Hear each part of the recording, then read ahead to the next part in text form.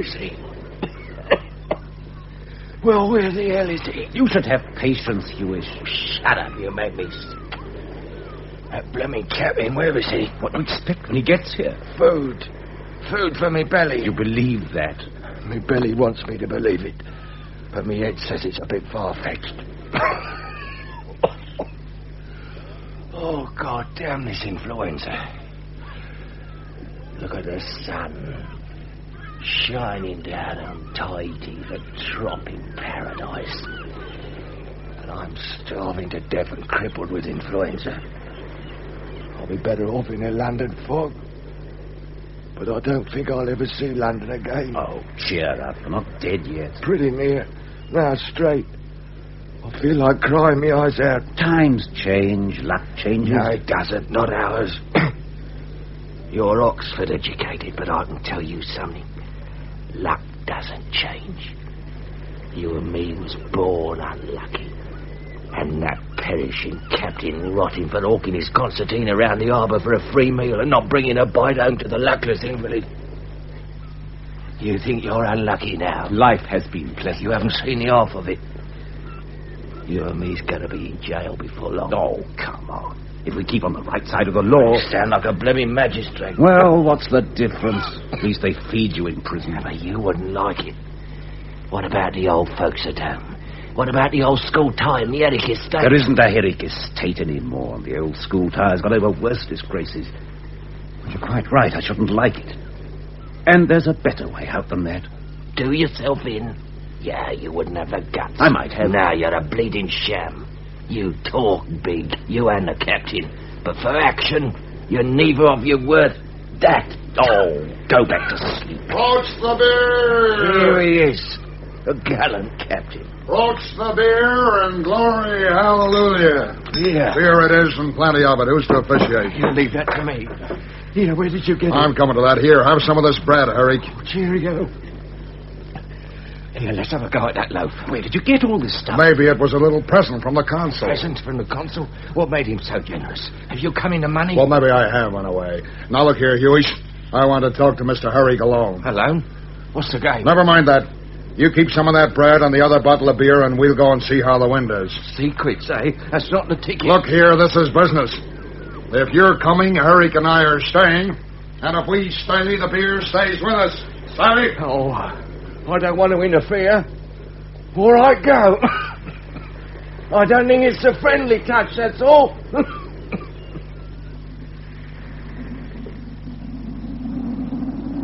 Well, what is it? Hold hard a minute.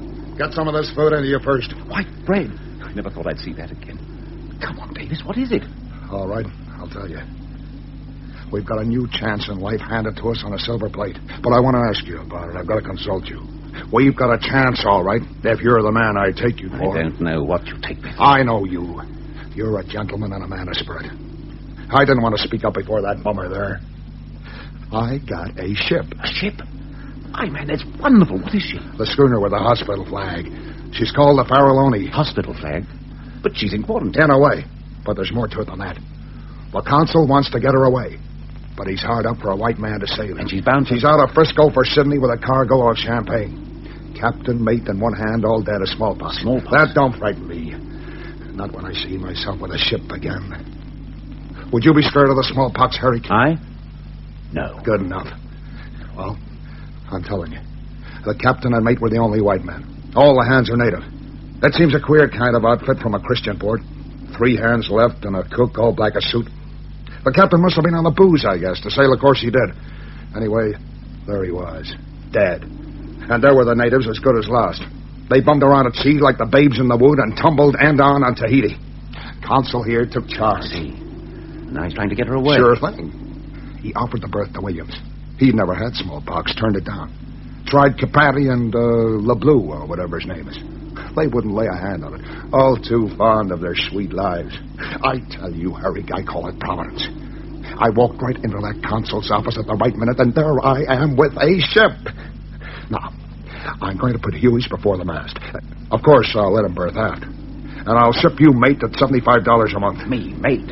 Why, I'm a landsman. Everyone's got to learn. You don't fancy I'm going to skip off and leave you here? I've been shipmates with worse. Heaven knows I can't refuse. Oh, that's all right, then. Thanks, Davis. Here, have a cigar. But that isn't all. What else? I don't know how you're going to take this. You shouldn't have no scruples after the life we've been through together. Well, Mr. Herrick, this is the scheme. I'm going to own that ship. Sydney will never see me. That schooner is going to be ours. What about the risk? There's no risk. Why, it's done every year in the Pacific. Look at the cargo, champagne. It might have been made for us. I aim to sail the Farallone to Peru. We'll sell the champagne off at the pierhead and the schooner after that for what she's worth. Come on, what do you say? For God's sake, don't do it. These last weeks I've heard you say over and over again that you can't go on with this life. You're finished, you say. You're not going on begging bananas from half-starved natives, you say. Why, man, you've got nothing to lose. Nothing to lose. I'm desperate. This is my chance. Herrick, back me up. But to starve and do this? Sail the ship, man, but do it on the square. This is tempting Providence. Look, I'm going to talk straight to you. The French have let us alone long enough. They've got their eyes on us. In 3 weeks, you'll be in jail, whatever you do. There's no way out. Yes, there is. Oh, yes. Yes, you can cut your throat. Much good may it do you. But there's no easy way out for me. Man, this is what I've waited for. It's home for us, Herrick. Home and a truckload of presents for the kids. The biggest doll you ever saw for little Ada. Opium dream. This is no dream. This is a fact. The solid bedrock. There's Ada with a doll in her arms. It can be done, Herrick. It's a chance of a lifetime. Oh, I wish you could see Ada. She's a beautiful kid. I can't do it, David. You couldn't have a prettier temper or prettier. Fair hair and eyes deeper than the lagoon. I'm just a sentimental old Yankee, aren't I? It's a dream, Davis. Wake up. You'll never see her again. If you steal this schooner, you'll end your life in jail. Wait a minute, Herrick. I want you to know how I came to be here. I was skipper of the finest bark that ever sailed from Portland. I was drunk in my berth the day she struck 14 Island Group. I should have stayed there and drawn, but I hadn't the sense for that, no. I came up on deck and gave drunken orders and lost 6 lives. Well, there. That's my story. I'm Captain John Davis of the Sea Ranger, and the way I lost her, I might as well have bored a hole in her side. I can't do nothing but sail ships. And I've no papers. Look, you know well enough I can't put to sea with that bummer alone. It's not possible. You go drown yourself, and there goes my last chance. Is it going to be the last chance? Is it? I'll prophesy if you like. It's either this for you or it's New Caledonia. I bet you never saw that penal settlement. Those white-shaven men in their dusty clothes and straw hats, they look like wolves, or they look like the dead. Huey's is a daisy to the best of them. They're waiting for us, Herrick. Have it your own way, then. Oh, God bless you. I believe I'd have died in my tracks if you said no. Well, now we've got to break at the Huey's. I wonder how he'll take it. Well, he'll jump at it. That's a nasty little beast. That's a biter. But so long as you and me hang in, it don't matter. Here. What about a toast? To the schooner Farallone.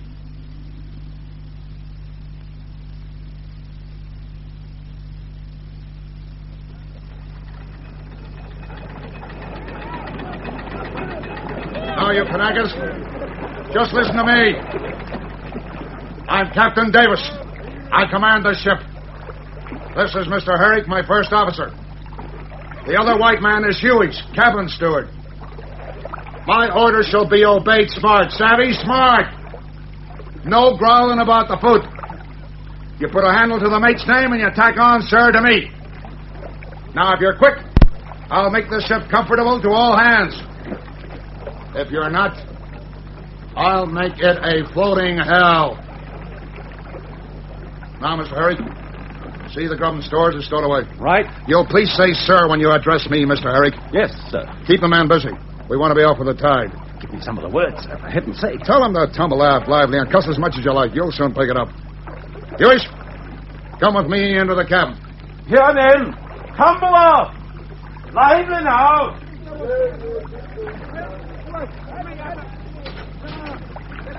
So this is our little parlour. Well, it's better than a beach of Papiati. Oh, what a stink. What is it? Burning sulfur. Smells like a hospital. Yeah. Those 2 white men died in this cabin not many days ago. Blimey. They give you the creep. Hey, what's this? I told those natives to tumble this bedding overboard. I guess they were afraid of the smallpox. Huey, lay a hold of those blankets and heave them over the sides. So you blew me well far enough first. I think you've made a mistake. What mistake, Davis? I'm captain here. That lot I care. Come on now. A lock's a lock. I'm master of the ship. I'm going to be master. Now, either you take my orders, in which case you mess with us, or you refuse and I pack you forward the berth with the Kanakas as quick as the word said. Else I'll signal that man of war in the harbor and I'll send you ashore under arrest for mutiny. And of course I wouldn't blow the gaff. Oh, no. Who's to believe you? No, sir. There's no lark about my captainizing. Enough said. Up with those blankets and then get this cabin clean and shipshape and plenty of disinfectant. Oh, you're the boss, I suppose. But I take it hard. Finish storing the stores, Mr. Herrick? Aye, sir. Right. We'll look anchor, if you please. Jump to it, you sons of Satan. I'll take the wheel, helmsman. Mr. Herrick, come here. Aye, aye, Captain. Davis, isn't she wonderful? Well, she's not the finest ship I've ever seen, but she'll do. Oh, Herrick, I feel good, man. I could weep like a child. Did you feel her trembling in the wind? She's all just ready to go. And I'll sail her. I was a good captain once. None better. I can't help thinking how much happier I'd be if she weren't a stolen No ship. more of that. No more scruples. Tomorrow we'll be in the open sea. And no one to heed us.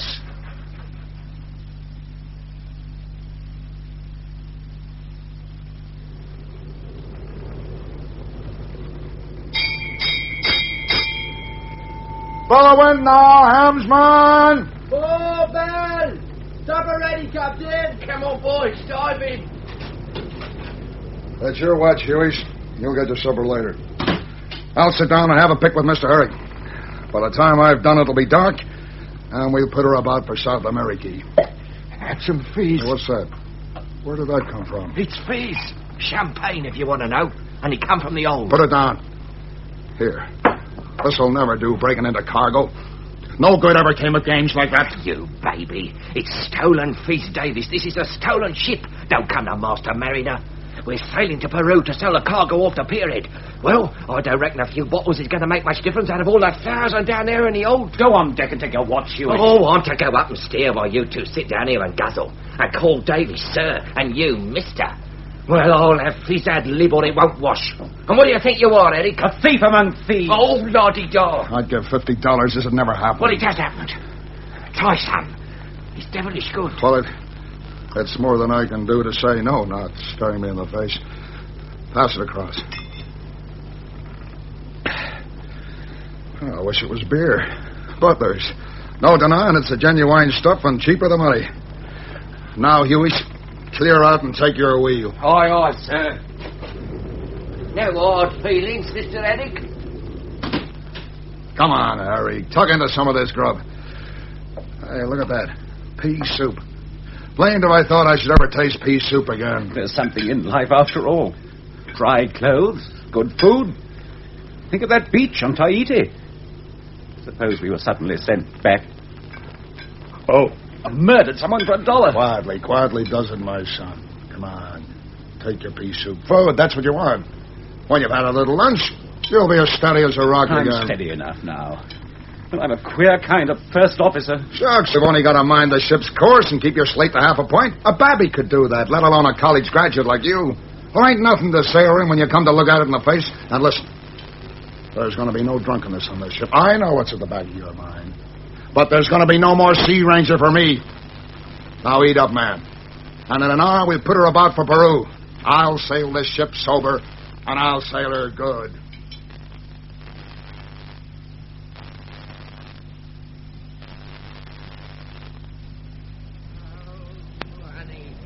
With our pockets Oh, honey, full with of our money. pockets full of money. Oh, Oh, honey, with our pockets full of money. Oh, honey, with our Our pockets full of Captain money. Davis, it's part of my duty to keep this reckoning, but I don't know how to allow for current. Will you please show me? What a fine old English accent. Jewish. I hope I shall die very soon, but I haven't the least objection to killing you before I go. Never discourage yourself, Osowski. Here it is. Look for yourself. Anything from west to west, northwest, and anyways from 5 to 25 miles. That's what the Admiralty chart says, and I can't tell you no more. I guess you don't expect to outdo your own Britishers. I'm trying to do my duty, Captain Davis. Do your duty. Don't be such a prig. Have you forgotten you're on a stolen ship with stolen cargo? No, I haven't forgotten. But you seem to have forgotten that you're on the ship at all. I heard something about honor among thieves. Be careful what you say, Eric. I know what I'm saying, and I know I'm going to stay sober on this ship, even to watch your face when she's sinking. I don't like that cloud on the skyline. I don't like that cloud. Mr. Eric Esquire's turned a blooming swat, hasn't he? He thinks he's too good for our company. That's what's wrong with Mr. Eric. I'll show him whether he's too good for John Davis. Oh, I don't suppose he can help being a mother's darling. Come on, have another drink. Did you ever sail with a better cargo, my gallant captain? No, sir. Champagne to drink and 1,000 bottles more to make our fortune. Prime stuff, ain't he? He's cured me cold. Hey, you're feeling all right now, eh, old-timer? Yeah. No more of the influenza. I'm as strong as an horse. This is the cure, all right. Yeah, and champagne. The times are not so bad, Huish. The future's not so black. Mr. Herrick does not know what he's missing. Nor what he's going to miss. What do you mean? Nothing. Don't mean nothing. Just chattering away. Well, this is a strange ship. How do you mean, strange? The native crew. The damn two poor devils carried off with the smallpox. Something beyond natural. Death and champagne. Queer mixture. Death and champagne. Champagne and Mr. Eric. What are you going to do with your share when we got rid of the stuff? Get back to the old folks. You know where they are? No, I don't. Well, here's hoping that you'll find them. Yeah. But what do you want to go trailing after the missus and a few squalling brats for with a fortune in your pocket? That'll do, Huish. No offence, eh? That's some more fish. You see, it's hard for me to understand an attitude like that. Moral obligations, I've got no use for them. When I get my cut, I'm going to launch myself on the biggest drunk what the world's ever witnessed. Now, come to that, you're not exactly teetotal yourself. Drink was the ruin of me once. Never again. That's right, have some more fish. You know, Huish, I'm beginning to like you. You're a good sort. Of course I am. Life and soul of the party. Always a good fella to have around when there's a drop of booze going. Herrick's right, I suppose. I shouldn't be drinking this now. You're worth 6 of him. You can sail a ship when you're tiddly. He can't sail it at all. I was skipper of the finest bark that ever sailed from Portland. For 67 trips, I was never sober. But the 68th paid for all. Oh, cheer up, Captain. A rough sea and a belly full of liquor could have happened to anybody. Besides, you lived to tell the tale, didn't you? And here you are, sailing to South America to make your fortune. You don't like Eric, do you? Mr. Herrick is my first mate. Bit of a spoilsport, though, ain't he? Mr. Herrick thinks we're drinking away his profit. Yeah. Too blooming true. If he was going to get any. What do you mean by that? Why do we have to split this 3 ways? No. I've not sunk as low as that. I have, though. You wouldn't find no one lower than me. Oh, we don't have to do for him. Don't worry about that. Just don't cut him in. Eric won't do nothing. Eric couldn't hurt a fly. I made a bargain and I'll stick to it. Eric will be no worse off in Peru than what he was in Papier. Shut your mouth! And he's had a nice trip with sea air. Hardly a pleasure jaunt, Mr. Hewish. Thank you, Captain. I'm delighted to see that you have 1 or 2 scruples left. Now, get out of my sight, Hewish, before I kill you. Oh, boil your head. Good day, Captain Davis. Where are you going? To berth forward with the crew. I've been long enough aft with you, gentlemen. Come back, you blasted mutineer. I'm not ready to cut you out of the profits, but that doesn't mean I think any better of you. I'll have you put in irons. I'll have you shot. If you wish. I decline in any way to help or to obey. Look, don't you come the dude over me. I won't stand it. Don't you defy me, Herrick Esquire. Oh, drunk Davis, you'll sink us all. A drunken skipper, am I? Well, I'll show you whether I can sail a ship or not. Let's have some speed. Set the mainsail! Set the tip topsails! Jump to it! And the staysail! Davis, I don't love you, but You listen. shut your mouth! Get that canvas up, you black heathens, or I'll rip you to pieces and throw your guts to the shore! There's a squall blowing up. Davis, you'll kill us all. What are you waiting for?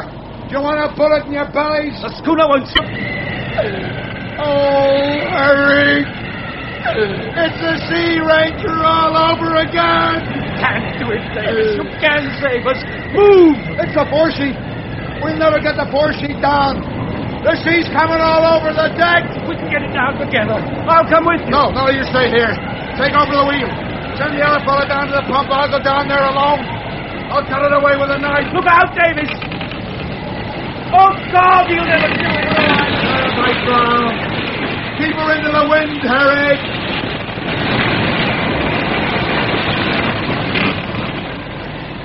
She's down. She's down. I'm coming back, Harry. We're all right now. We'll be out of this in 5 minutes. We're not drowned yet, Harry. We're not dead yet.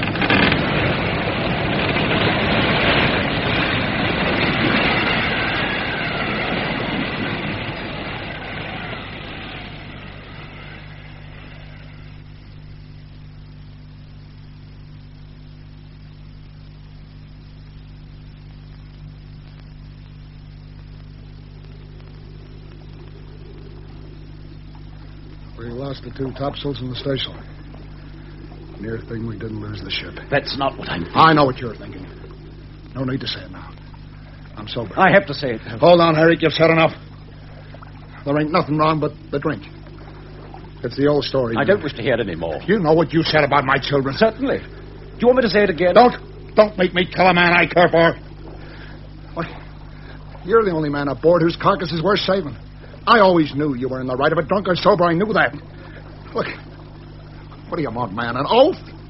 You're clever enough to see that I'm in earnest. Do you mean that there'll be no more drinking? Neither by you nor by Hewish? That you'll attend to your duties and do your proper share of the ship's work? Is that what you mean? You put these things in a way it's difficult for a man to swallow. You wouldn't have me say, I'm ashamed of myself. Look, trust me this once. Well, I'll try it this once. But if you go back... Look, no more now, no more. We've been mighty near to death this day. Pretty near to hell, too, I guess. We're in a bad line of life. And we ought to be easy on one another. I'm ready. There's another thing. It's about my little Ada. You shouldn't have ought to said that. But, of course, you didn't know. She's dead, you see. Davis. Clear your head, man. This was for the drink. You told me 12 times she's alive. No, sir. She's dead. Died when I was away on the brig Oregon. She lies in Portland, Maine. Ada, only daughter of Captain John Davis and his wife, Maria. Aged 5. I had a doll for her on board. I never took the paper off that doll, Harry. It went down the way it was with the Sea Ranger the day I was damned. I don't think I'm crazy, neither. I got all the cold sense I know what to do with. But I guess a man that's unhappy is like a child. And this is a kind of a child's game of mine. I never could act up to the plain cut truth, you see, so I pretend. And I warn you, as soon as we're through with this talk, I'll start in again pretending. But you see, Ada can't walk no streets. Couldn't make out to live and get that doll. Well, that was a near thing. Who's for another bottle of Here, no more of that. No more drinking on this ship. Hello? What's bitten you? Turned teetotal, have you? I'm very glad you nearly lost another Put ship. that bottle down. Do you hear me speak? Should do. You speak loud enough. And you see, I'm not interested. Hello? No pop. He's a bad bottle.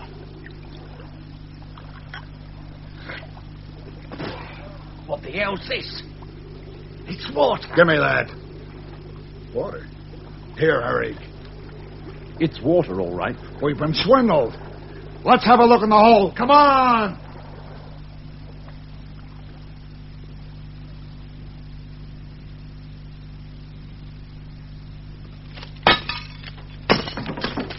Drag this lot out. Nothing but water. Smash him with the axe. Empty bottles. We've been sold down the river. Harry! Nothing under that top layer but empty bottles. There's about one good case left in the whole lot. Oh, Davy thought he got up so early in the morning. We stolen a blasted water carrier. What are we going to do now? Well, there's one thing certain. It's no use carting this old glass and ballast to Peru. No, sir. We're in a hole. This explains the native crew.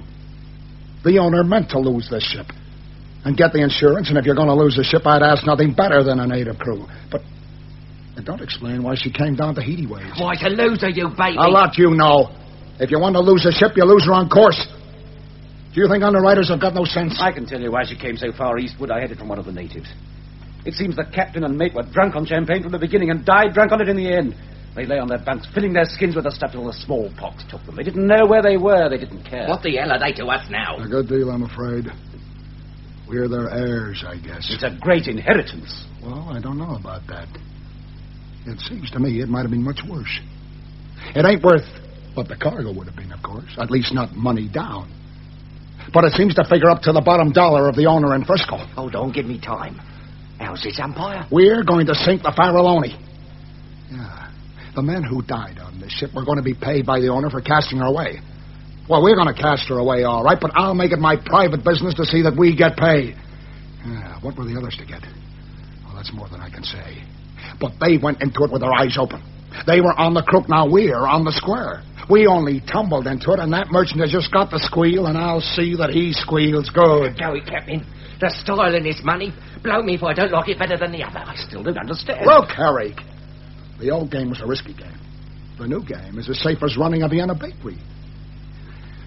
We just put the Faralloni before the wind and run to a well up or someplace where they have an American consul. Down goes the ship and goodbye to her. Yeah, a day or so on the boat. The consul packs us home at Uncle Sam's expense to Frisco. And if that merchant don't put the dollars down, I'm a Dutchman. Well, Harry... Oh, what's the difference? Where are you making for? Well, my idea is that Samoa would be an eligible business center. It'll take us forever to get there. It's on the trade. No trouble about the log, eh? No, sir. Light airs and baffling winds, squalls and calms. DR 5 miles pumps a tender. And fill in the barometer and thermometer off last year's trip. Never saw such a voyage, says I to the consul. Thought I was going to run short. Say, I beg your pardon, Herrick, but did you keep the run of the stores? I would have done it if you told me to. As it was, the cook helped himself to what he pleased. Well, it's a long way to Samoa. I drew it rather fine, you see. Well, the great thing was to clear right out of Tahiti before the consul changed his mind. I'll tell you what, I guess I'll take stock. Here's another screw loose. It's still your watch on deck. And surely your wheel also. You come the heavy swell, don't you, Ducky?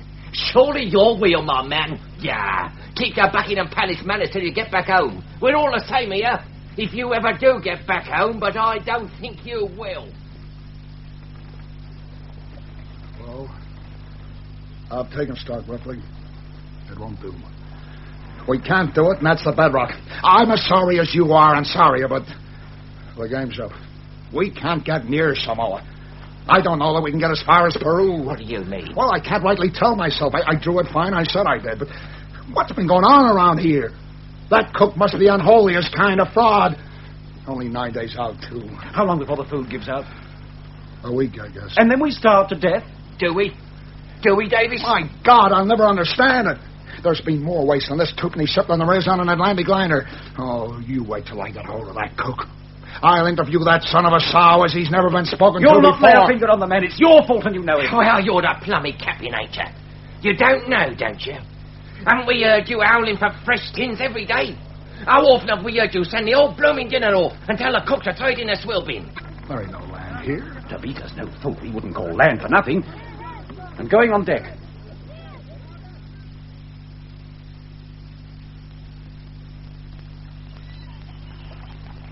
Oh, out here there go ships, but this is the first ghost island I ever saw. It's real enough. Let's have a look at that chart book. We don't like the look of this place. It may save our lives. Found anything yet? No, it's as I thought. This place is uncharted. Is that possible? Now, wait a minute. What's this? New Island. According to Monsieur de Lille, this island, which from private reasons would remain unknown, lies... Private reasons would remain unknown. What might that mean? It might mean pearls. Davis, what's that? from behind the tree. Huh? What's it? By God, it's a boat. 2 natives and... Who's that fellow with them? European, I guess. Looks like he's got up for a wedding. Consul, perhaps? No, not on your life. Looks like they're all armed to the teeth. Ahoy there! You can drop anchor here! Tell the crew to drop anchor, Huey. All right. What if the bloke's a copper? Go on. Drop anchor!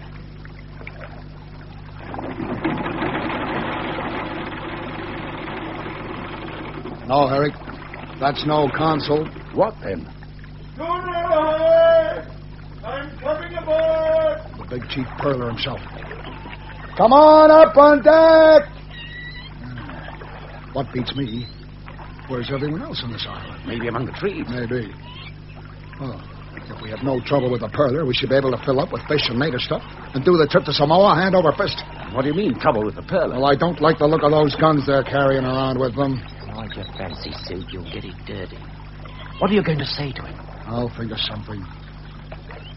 Thank you, I can manage perfectly. Well, gentlemen, I must ask you to what I'm indebted for the pleasure. Well, I suppose you might call it an accident. Hope we don't intrude. It may suit me your coming here. Stand over there. Yes, sir. And here. Well, my name is Atwater. You, I presume, are the captain. Yes, sir. I'm captain of the ship. Captain Davis. Let's have a drink and talk it over among friends. We got some prime fizz. My name is Herrick, since introductions are going. We shall be very glad if you'll join us for a drink. University man? Yes. Merton. I'm of the other lot, Trinity Hall, Cambridge. Well, this is a queer place and company for us to meet in, Mr. Herrick. But do you bear out... I beg this gentleman's pardon, I really didn't catch his name. That's all right. Ewish is the name. Do you bear out Mr. Whish's description of his vintage? Or was that only the unaffected poetry of his own nature bubbling up? I don't know. It's only Californian. It's good enough, I believe. Well, then I'll tell you what. You 3 gentlemen come ashore this evening and bring a basket of wine with you. And I'll try and find some food. Oh, by the way, there's a question I should have asked you before I came aboard. Have you had smallpox? Personally, no. But the schooner has. Deaths? 2. Well, it's a dreadful sickness. Have you had any deaths here on the island? 29. 29 deaths and 31 cases out of 33 souls on the island. That's a strange way to calculate, Mr. Herrick, is it not? Souls? I never say it, but it startles me. So that's why everything's deserted. That is why, Mr. Whish. That is why the houses are empty and the graveyard is full. 29 out of 33. Here, how did you bury them all? We didn't, Mr. Whish. At least there was one day on which we gave up. There were 5 of them dead that morning and 13 of them dying. And no one able to go about except the sexton and myself. So we held a council of war, took the empties into the lagoon and buried them. You love these people? I? Oh, dear me, no. Don't think me a philanthropist. I dislike men and hate women. If I like my island at all, it is because I see them here plucked of their lendings. Their dead birds and cocked hats. Their petticoats and coloured hose. Well, so you'll come to dinner then. Shall we say 6:30? So good of you. I'm sure we shall be very glad. Thank you very much. I shall particularly expect Mr. Whish. I trust he understands the invitation. Yeah, certainly, old boy. That's all right then. Mr. Whish and Captain Davis at 6:30, and you, Herrick, at 6 o'clock sharp. You were talking of a charter. Was I? Well, let's talk of it later. Your own schooner's overdue, I understand. You understand perfectly, Captain. She comes and goes, eh? Plies between here and... Exactly, every 4 months. 3 trips in the year. You go in her ever? No, one stops here. One has plenty to attend to. Stops here. How long? How long, oh Lord. But it doesn't seem long. No, I suppose not. Not with all your goods about you and in as snug a little berth as this. It is a pretty snug little berth. The spot, as you're good enough to indicate, is not entirely intolerable. A shell, I suppose. Yes, there was shell. Was there... Would you call the fishing always good? I don't know that I would call it always anything, if you put it to me direct. Well, what I mean is, pearls. Do you? Well, I give up. If you're not going to tell, you're not going to tell, and there's an end of it. There can be no reason why I should affect the least degree of secrecy about my island. That came wholly to an end with your arrival here. And I'm sure that I should always have been charmed to make gentlemen like you and Mr. Whish fully at home. The point on which we are now differing, if you can call it a difference, is one of times and seasons. I have some information which you think I might impart, and I think not. Well, we shall see tonight. Now, Teniera, if you will assist me to my boat. Yes, sir. Thank you. Goodbye, Mr. Whish. At 6:30, mind. I take no denial. If you're not there by the time named, there will be no banquet, no song, no supper, Mr. Whish. Well, there's one good thing at least. He's taken to you all right. Why should that be a good thing? Well, you'll see how it pans out presently. You go ashore and stand in with him. You'll get lots of pointers. You can find out what he has, what the charter is. And suppose I do? What next? Answer me that. So I will, Eric. Yeah, but what about this Atwater? What do you think of him? I don't know. I was attracted and repelled. He was insufferable to you. And you, Huey? Don't ask me what I think of him. As the day coming, I hope to God when I can tell him that myself. Yeah, Huey means the same as I do. When he came stepping around and saying, "Look here, I'm Atwater." Yeah, I sized him up straight. A man's got to be born to that. Smart as champagne and hard as nails. He's got a palace at home and powdered flunkies, and if he don't stay there, you can bet he knows the reason why. Follow? Yeah, I hear you. Yeah, he's been doing a good business here. It's pearl and shell, of course. And no doubt, the shell goes off regular by this Trinity Hall, and the money for it straight into the bank, so that's no use to us. But is there nothing else he'd be likely to keep here? Yes, sir. The pearls. Likely enough. Not proved, but likely. It's proved. Suppose it was. Suppose he had these pearls. What then? Answer me. No, hear me first. We've got no use for that fella. He's your kind. He's wiped his boots on me and you. He's all right. Save him. Save him if you can. Save him if you can. The way things are, there are many men wouldn't let you leave this ship. But I know you'd never go back on me, Herrick. You wouldn't, would you? You go ashore and talk him smooth, and if you get him and his pearls aboard, I'll spur him. And if you don't,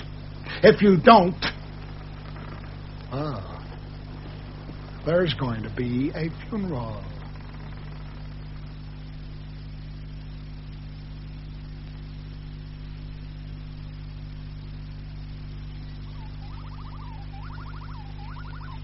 Do you like my island, Mr. Herrick?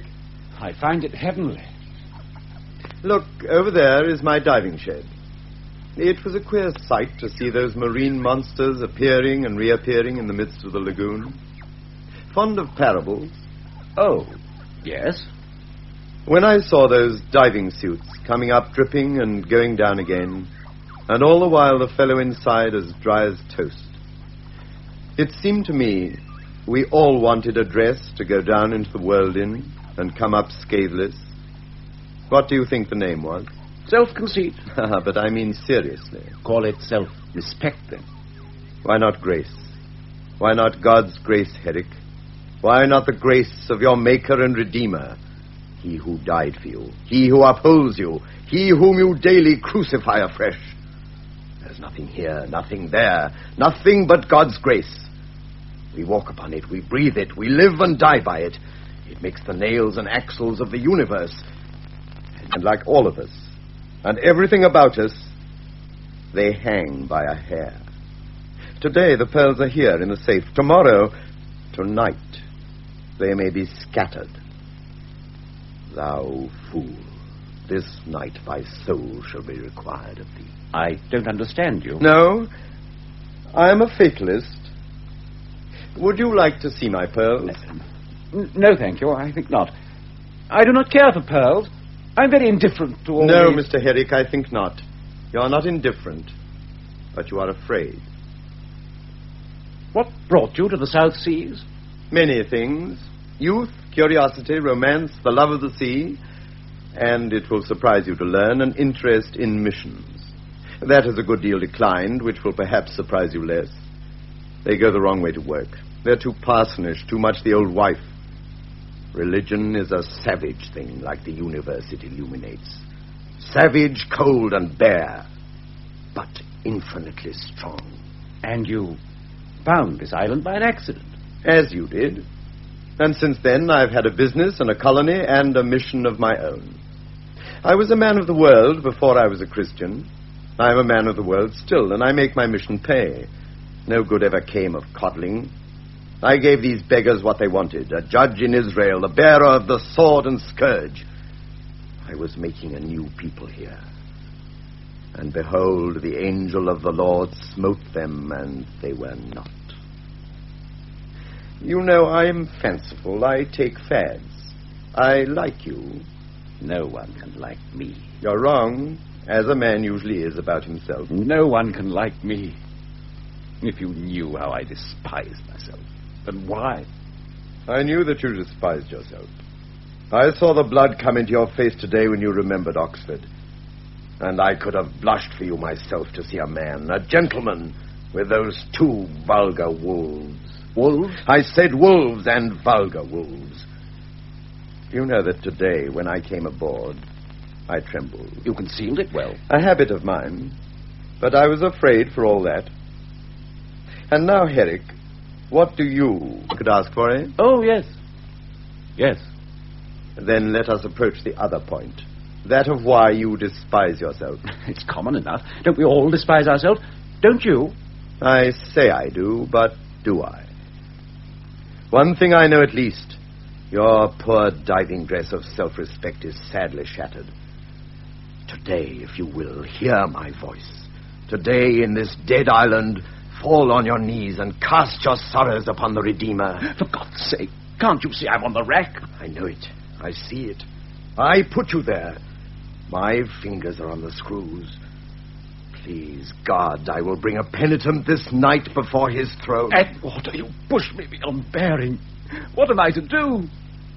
I do not believe it's living truth to you. To me, it's only folklore. I do not believe there is any word under heaven by which I can shift the burden from my shoulders. I cannot shift it. You suppose I wouldn't if I could? I cannot.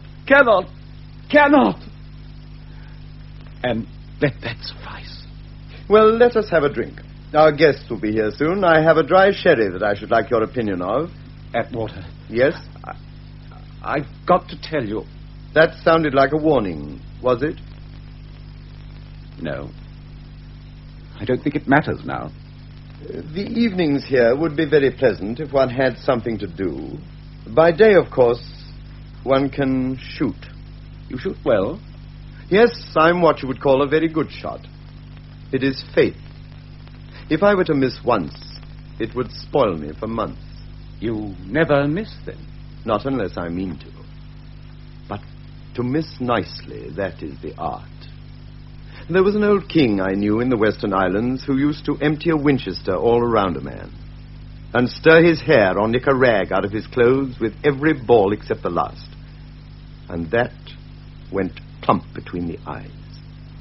It was a pretty practice. You could do that? Oh, I can do anything. You don't understand. Do you always go armed? Always. I have been through a mutiny here. Ah, your friends are coming up the path. Good evening. Good evening, Captain. Hello. Good evening. This way to supper, Mr. Whish. Quite a nice little place you've got here, Mr. Atwater. I find it comfortable. Won't you sit down and let me give you a glass of sherry? Well, I won't say no. I'm so glad. And you, Captain? Thank you. Good. I think you'll like this, Mr. Whish. That's a prime article, all right. How much does it stand you in for, if it's a fair question? 112 shillings in London and the freight to Valparaiso and on again. It strikes me as not a bad fluid. 112 shillings. My, oh, my. I'm so glad you like it. Help yourself, Mr. Whish, and keep the bottle by you. My friend's name is Hewish, and not Wish, sir. I beg your pardon, I'm sure.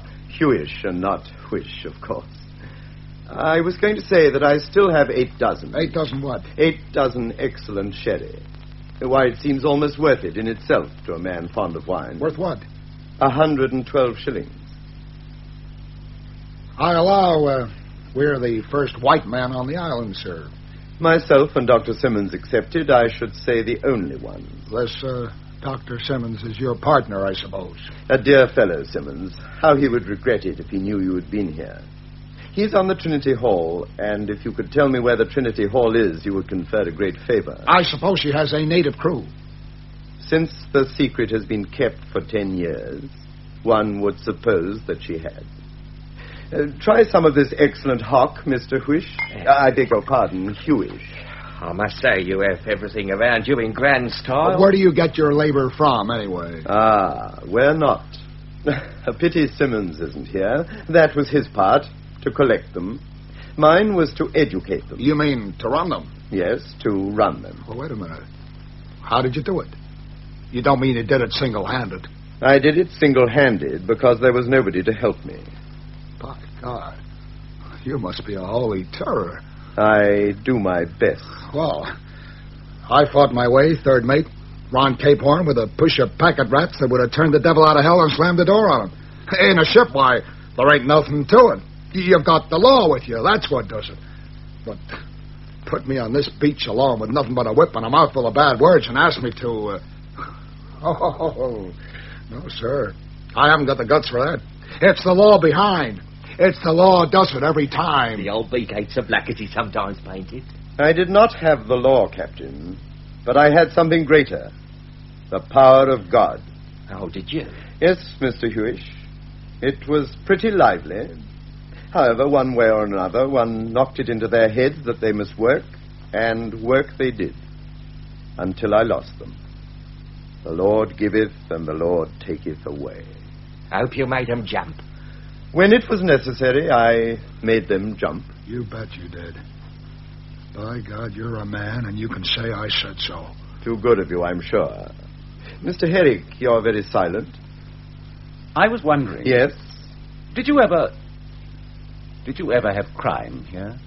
Yes, I did. And how did you handle that? Well, you see, it was a queer case. It was a case that would have puzzled Solomon. Shall I tell it to you? Yes? Well, here is what it was. Fire away. A native had got into trouble, no matter how. When I was punishing him, he looked at me in a peculiar way and started to speak. I allow no explanation, so I stopped him instantly. The next day, he was missing from the settlement. 2 days later, I made a discovery. It came upon me in a flash that he'd been unjustly punished throughout and that another man was the real culprit. So I dismissed him, and late as it was, I set out to look for the other. I had not far to go. He was hanging in a cocoa palm. His tongue was out, poor fellow, and the birds had got him. Next day, I had all hands out before sunrise. I took my gun and led the way with the real culprit. Presently, the tree came in sight, and the hanged man. They all started lamenting for their comrade, and our friend wailed louder than any of them. To cut a long story short, I ordered him up the tree. When he looked down from the tree, there was the rifle covering him, and at that he gave a whimper like a dog. You could hear a pin drop. No more keening now. They were all crouched upon the ground with bulging eyes. There he was in the treetop, the color of lead, and between us was the dead man, dancing on air. He was obedient to the last, recited his crime, recommended his soul to God, and then shot. They came to the ground together. It was murder. Cold-blooded-minded murder. You monster. Murderer and hypocrite. Murderer and hypocrite. Hurry, don't be a fool. It's all over, I tell you. Your friend appears overexcited. Don't you understand? That man knows everything. It must be the wine. He ain't no drinking man. I'll take him away. A walking sober look like this. Oh, God. Why was I born? Why was I born? It's like a blooming poultry yard. Man should learn to behave at table. Rather bad form, is it not? Well, well. We are left tete-a-tete. A glass of wine with you, Mr. Whish. How did you happen to have it aboard? Or do you always embark with such a cellar? Yeah, here we haven't. Oh, they'd be telling that, would you? Ask the captain and Brother Eric. I may not have the opportunity. I suppose you'll be off with the tide? That's a good one. I'd like to know how we get away with the tide. Yeah, I'd like to know that. How's that? Oh, I don't know. Stick around here a bit longer. The captain and me likes the company, even if Mr. Eric don't. Eric was hardly himself tonight. Although before you arrived, we were having a most interesting talk about your voyage here. What about it? Why, about your interesting cargo. What did he tell you about our cargo? More wine, my dear sir. What did he tell you? What cargo are you carrying, Mr. Whish? I thought so. He didn't tell you nothing, did he? You're trying to pump me. Well, you'll have to try a lot harder, matey. Pump you, Mr. Whish? Yes, I suppose I was trying to pump you. You see, you're such colourful figures. Naturally, I'm fascinated. I hope you're not offended. No offence. As long as we know where we are. Yeah, let's have another drink. Do you like my island? Is it not beautiful? I dare say. But I bet you didn't come here for the view, did you? Here. What are you up to? I came here to look for pearls. But you know that, don't you? What interests you is whether I was successful. Yes, I was successful. In 10 years, I have amassed a collection of pearls which should realize as much as £100,000. What? Here they are. I open the door of the safe. Would you like to see them? Yes? There. £100,000. It's not fair. There's something funny about you. Do you like my pearls? I should think there are few rarer or more beautiful specimens in the world. They cost my natives their lives. Do you not find them exciting? Why were you planning to kill me? Why were you going to kill me, Mr. Whish? Who told you that? Kill you? What do we want to kill you for? You're drunk. Perhaps I'm just a little... And that would excuse your having taken one of my pearls. Oh, but... Please don't apologize. I shall not ask you to put it back. I was just looking. I can look if I like, can't I? Here, have that bloody thing back. I'm a bit tiddly, aren't I? Come on, Atwater, have another drink. You're not drinking enough, my man. Thank you, my dear sir. I will. Why, the party is becoming quite gay. I wonder if we shall see the captain again. Oh, he'll be back. Yes, I think he will.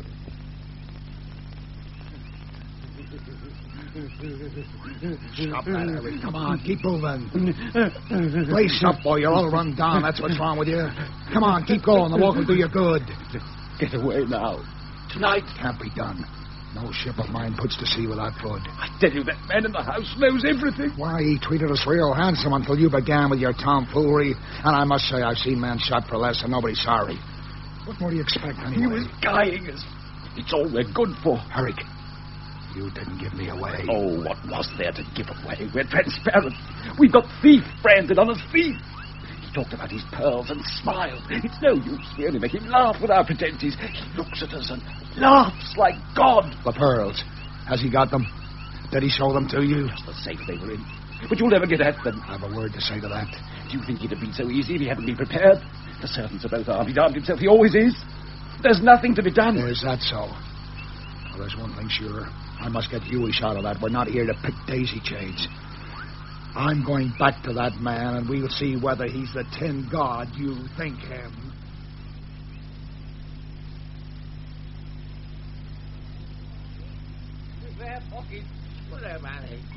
Oh, honey. You know, you're not a blood bloke. I like it. I never thought I'd run into a queer cove like you. I never thought I'd do a lot of things what I had done. If my poor old mother could only see me in hell. Yeah. Mr. John L. Hughes puts to sea before the mast. with a drunken skipper. I hope he rots in hell. I hope he rots. I hope he rots. I hope he rots in hell. No doubt he will. Such a fervent prayer is bound to be answered. But what about the captain? Where does he come into this sorry tale? Captain, that jolly captain. Sing over the jolly captain. It's tale of the gallant Captain John Davis, what was responsible for the sinking of the good ship Sea Ranger with much loss of life. Here was empty bottles. Empty bottles? Were 6 green bottles hanging on the wall. And if one green ball should accidentally fall, nothing but a smell hanging on the bloody wall. Yes, the bottles. What about the empty bottles? It is funny. We took over the good ship Paraloni, the cargo champagne what was going to sell off the record. We drinks the first 12 cases, and then we finds out there ain't nothing in the rest of them but water. Not even that in some of them. Just a lot of empty bottles. Nothing but the smell hanging on them. Come on, let's have a little song. 6 green bottles. The room's going round the clock. Here's the chair, Mr. Whish. There. And what were you going to do then? Sink the Faralloni for the insurance. We found we hadn't got enough stores. Take us nowhere. Nothing to eat, nothing to drink. And then your beautiful island floated up to us out to sea, and here we are. I must have another drink. Come on, have another drink. And then you came to my island. Yes, go on. I don't tell no more. Oh, yes, you do. What was to happen then? Don't tell no more. Tales out of school. Can't tell tales out of school. You were out to kill me. How were you going to kill me? Mr. Blooming Herrick. We gotta do it. Herrick? We sent him ashore to bring you back. And when we got you out there, over the side of a cold and frosty morning. You're all right now, Addy, old boy. Oh, see they don't finish you off. You trust your old pal. Master. What is it, Taniela? Captain of schooner come. Oh. Wait outside. Yes, master. Shadrach, bring gun. Yes, sir. Thank you, my dear Mr. Whish. You have told me all I wanted to know. Now we can get to work. Captain Davis is paying us another visit. Have another drink, and do have a cigar. Good evening. Good evening, Captain Davis. Hands up. Halt. Hiya. Now, my dear sir, advance very slowly into the room. Keep your hands in the air. That's very nice.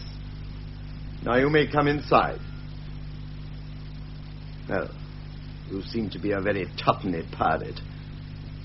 I'm going to give you Mr. Whish, or the wine sop that remains of him. He talks a great deal when he drinks, Captain Davis of the Sea Ranger. I have quite done with him, and return the article with thanks. But first, Captain, tell me what you have done with Mr. Herrick. Come, do not keep me waiting, or your family may have to deplore the loss of an invaluable parent. Why, you don't... Keep strictly still, Davis. What have you done with Herrick? I guess he's down by the shore. That's where I left him. On the pier. I lost me cigar. That would help me find me cigar. Floor, come up, nip me. It's a bruise on me head. Oh, got a headache. There is your Whitechapel carrion. A charming picture, is it not? Now understand, if ever I see either of you again, you shall eat a bullet. Now take yourselves off, and if you value what you call your life, keep your hands up as you go. Go on. Come on, Huish. It's all right. Stay here with that water. Go aboard tomorrow. Come on, or by the living God, I'll kill you. Lost me cigar. Herrick! I thought you were by the pier. I'm going back there, Davis. Where? Back to that house. Why, man, he'll shoot you like a dog. Herrick, you're wet to the skin. What happened? Wouldn't you think it'd be easy to drown yourself? Come here, man. Come back on board and help me get things straight. You're not going back on a friend. Oh, go to hell in your own way. Atwater! Atwater! Put a bullet through me if you like. I'm going back to the house. Shoot me if you like. And what brings you back here, Mr. Herrick? Don't move. Why, you seem to be wet through. Well, why don't you fire? Why don't you fire? I don't think I shall need to shoot you. For God's sake, kill me. A strange time of night for bathing. What brings you here? I don't know. Can you do anything with me? It would depend a good deal upon what you are. A coward. There is very little to be done with that. Why are you a coward? There was a bright planet shining before me in the sky, and I swam towards it. I thought it'd be the last thing I should look upon. I'd only to stop swimming, no mystery about that, to let the waters of the Pacific close over me. And I couldn't do it. What would you call that? The will of God. I wish I could believe. No, I cannot. Oh, what does it matter?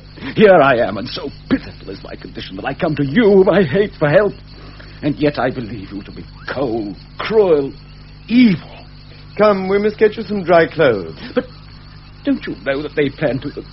that we plan... Poor Herrick, a sad choice for a kidnapper. But of course you know everything. Yes, I know everything. Herrick. Yes? Will you obey me? Obey? I don't know. Where does your loyalty lie, Herrick? What have I to do with loyalty? And yet... Yes? It seemed to me as I swam to the shore that my fate was to be found here, on this island. Fate? That makes us brothers in belief. Come then, follow me. We may have a great deal to do before the morning.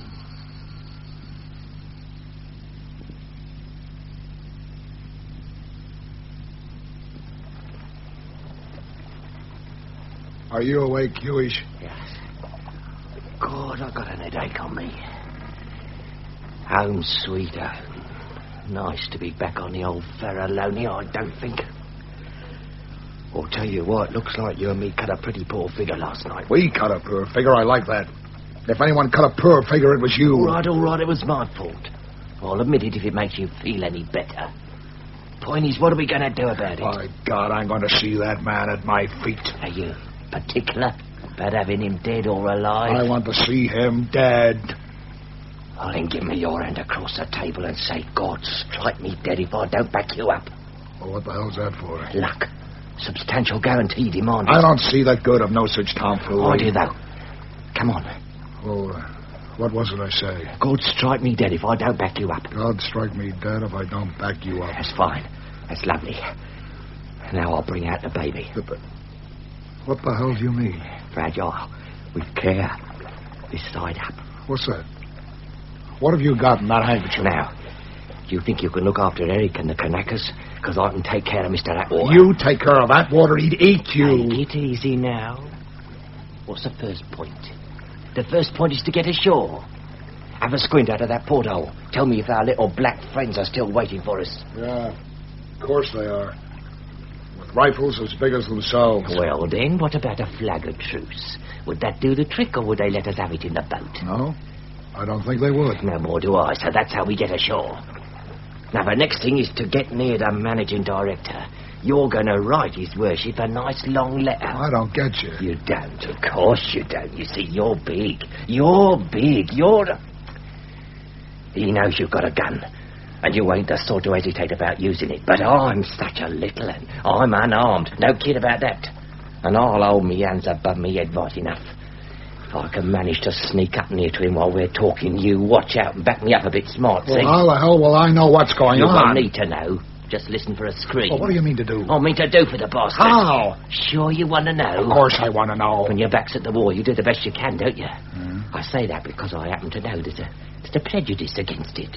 It's considered vulgar, awfully vulgar. There she is. Just a little bottle. The baby. What is it? Did you ever hear of vitriol? No. No! That's what this is. It'll eat into his bones. It'll smoke on him like hellfire. One drop in his eyes and I'll trouble you for Mr. Atwater. You'll not do it, Huey. Now see here, Ducky, this is my bean feast. If I'd asked you to walk up and face the music, I could understand it, but I ain't.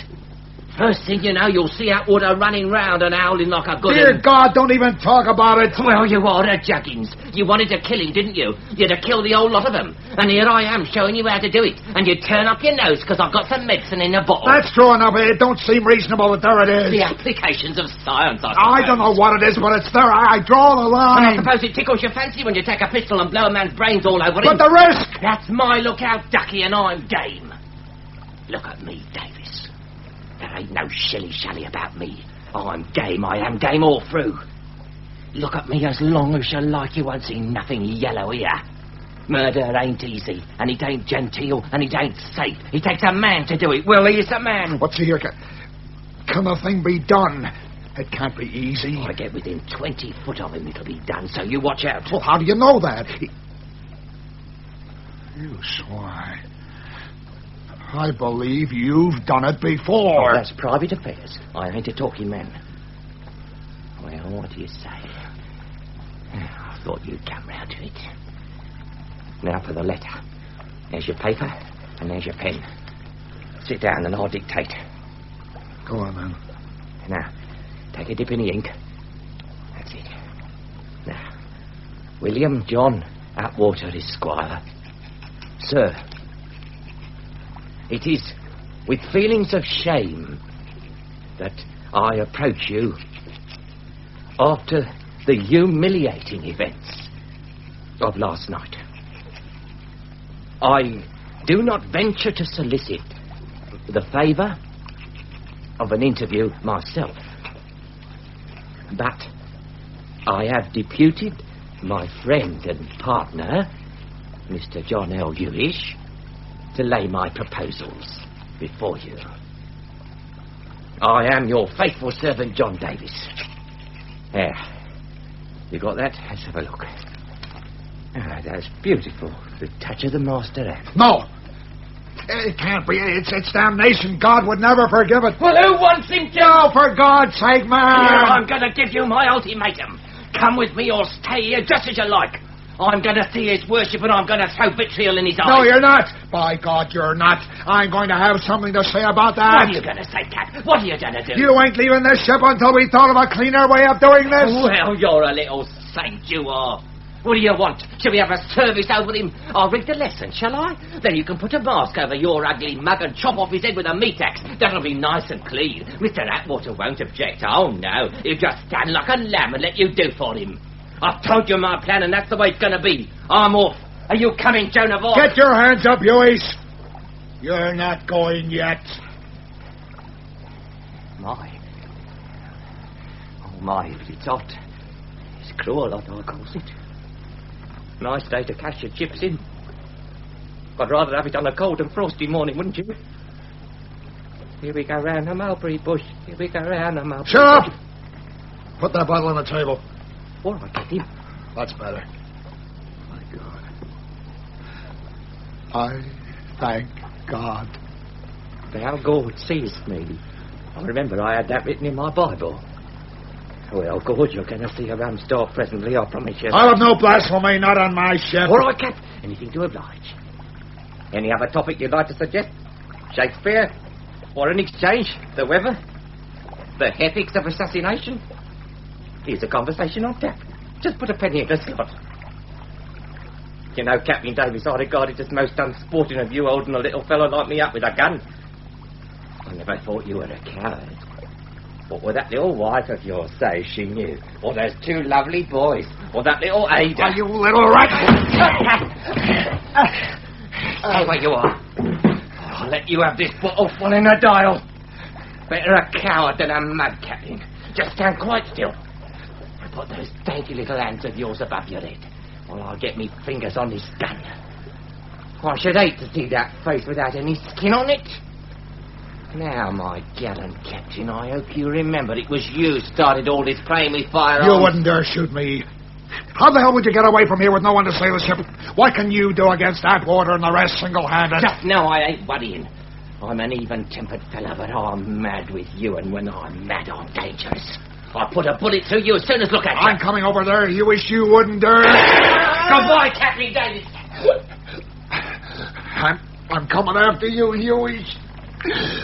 You've not done for me yet.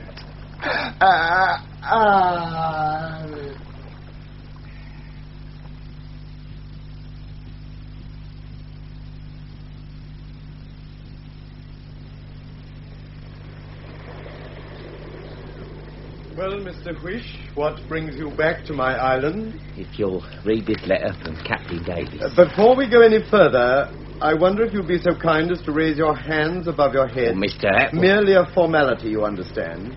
Higher, if you please. Thank you. Search him, Taniera. Yes, master. You know, there's something unpleasantly dangerous about your face. Let us hope that your looks are deceiving me. And what have you got in your pocket? A gun. Oh, Mr. Whish. On an errand of mercy, too. All right, Taniera, you may go. Yes, sir. So, what was Captain Davis to say to me? Or did your business concern itself entirely with the pistol? Mr. Atwater, sir, now we're Forgive alone. me, Mr. Whish, but would you mind moving back a pace? You looked so delightful where you were. I was going to say... Further yet, if you don't mind. I don't know, Mr. Atwater, if you ever had a mother. I can set your mind at rest. I had. And henceforth, if I might venture to suggest it, we will leave her out of the conversation. I hope I didn't offend you, sir, when I spoke about your mother. I shouldn't like to think I trespass on your private feelings. Not in the least. I should perhaps tell you that I am not amenable to the pathetic. Oh, I'm sorry, sir, if I have seemed to trespass on your private feelings. At least, sir, you'll never persuade me that you're not a perfect gentleman. I know a gentleman when I see him. And as such, I have no hesitation in throwing myself on your merciful consideration. It's hard lines to have to own yourself beef, to have to come and beg for charity. When if things had only gone right, the whole place was as good as your own. I can understand your feelings. I was only going to say, sir, that my mother wrote in my Bible for me when I left home. Thou, God, seest me, she wrote. Yes, well? Well, sir, I've been a wicked and sinful man. But I've always known there come a day of reckoning. I was seeking all sorts of things just now in my sinful way. And then suddenly, it was just as if I'd had a message. A vision, you might almost call it. Thou, God, seest me, drumming in my brain. And you standing there like something in the Last Judgment. Oh, it was creepy and no mistake. Tell me, Mr. Whish, you came here to kill me, did you not? Mr. Atwater, I want to confess freely to you. I had some such mad scheme in my mind. At least it wasn't my idea. That Captain Davis has got it in for you, sir. It was him put me up to this. I'm not really a bad man, sir, but that Davis attempts a saint. Thank God you found that pistol. Thank God you saved me from myself and my sinful intent. This is not a church doss house. You judge me, Mr. Atwater, and God knows how unjustly. I'm sorry to have to beg your pardon once more, but you seem to be a trifle near. I would suggest that you take 1, 2, 3 steps back and stay there. Oblige me by opening your hands. Let me see the fingers spread.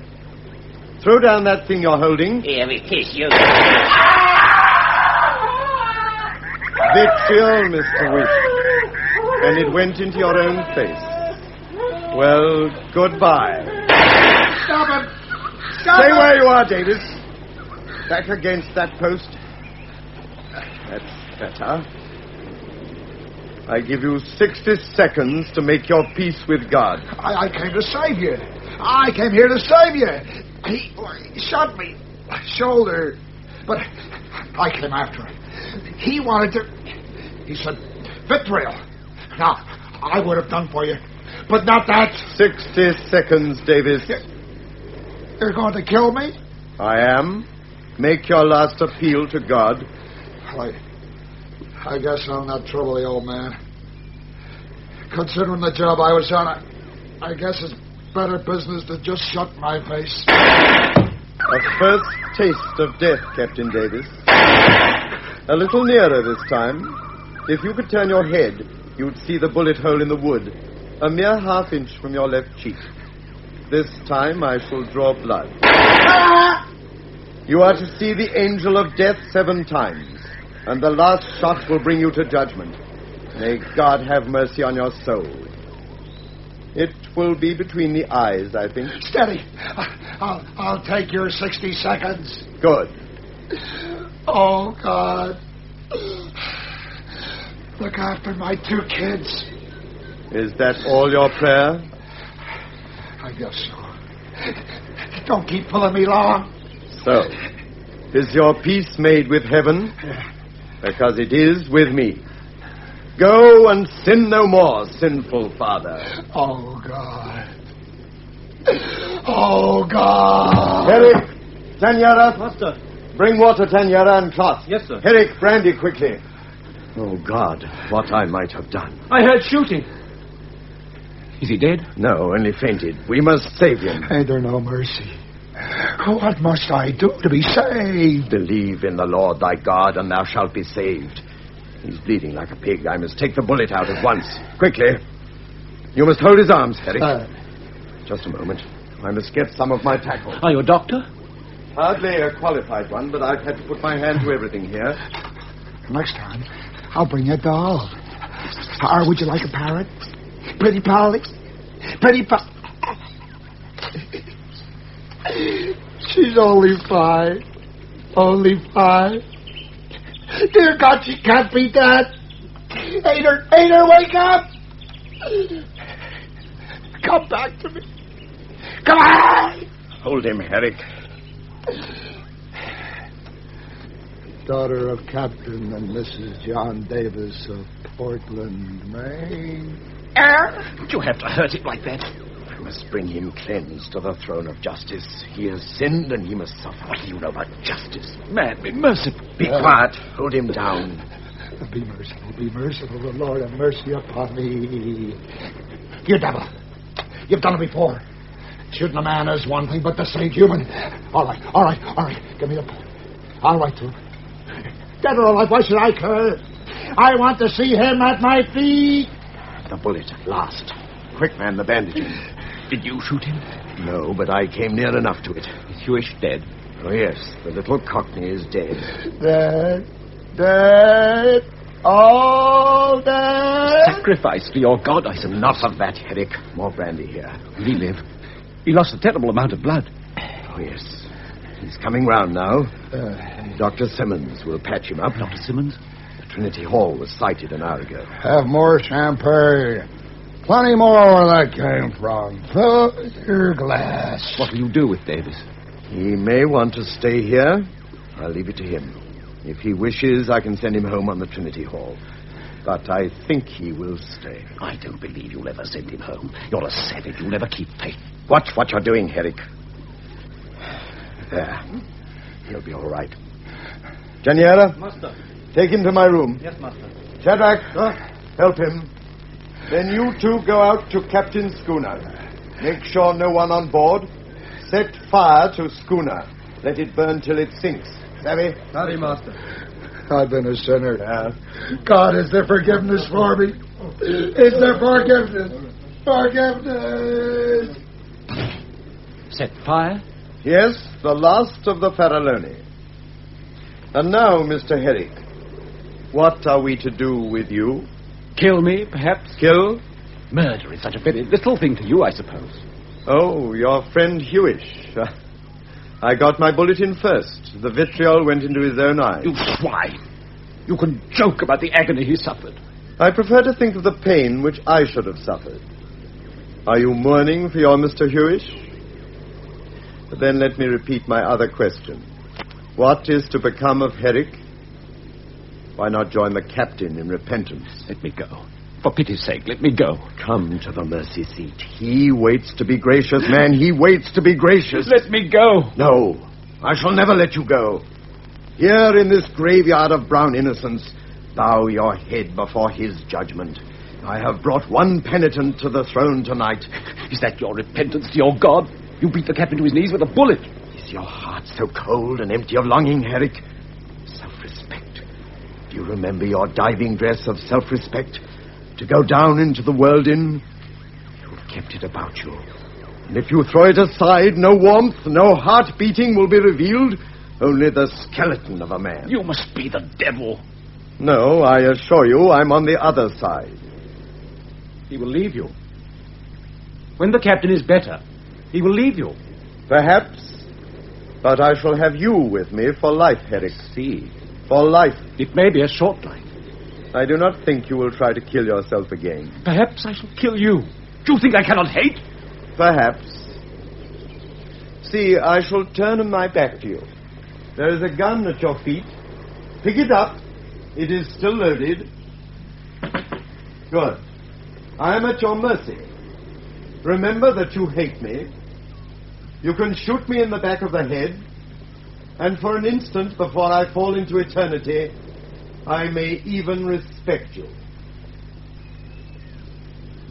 Of course, you don't want my respect. Well then, do you remember the fate which drew you back to my island?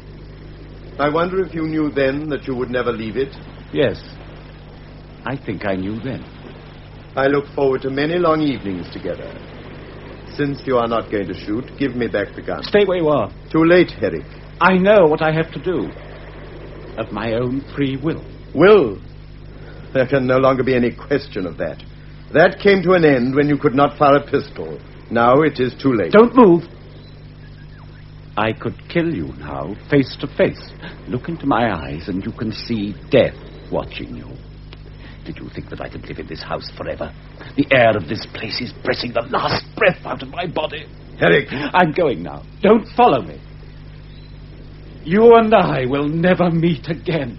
Herrick! Don't follow me! Then hear thou in heaven, and do and judge thy servants, condemning the wicked to bring his way upon his head, and justifying the righteous to give him according to his righteousness. Then hear thou in heaven, thy dwelling place, and forgive and do, and give to every man according to his ways. Whose heart thou knowest. For thou, even thou only, knoweth the hearts of all the children of men.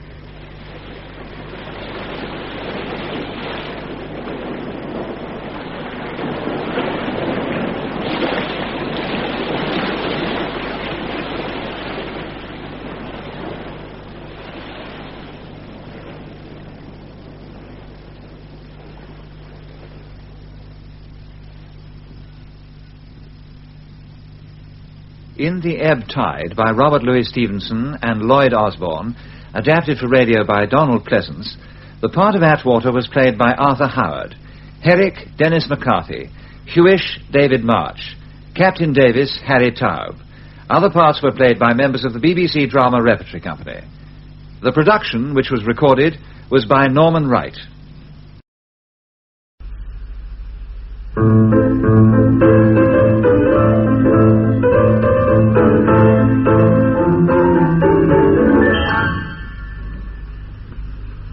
Did you hear what I was playing, Lane? I didn't think it polite to listen, sir. I'm sorry for that, for your sake. I don't play accurately. Anyone can play accurately. But I play with wonderful expression. As far as the piano is concerned, sentiment is my forte. I keep silence for life. Yes, sir. And speaking of the science of life, have you got the cucumber sandwiches cut for Lady Bracknell? Here they are, sir. Oh, by the way, Lane, I see from your book that on Thursday night, when Lord Shorman and Mr. Worthing were dining with me, 8 bottles of champagne entered as having been consumed. Yes, sir. 8 bottles and a pint. Why is it at a bachelor's establishment the servants invariably drink the champagne? I ask merely for information. I attribute it to the superior quality of the wine, sir. I have often observed that in married households the champagne is rarely of a first-rate brand. Good heavens, is marriage so demoralizing as that? I believe it is a very pleasant state, sir. I've had very little experience of it myself up to the present. I have only been married once. That was in consequence of a misunderstanding between myself and a young person. I don't know that I'm much interested in your family life, Dane. No, sir, it is not a very interesting subject. I never think of it myself. Very natural, I'm sure. That will do, Lane, thank you. Thank you, sir. Lane's views on marriage seem somewhat lax. Really, if the lower orders don't set us a good example, what on earth is the use of them? They seem as a class to have absolutely no sense of moral responsibility. Mr. Ernest Worthing. How are you, my dear Ernest? What brings you up to town? Oh, pleasure. What else should bring one anywhere? Eating as usual, I see, Algy. I believe it is customary in good society to take some slight refreshment at 5 o'clock. Where have you been since last Thursday? Oh, in the country. What on earth do you do there? When one is in town, one amuses oneself. When one is in the country, one amuses other people. It is excessively boring. And who are the people you amuse? Oh, neighbours. Got nice neighbours in your part of Shropshire? Perfectly horrid. Never speak to one of them. How immensely you must amuse them. By the way, Shropshire is your county, is it not? Shropshire? Yes, of course. Hello. Why all these cups? Why cucumber sandwiches? Why such reckless extravagance in one so young? Who is coming to tea? Oh, merely Aunt Augusta and Gwendolen. How perfectly delightful. Yes, that is all very well. But I'm afraid Aunt Augusta won't quite approve of your being here. May I ask why? My dear fellow, the way you flirt with Gwendolen is perfectly disgraceful.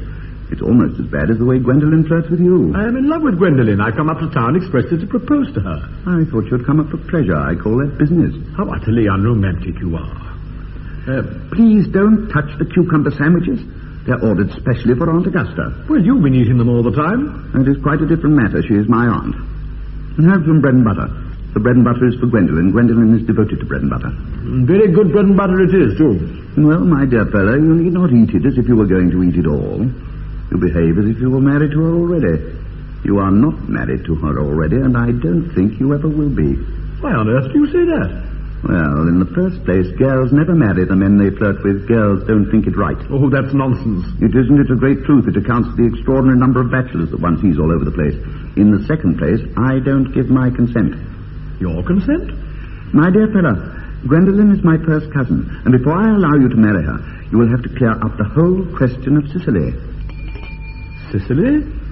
What on earth do you mean? What do you mean, Algy, by Sicily? I don't know anyone of the name of Sicily. Lane, bring me that cigarette case Mr. Worthing left in the smoking room the last time he dined here. Yes, sir. Do you mean to say you've had my cigarette case all this time? I wish to goodness you would let me know. I've been writing frantic letters to Scotland Yard about it. I was very nearly offering a large reward. Well, I wish you would offer one. I happen to be more than usually hard up. There's no good offering a large reward now that the thing is found. I think that's rather mean of you, Ernest, I must say. Thank you, Lane. However, it makes no matter. For now that I look at the inscription inside, I find the thing isn't yours after all. Of course it's mine. You've seen me with it 100 times, and you've no right whatsoever to read what's written inside. It's a very ungentlemanly thing to read a private cigarette case. Yes, but this is not your cigarette case. This cigarette case is a present from someone of the name of Cicely. And you said you didn't know anyone of that name. Well, if you want to know, Cicely happens to be my aunt. Your aunt? Yes, charming old lady she is, too. Lives at Tunbridge Wells. Just give it back to me, Algy. But why does she call herself Little Cicely if she's your aunt and lives at Tunbridge Wells? From Little Cicely with her fondest love. My dear fellow, what on earth is there in that? Some aunts are tall, some aunts are not tall. That is a matter that surely an aunt may be allowed to decide for herself. You seem to think that every aunt should be exactly like your aunt. That's absurd. Now, for heaven's sake, give me back my cigarette case. Yes, but why does your aunt call you her uncle? From Little Cicely with her fondest love to her dear Uncle Jack.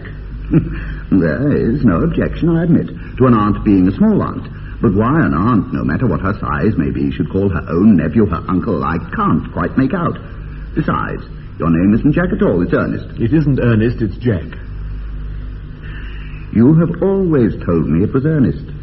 I've introduced you to everyone as Ernest. You answered at the name of Ernest. You look as if your name was Ernest. You're the most earnest-looking person I ever saw in my life. It's perfectly absurd you're saying your name isn't Ernest. It's on your cards. Here is one of them. Mr. Ernest Worthing, B4 the Albany. I'll keep this as a proof that your name is Ernest if you ever attempt to deny it to me or to Gwendolen or to anyone else. Well, my name is Ernest in town and Jack in the country. And that cigarette case was given me in the country. Yes, but that does not account for the fact that your small Aunt Cicely, who lives at Tunbridge Wells, calls you her dear uncle. Oh. Come, old boy. You had much better have the thing out at once. My dear Algy, you talk exactly as if you were a dentist. It's very vulgar to talk like a dentist when one isn't a dentist. It produces a false impression. Well, that is exactly what dentists always do. Now, go on. Tell me the whole thing. I may mention that I've always suspected you of being a confirmed and secret Bunburyist, and I'm quite sure of it now. Bunburyist? What on earth do you mean by Bunburyist? I'll reveal to you the meaning of that incomparable expression as soon as you are kind enough to inform me why you are Ernest in town and Jack in the country. Well, produce my cigarette case first. Here it is. Now produce your explanation and pray make it improbable. My dear fellow, there's nothing improbable about my explanation at all. In fact, it's perfectly ordinary. Old Mr. Thomas Cardew, who adopted me when I was a little boy, made me, in his will, guardian to his granddaughter, Miss Cicely Cardew. Cicely, who addresses me as her uncle from motives of respect that you could not possibly appreciate, lives at my place in the country under the charge of her admirable governess, Miss Prism. Where is that place in the country, by the way? That is nothing to you, dear boy. You are not going to be invited. I may tell you candidly that the place is not in Shropshire. I suspected that, my dear fellow. I've Bunburyed all over Shropshire on 2 separate occasions. Now, go on. Why are you Ernest in town and Jack in the country? My dear Algy, I don't know that you'll be able to understand my real motives. You are hardly serious enough. When one is placed in the position of guardian, one has to adopt a very high moral tone on all subjects. It is one's duty to do so. And as a high moral tone can hardly be said to conduce very much to either one's health or one's happiness, in order to get up to town, I have always pretended to have a younger brother of the name of Ernest, who lives in the Albany and gets into the most dreadful scrapes. That, my dear Algy, is the whole truth, pure and simple. The truth is really pure and never simple. What you really are is a Bunburyist. I was quite right in saying you were a Bunburyist. You are one of the most advanced Bunburyists I know. What on earth do you mean? You have invented a very useful younger brother called Ernest in order that you may be able to come up to town as often as you like. I have invented an invaluable permanent invalid called Bunbury in order that I may be able to go down into the country whenever I choose. Bunbury is perfectly invaluable. If it wasn't for Bunbury's extraordinary bad health, for instance, I wouldn't be able to dine with you at Willis's tonight, for I've really been engaged to Aunt Augusta for more than a week. I haven't asked you to dine with me anywhere tonight. I know, you're absurdly careless about sending out invitations. It's very foolish of you. Nothing annoys people so much as not receiving invitations. You'd much better dine with your Aunt Augusta. I haven't the smallest intention of doing anything of the kind. To begin with, I dine there on Monday, and once a week is quite enough to dine with one's own relations. In the second place, whenever I do dine there, I'm always treated as a member of the family, and sent down either with no woman at all or 2. In the third place, I know perfectly well whom she will place me next to tonight. She will place me next Mary Farquhar, who always flirts with her own husband across the dinner table. That is not very pleasant. Indeed, it's not even decent, and that sort of thing is enormously on the increase. The amount of women in London who flirt with their own husbands is perfectly scandalous. It looks so bad, it's simply washing one's clean linen in public. Besides, now that I know you to be a confirmed Bunburyist, I naturally want to talk to you about Bunburying. I wanted to tell you the rules. I'm not a Bunburyist at all. If Gwendolen accepts me, I'm going to kill my brother. Indeed, I think I'll kill him in any case. Cicely's a little too much interested in him. It's rather a bore. So I'm going to get rid of Ernest.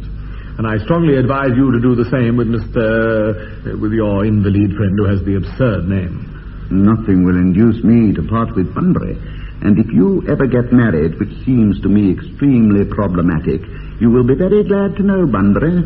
A man who marries without knowing Bunbury has a very tedious time of it. That's nonsense. If I marry a charming girl like Gwendolen, and she's the only girl I ever saw in my life that I would marry, I certainly won't want to know Bunbury. Then your wife will. You don't seem to realize that in married life, 3 is company, 2 is none. That must be Aunt Augusta. Only relatives or creditors ever ring in that Wagnerian manner.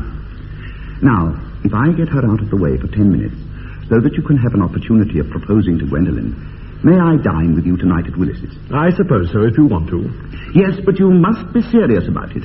I hate people who are not serious about meals. It's so shallow of them. Lady Bracknell and Miss Fairfax. Good afternoon, dear Algernon. I hope you are behaving very well. I'm feeling very well, Aunt Augusta. Yes, that's not quite the same thing. In fact, the two things rarely go together. Good afternoon, Mr. Worthing. How do you do? Dear me, Gwendolen, you are smart. I am always smart. Am I not, Mr. Worthing? You are quite perfect, Miss Fairfax. Oh, I hope I am not that. That would leave no room for developments, and I intend to develop in many directions. I'm sorry if we are a little late, Algernon, but I was obliged to call on dear Lady Harbury. I haven't been there since her poor husband's death. I never saw a woman so altered. She looks quite 20 years younger. And now I'll have a cup of tea and one of those nice cucumber sandwiches you promised me. Certainly, Aunt Augusta. Won't you come and sit here, Gwendolen? Thanks, Mamma. I'm quite comfortable where I am. Good heavens. Lane, why are there no cucumber sandwiches? I ordered them specially. There were no cucumbers in the market this morning, sir. I went down twice. No cucumbers? No, sir. Not even for ready money. That will do, Lane. Thank you. Thank you, sir. I am greatly distressed, Aunt Augusta, about there being no cucumbers, not even for ready money. Well, it really makes no matter, Algernon. I had some crumpets with Lady Harbury, who seems to me to be living entirely for pleasure now. I hear her hair has turned quite gold from grief. Well, it certainly has changed its colour. From what cause, I, of course, cannot say. Thank you. I've quite a treat for you tonight, Algernon. I'm going to send you down with Mary Farquhar. She's such a nice woman and so attentive to her husband. It's delightful to watch them. I'm afraid, Aunt Augusta, I shall have to give up the pleasure of dining with you tonight after all. Oh, I hope not, Algernon. It will put my table completely out. Your uncle would have to dine upstairs. Fortunately, he is accustomed to that. It is a great bore, and I need hardly say a terrible disappointment to me. But the fact is, I have just had a telegram to say that my poor friend Bunbury is very ill again. They seem to think I should be with him. Well, it is very strange. This Mr. Bunbury seems to suffer from curiously bad health. Yes, poor Bunbury is a dreadful invalid. Well, I must say, Algernon, that I think it is high time that Mr. Bunbury made up his mind whether he was going to live or die. This shilly-shallying with the question is absurd. Nor do I in any way approve of the modern sympathy with invalids. I consider it morbid. Illness of any kind is hardly a thing to be encouraged in others. Health is the primary duty of life. I'm always telling that to your poor uncle, but he never seems to take much notice, as far as any improvement in his ailment goes. I should be much obliged, Mr. Bunbury, from me, to be kind enough not to have a relapse on Saturday, for I rely on you to arrange my music for me. It is my last reception, and one wants something that will encourage conversation, particularly at the end of the season, when everyone has practically said whatever they had to say, which in most cases was probably not much. I'll speak to Bunbury, Aunt Augusta, if he's still conscious, and I think I can promise you he'll be all right by Saturday. Of course, the music is a great difficulty. You see, if one plays good music, people don't listen, and if one plays bad music, people don't talk. But I'll run over the program I've drawn out if you'll kindly come into the next room for a moment. Thank you, Algernon. It is very thoughtful of you. I'm sure the program will be delightful after a few expurgations.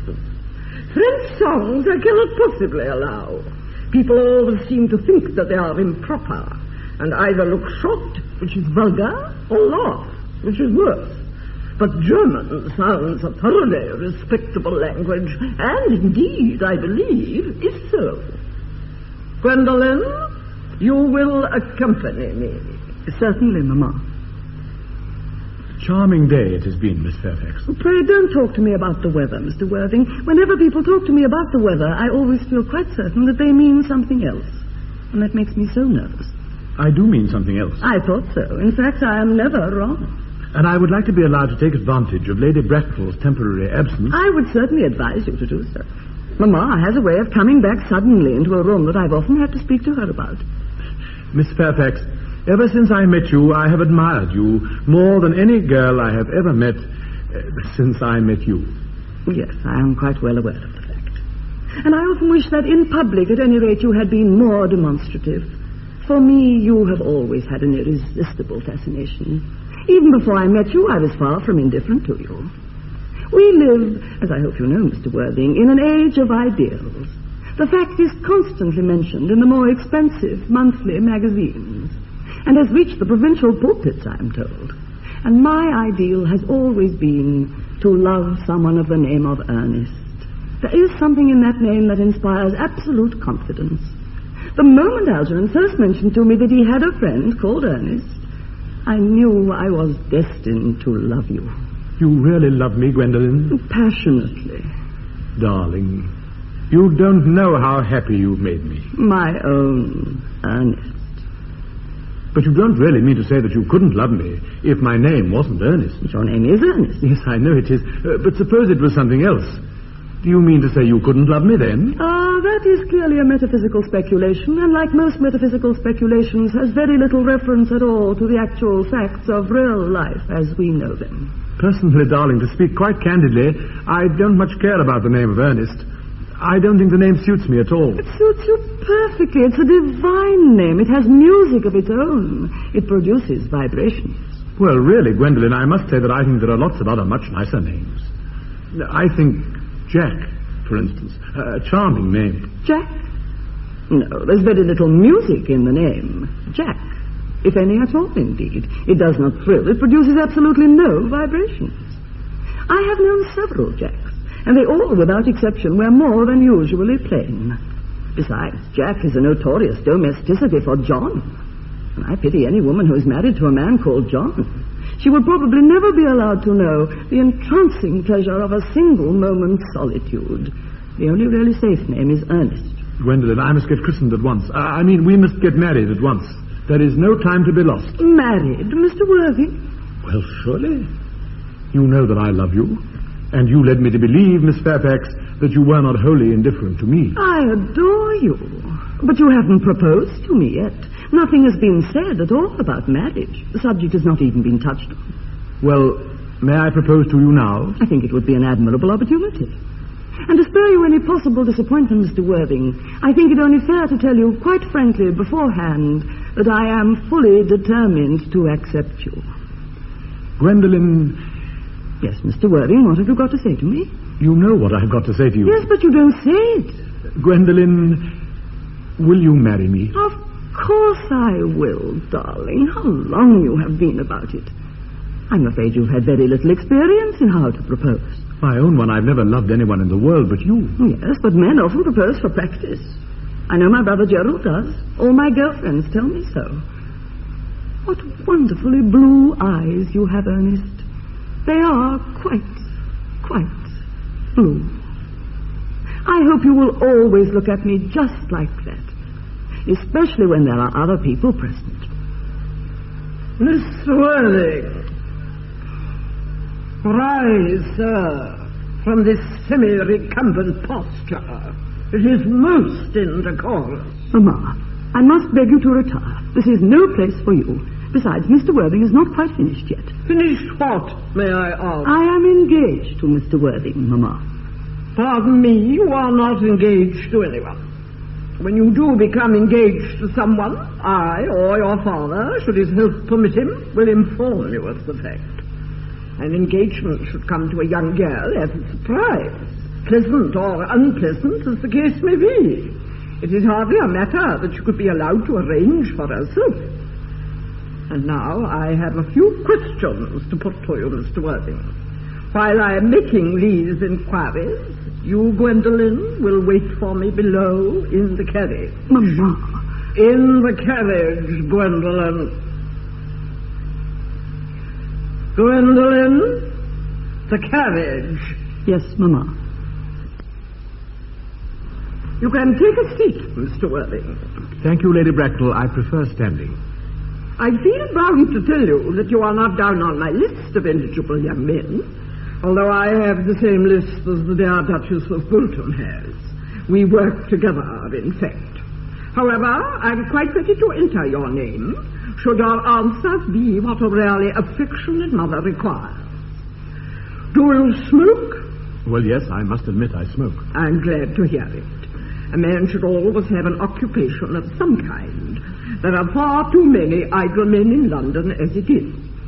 How old are you? 35. A very good age to be married. I've always been of opinion that a man who desires to get married should either know everything or nothing. Which do you know? I know nothing, Lady Bracknell. Well, I'm pleased to hear it. I do not approve of anything that tampers with natural ignorance. Ignorance is like a delicate exotic fruit. Touch it, and the bloom is gone. What is your income? Between 7,000 and 8,000 a year. In land or in investment? In investment, chiefly. That is satisfactory. What between the duties expected of one during one's lifetime and the duties exacted from one after one's death, land has ceased to be either a profit or a pleasure. It gives one position and prevents one from keeping it up. That's all that can be said about land. I have a country house with some land, of course, attached to it. About 1,500 acres, I believe, but I don't depend on that for my real income. In fact, as far as I can make out, the poachers are the only people who make anything out of it. A country house? How many bedrooms? Well, that point can be cleared up afterwards. You have a townhouse, I hope. A girl with a simple, unspoiled nature like Gwendolen could hardly be expected to reside in the country. Well, I own a house in Belgrave Square, but it is let by the year to Lady Bloxham. Of course, I can get it back whenever I like at 6 months' notice. Lady Bloxham? No, I don't know. Oh, she goes about very little. She is a lady considerably advanced in years. Nowadays that is no guarantee of respectability of character. What number in Belgrave Square? 149. The unfashionable side. I thought there was something. However, that could easily be altered. Do you mean the fashion or the side? Both, if necessary, I presume. What are your politics? Well, I'm afraid I have none, really. I'm a liberal unionist. Oh, they come to Tories. They dine with us, or come in the evening, at any rate. Now to minor matters. Are your parents living? I have lost both my parents. To lose one parent, Mr. Worthing, may be regarded as a misfortune. To lose both looks like carelessness. Who was your father? He was evidently a man of some wealth. Was he born in what the radical papers call the purple of commerce? Or did he rise from the ranks of the aristocracy? I'm afraid I really don't know. The fact is, Lady Bracknell, I said I had lost my parents. It would be nearer the truth to say that my parents seem to have lost me. I don't actually know who I am by birth. I was found. Found? The late Mr. Thomas Cardew, an old gentleman of a very charitable and kindly disposition, found me and gave me the name of Worthing because he happened to have a first-class ticket for Worthing in his pocket at the time. Worthing is a place in Sussex. It is a seaside resort. Where did this charitable gentleman who had a first-class ticket for this seaside resort find you? In a handbag. A handbag? Yes, Lady Bracknell, I was in a handbag, a somewhat large black leather handbag with handles to it. An ordinary handbag, in fact. In what locality did this Mr. James or Thomas Cardew come across this ordinary handbag? In the cloakroom at Victoria Station. It was given to him in mistake for his own. The cloakroom at Victoria Station? Yes, the Brighton line. The line is immaterial. Mr. Worthing, I confess I feel somewhat bewildered by what you have just told me. To be born, or at any rate bred in a handbag, whether it had handles or not, seems to me to display contempt for the ordinary decencies of family life that reminds one of the worst excesses of the French Revolution. And I presume you know what that unfortunate movement led to. As to the particular locality in which the handbag was found, a cloakroom at a railway station might serve to conceal a social indiscretion. I've probably indeed been used for that purpose before now. But it could hardly be regarded as an assured basis for a recognized position in good society. May I ask you then what you would advise me to do? I need hardly say I would do anything in the world to ensure Gwendolyn's happiness. I would strongly advise you, Mr. Worthing, to try and acquire some relations as soon as possible, and to make a definite effort to produce, at any rate, one parent of either sex before the season is quite over. Well, I don't see how I could possibly manage to do that. I can produce the handbag at any moment. It's in my dressing room at home. I really think that should satisfy you, Lady Bracknell. Me, sir? What has it to do with me? You can hardly imagine that I and Lord Bracknell would dream of allowing our only daughter, a girl brought up with the utmost care, to marry into a cloakroom and form an alliance with a parcel. Good morning, Mr. Worthing.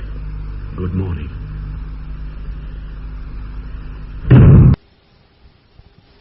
Oh, do stop playing that ghastly tune, Algy. How idiotic you are. Didn't it go off all right, old boy? You don't mean to say Gwendolen refused you? Oh, Gwendolyn's as right as a trivet. As far as she's concerned, we're engaged. But her mother is perfectly unbearable. Never met such a gorgon. I don't really know what a gorgon is like, but I'm quite sure that Lady Bracknell is one. At any rate, she's a monster without being a myth, which is rather unfair. Oh, I beg your pardon, Algy. I suppose I shouldn't talk about your own aunt like that before you. My dear boy, I love hearing my relations abused. It's the only thing that makes me put up with them at all. Relations are simply a tedious pack of people who haven't got the remotest knowledge of how to live, nor the smallest instinct about when to die. Oh, that's nonsense. You don't think there's any chance of Gwendolyn becoming anything like her mother in about 150 years, do you, Algy? All women become like their mothers. That is their tragedy. No man does. That's his. Is that clever? It's perfectly phrased and quite as true as any observation in civilized life should be. I'm sick to death of cleverness. Everybody's clever nowadays. You can't go anywhere without meeting clever people. The thing's become an absolute public nuisance. I wish to goodness we had a few fools left. We have. I should extremely like to meet them. What do they talk about? The fools? Oh, about the clever people, of course. What fools? By the way, did you tell Gwendolen the truth about your being Ernest in town and Jack in the country? My dear fellow, the truth isn't quite the sort of thing one tells to a nice, sweet, refined girl. What extraordinary ideas you have about the way to behave to a woman. The only way to behave to a woman is to make love to her if she is pretty, and to someone else if she's plain. Oh, that's nonsense. What about your brother?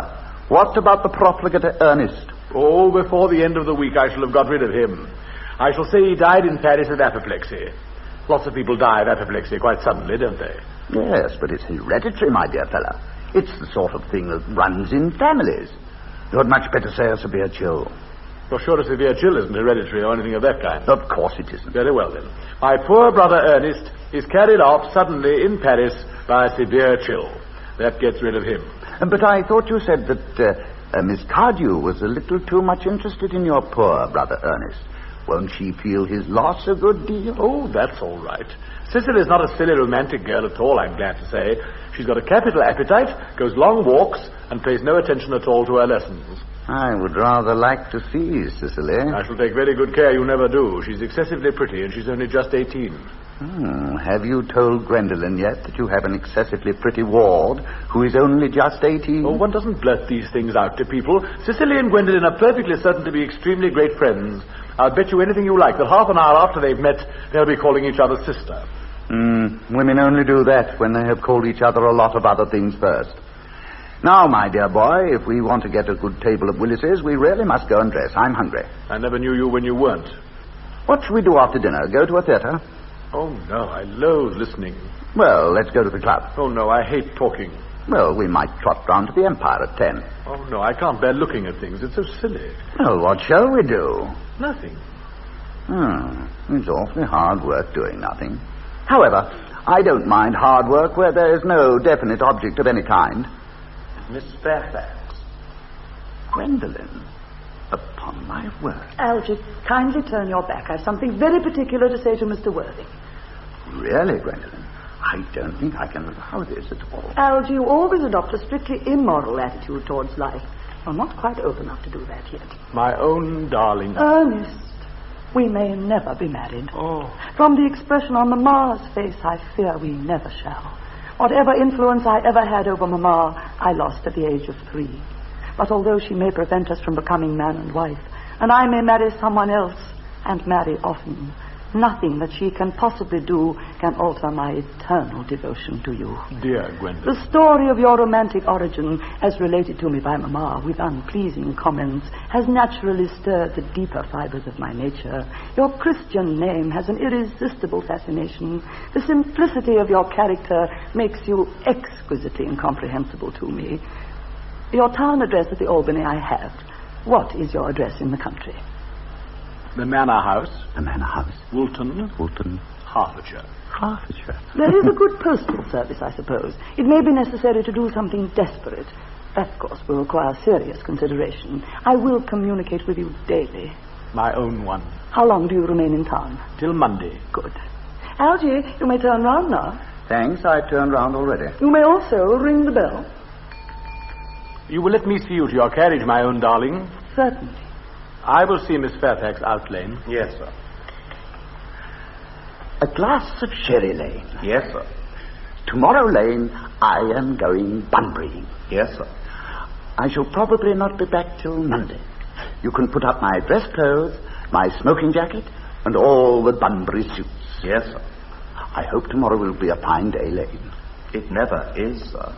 Lane, you're a perfect pessimist. I do my best to give satisfaction, sir. There's a nice, sensible, intellectual girl. The only girl I could ever care for in all my life. What on earth are you so amused at? Oh, I'm a little anxious about poor Bunbury, that is all. If you don't take very good care, your friend Bunbury will get you into a serious scrape one of these days. I love scrapes. They're the only things that are never serious. Oh, that's nonsense, Algy. You never talk anything but nonsense. Nobody ever does. The Manor House. Woolton. Hertfordshire.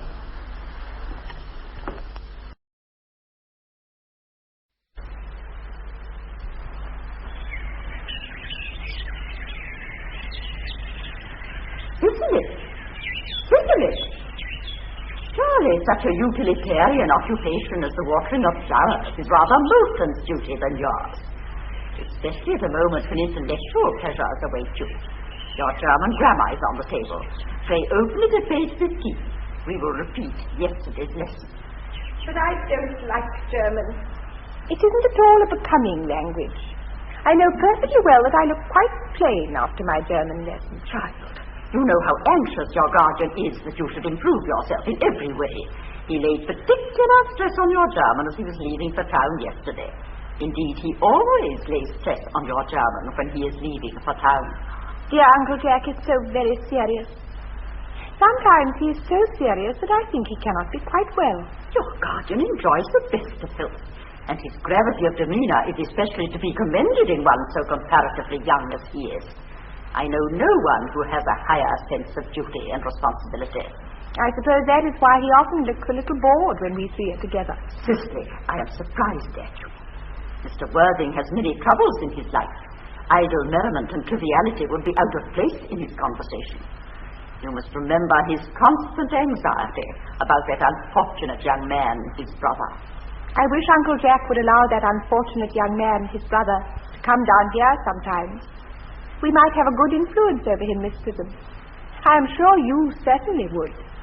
You know, German and geology and things of that kind influence a man very much. I do not think that even I could produce any effect on a character that, according to his own brother's admission, is irretrievably weak and vacillating. Indeed, I am not sure that I would desire to reclaim him. I am not in favor of this modern mania for turning bad people into good people at a moment's notice. As a man sows, so let him reap. You must put away your diary, Cicely. I really don't see why you should keep a diary at all. I keep a diary in order to enter the wonderful secrets of my life. If I didn't write them down, I would probably forget all about them. Memory, my dear Cicely, is a diary that we all carry about with us. Yes, but it usually chronicles the things that have never happened and couldn't possibly have happened. I believe that memory is responsible for nearly all the 3-volume novels that Moody sends us. Do not speak slightingly of the 3-volume novels, Cicely. I wrote one myself in earlier days. Did you really, Miss Prism? How wonderfully clever you are. I hope it did not end happily. I don't like novels that end happily. They depress me so much. The good ended happily, and the bad unhappily. That is what fiction means. I suppose so. But it seems very unfair. And was your novel ever published? Alas, no. The manuscript, unfortunately, was abandoned. I use the word in the sense of lost or mislaid. To your work, child. These speculations are profitless. But I see dear Dr. Chasuble coming up through the garden. Dr. Chasuble, this is indeed a pleasure. And how are we this morning? Miss Prism, you are, I trust, well? Miss Prism has just been complaining of a slight headache. I think it would do her so much good to have a short stroll with you in the park, Dr. Chasuble. Cicely, I have not mentioned anything about a headache. No, dear Miss Prism, I know that. But I felt instinctively that you had a headache. Indeed, I was thinking about that and not about my German lesson when the rector came in. I hope, Cicely, that you are not inattentive. Oh, I'm afraid I am. That is strange. Were I fortunate enough to be Miss Prism's pupil, I would hang upon her lips. Oh. I spoke metaphorically. My metaphor was drawn from bees. Oh, yes. Mr. Worthing, I suppose, has not returned from town yet. We do not look for him till Monday afternoon. Ah, yes. He usually likes to spend his Sunday in London. He is not one of those whose sole aim is enjoyment, as by all accounts that unfortunate young man, his brother, seems to be. But I must not disturb Egeria and her pupil any longer. Egeria? My name is Letitia, Doctor. A classical allusion, merely, drawn from the pagan authors. I shall see you both, no doubt, at evensong. I think, dear Doctor, I will have a stroll with you. I find I have a headache after all, and a walk might do it good. With pleasure, Miss Prism, with pleasure. We might go as far as the schools and back. That would be delightful. Cicely, you will read your political economy in my absence. The chapter on the fall of the rupee you may omit. It is somewhat too sensational. Even these metallic problems have their melodramatic side. Horrid political economy. Horrid geography. Horrid German. Mr. Ernest Worthing has just driven over from the station. He has brought his luggage with him. Here is his card, miss. Mr. Ernest Worthing. B4, the Albany, W. Uncle Jack's brother. Did you tell him Mr. Worthing was in town? Yes, miss. He seemed very much disappointed. I mentioned that you and Miss Prism were in the garden. He said he was anxious to speak to you privately for a moment. Ask Mr. Ernest Worthing to come here. I suppose you had better talk to the housekeeper about a room for him. Yes, miss. I have never met any really wicked person before. I feel rather frightened. I'm so afraid he will look just like everyone else. He does. You are my little cousin Cicely, I'm sure. You are under some strange mistake. I'm not little. In fact, I believe I'm more than usually tall for my age. But I am your cousin Cicely. You, I see from your card, are Uncle Jack's brother, my cousin Ernest, my wicked cousin Ernest. Oh, I'm not really wicked at all, Cousin Cicely. You mustn't think that I am wicked. If you are not, then you have certainly been deceiving us all in a very inexcusable manner. I hope you have not been leading a double life, pretending to be wicked and being really good all the time. That would be hypocrisy. Oh, of course, I have been rather reckless. I'm glad to hear it. In fact, now you mention the subject, I've been very bad in my own small way. I don't think you should be so proud of that, though I am sure it must have been very pleasant. It's much pleasanter being here with you. I can't understand how you are here at all. Uncle Jack won't be back till Monday afternoon. That is a great disappointment. I'm obliged to go up by the first train on Monday morning. I have a business appointment that I am anxious to miss. Couldn't you miss it anywhere but in London? No, the appointment is in London. Well, I know, of course, how important it is not to keep a business engagement if one wants to retain any sense of the beauty of life. But still, I think you'd better wait till Uncle Jack arrives. I know he wants to speak to you about your emigrating. About my what? Your emigrating. He's gone up to buy your outfit. I certainly wouldn't let Jack buy my outfit. He has no taste in neckties at all. I don't think you will require neckties. Uncle Jack is sending you to Australia. Australia? I'd sooner die. Well, he said at dinner on Wednesday night that you would have to choose between this world, the next world, and Australia. Oh, well. The account I have received of Australia and the next world are not particularly encouraging. This world is good enough for me, Cousin Cicely. Yes, but are you good enough for it? I'm afraid I'm not that. That's why I want you to reform me. You might make that your mission if you don't mind, Cousin Cicely. I'm afraid I've no time this afternoon. Would you mind my reforming myself this afternoon? It's rather quixotic of you, but I think you should try. I will. I feel better already. You're looking a little worse. That is because I am hungry. How thoughtless of me. I should have remembered that when one is going to lead an entirely new life, one requires regular and wholesome meals. Won't you come in? Thank you. Might I have a buttonhole first? I never have any appetite unless I have a buttonhole first. A marital meal? No. I'd sooner have a pink rose. Why? Because you are like a pink rose, Cousin Cicely. I don't think it can be right for you to talk to me like that. Miss Prism never said such things to me. Then Miss Prism is a short-sighted old lady. You are the prettiest girl I ever saw. Miss Prism says that all good looks are a snare. They are a snare that every sensible man would like to be caught in. Oh, I don't think I would care to catch a sensible man. I shouldn't know what to talk to him about. You are too much alone, dear Dr. Chasuble. You should get married. A misanthrope I can understand. A womanthrope, never. Believe me, I do not deserve so neologistic a phrase. The precept as well as the practice of the primitive church was distinctly against matrimony. That is obviously the reason why the primitive church has not lasted up to the present day. And you do not seem to realize, dear doctor, that by persistently remaining single, a man converts himself into a permanent public temptation. Men should be more careful. This very celibacy leads weaker vessels astray. But is a man not equally attractive when married? No married man is ever attractive except to his wife. And often I have been told not even to her. That depends on the intellectual sympathies of the woman. Maturity can always be depended on. Ripeness can be trusted. Young women are green. Oh, I spoke horticulturally. My metaphor was drawn from fruits. But where is Cicely? Perhaps she followed us to the schools.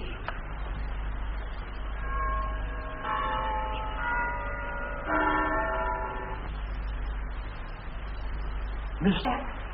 Oh, I am pleased to see you back. But what horrid black clothes you have got on. Do go and change them. My child. What is the matter, Uncle Jack? Do look happy. You look as if toothache and I've got such a surprise for you. Who do you think is in the dining room?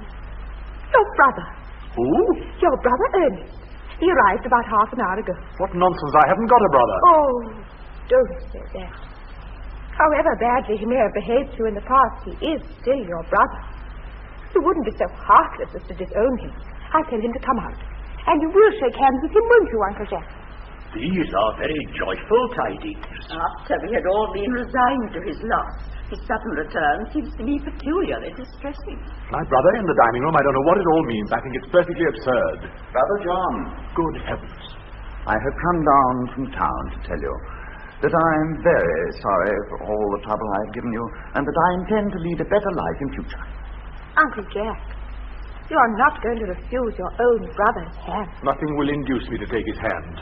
I think his coming down here is disgraceful. He knows perfectly well why. Uncle Jack, do be nice. There is some good in everyone. Ernest has just been telling me about his poor invalid friend, Mr. Bunbury, whom he goes to visit so often. And surely there must be much good in one who is kind to an invalid and leaves the pleasures of London to sit by a bed of pain. Oh, he's been talking about Bunbury, has he? Yes, he's told me all about poor Mr. Bunbury and his terrible state of health. Bunbury. Well, I won't have him talk to you about Bunbury or about anything else. It's enough to drive one perfectly frantic. Of course, I admit the faults are all on my side. But I must say, I think that Brother John's coldness to me is peculiarly painful. I expected a more enthusiastic welcome, especially considering it's the first time I've come here. It's pleasant, is it not, to see so perfect a reconciliation? I think we might leave the two brothers together. Cicely, you will come with us. Certainly, Miss Prism. My little task of reconciliation is over. You have done a beautiful action today, dear child. We must not be premature in our judgment. I feel very happy.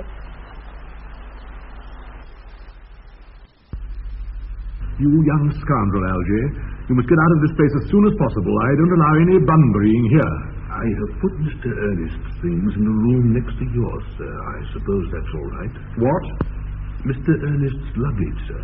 I have unpacked it and put it into the room next to your own. His luggage?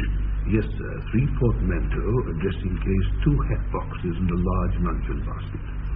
I'm afraid I can't stay more than a week this time. Merriman, order the dog cart at once. Mr. Ernest has been suddenly called back to town. Yes. What a fearful liar you are, Jack. I've not been called back to town at all. Oh, yes, you have. I haven't heard anyone call me. Your duty as a gentleman calls you back. My duty as a gentleman has never interfered with my pleasures in the smallest degree. I can quite understand that. Well, Cicely is a darling. You're not to talk of Miss Cardew like that. I don't like it. Oh, I don't like your clothes. You look perfectly ridiculous in them. Why on earth don't you go up and change? It's perfectly childish to be in deep mourning for a man who's actually staying a whole week with you in your house, the guest. I call it grotesque. You're certainly not staying with me for a whole week as a guest or anything else. You've got to leave by the 4:25 train. I certainly won't leave so long as you're in mourning. It would be most unfriendly. If I were in mourning, you'd stay with me, I suppose. I should think it very unkind if you didn't. Well, will you go if I change my clothes? Yes. If you're not too long. I never saw anybody take so long to dress and with such little result. Well, at any rate, that is better than being always overdressed as you are. If I'm occasionally a little overdressed, I make up for it by being always immensely overeducated. Your vanity is ridiculous, your conduct an outrage, and your presence in my garden utterly absurd. However, you have got to catch the 4:25, and I hope you will have a pleasant journey back to town. This bunburying, as you call it, has not been a great success for you. I think it has been a great success. I'm in love with Cicely, and that is everything. But I must see her before I go and make arrangements for another Bunbury. Ah, there she is. Oh, I nearly came back to water the roses. I thought you were with Uncle Jack. He's gone to order the dog cart for me. Oh, is he going to take you for a nice drive? He's going to send me away. Then have we got to part? I'm afraid so. It's a very painful parting. It is always painful to part from people whom one has known for a very brief space of time. The absence of old friends one can endure with equanimity. But even a momentary separation from anyone to whom one has just been introduced is almost unbearable. Thank you. The dog cart is at the door, sir. It can wait, Merriman, for 5 minutes. Yes, miss. I hope, Cicely, I shall not offend you if I state quite frankly and openly that you seem to me to be in every way the visible personification of absolute perfection. I think your frankness does you great credit, Ernest. If you will allow me, I will copy your remarks into my diary. Do you keep a diary? I'd give anything to look at it, may I? Oh, no. You see, it is simply a very young girl's record of her own thoughts and impressions, and consequently meant for publication. When it appears in volume form, I hope you will order a copy. But pray, Ernest, don't stop. I delight in taking down from dictation. I have reached absolute perfection. You can go on. I'm quite ready for more. Oh, don't cough, Ernest. When one is dictating, one should speak fluently and not cough. Besides, I don't know how to spell a cough. Cicely, ever since I first looked upon your wonderful and incomparable beauty, I have dared to love you wildly, passionately, devotedly, hopelessly. I don't think you should tell me that you love me wildly, passionately, devotedly, hopelessly. Hopelessly doesn't seem to make much sense, does it? Cicely. The dog cart is waiting, sir. Tell it to come round next week at the same hour. Yes, sir. Uncle... Miss Fairfax has just called to see Mr. Worthing on very important business, Miss Fairfax states. Isn't Mr. Worthing in his library? Mr. Worthing went over in the direction of the rectory some time ago. Pray ask the lady to come out here. Mr. Worthing is sure to be back soon. And you can bring tea. Yes, miss. Miss Fairfax. I suppose one of the many good elderly women who are associated with Uncle Jack in some of his philanthropic work in London. I don't quite like women who are interested in philanthropic work. I think it is so forward of them. Miss Fairfax. Pray let me introduce myself to you. My name is Cicely Cardew. Cicely Cardew. What a very sweet name. Something tells me we are going to be great friends. I like you already more than I can say. My first impressions of people are never wrong. How nice of you to like me so much after we have known each other such a comparatively short time. Pray sit down. I may call you Cicely, may I not? With pleasure. And you will always call me Gwendolen, won't you? If you wish. Then that is all quite settled, is it not? I hope so. Perhaps this might be a favourable opportunity for my mentioning who I am. My father is Lord Bracknell. You have never heard of Papa, I suppose. I don't think so. Outside the family circle, Papa, I'm glad to say, is entirely unknown.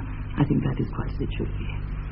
Cicely, Mamma, whose views on education are remarkably strict, has brought me up to be extremely short-sighted. It is part of her system. So do you mind my looking at you through my glasses? Oh, not at all, Gwendolen. I'm very fond of being looked at. You are here on a short visit, I suppose. Oh, no, I live here. Really? Your mother, no doubt, or some female relative of advanced years resides here also. Oh, no. I have no mother, nor, in fact, any relation. Indeed? My dear guardian, with the assistance of Miss Prism, has the arduous task of looking after me. Your guardian? Yes, I am Mr. Worthing's ward. Oh, strange. He never mentioned to me that he had a ward. How secretive of him. He grows more interesting hourly. I am not sure, however, that the news inspires me with feelings of unmixed delight. I'm very fond of you, Cicely. I've liked you ever since I met you. But I am bound to state that now I know that you are Mr. Worthing's ward, I cannot help expressing a wish that you were, just a little older than you seem to be, and not quite so very alluring in appearance. In fact, if I may speak candidly... Pray do. I think that whenever one has anything unpleasant to say, one should always be quite candid. Well, to speak with perfect candour, Cicely, I wish that you were fully 42 and more than usually plain for your age. Ernest has a strong, upright nature. He is the very soul of truth and honour. Disloyalty would be as impossible to him as deception. But even men of the noblest possible moral character are extremely susceptible to the influence of the physical charms of others. Modern, no less than ancient history supplies us with many most painful examples of what I refer to. If it were not so indeed, history would be quite unreadable. I beg your pardon, Gwendolen. Did you say Ernest? Yes. Oh, but it is not Mr. Ernest Worthing who is my guardian. It is his brother, his elder brother. Ernest never mentioned to me that he had a brother. I'm sorry to say that they have not been on good terms for a long time. Ah, that accounts for it. And now that I think of it, I've never heard any man mention his brother. The subject seems distasteful to most men. Cicely, you have lifted a load from my mind. I was growing almost anxious. It would have been terrible if any cloud had come across a friendship like ours, would it not? Of course, you are quite sure that it is not Mr. Ernest Worthing who is your guardian? Quite sure. In fact, I am going to be his. I beg your pardon? Dearest Gwendolen, there is no reason why I should make a secret of it to you. Our little county newspaper is sure to chronicle the fact next week. Mr. Ernest Worthing and I are engaged to be married. My darling Cicely, I think there must be some slight error. Mr. Ernest Worthing is engaged to me. The announcement will appear in the Morning Post on Saturday at the latest. I'm afraid you must be under some misapprehension. Ernest proposed to me exactly 10 minutes ago. Allow me to show you the entry in my diary. It's certainly very curious, for he asked me to be his wife yesterday afternoon at 5:30. If you would care to verify the incident, pray do so. I never travel without my diary. One should always have something sensational to read in the train. I am so sorry, dear Cicely, if this is any disappointment to you, but I am afraid that I have the prior claim. It would distress me more than I can tell you, dear Gwendolen, if it caused you any mental or physical anguish. But I feel bound to point out that since Ernest proposed to you, he clearly has changed his mind. If the poor fellow has been entrapped into any foolish promise, I shall consider it my duty to rescue him at once and with a firm hand. Whatever unfortunate entanglement my dear boy may have got into, I will never reproach him with it after we are married. Do you allude to me, Miss Cardew, as an entanglement?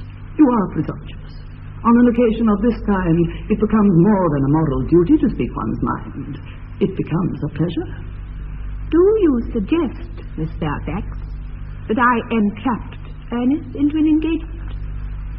How dare you? This is no time for wearing the shallow mask of manners. When I see a spade, I call it a spade. I am glad to say that I have never seen a spade. It is obvious that our social spheres have been widely different.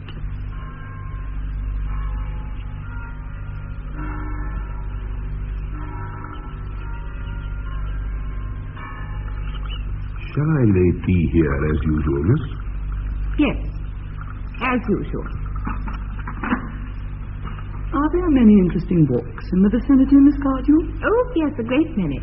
From the top of one of the hills quite close, one can see 5 counties. 5 counties? I don't think I should like that. I hate crowds. I suppose that is why you live in town. Quite a well-kept garden, this, Miss Cardew. So glad you like it, Miss Fairfax. I had no idea there were any flowers in the country. Oh, flowers are as common here, Miss Fairfax, as people are in London.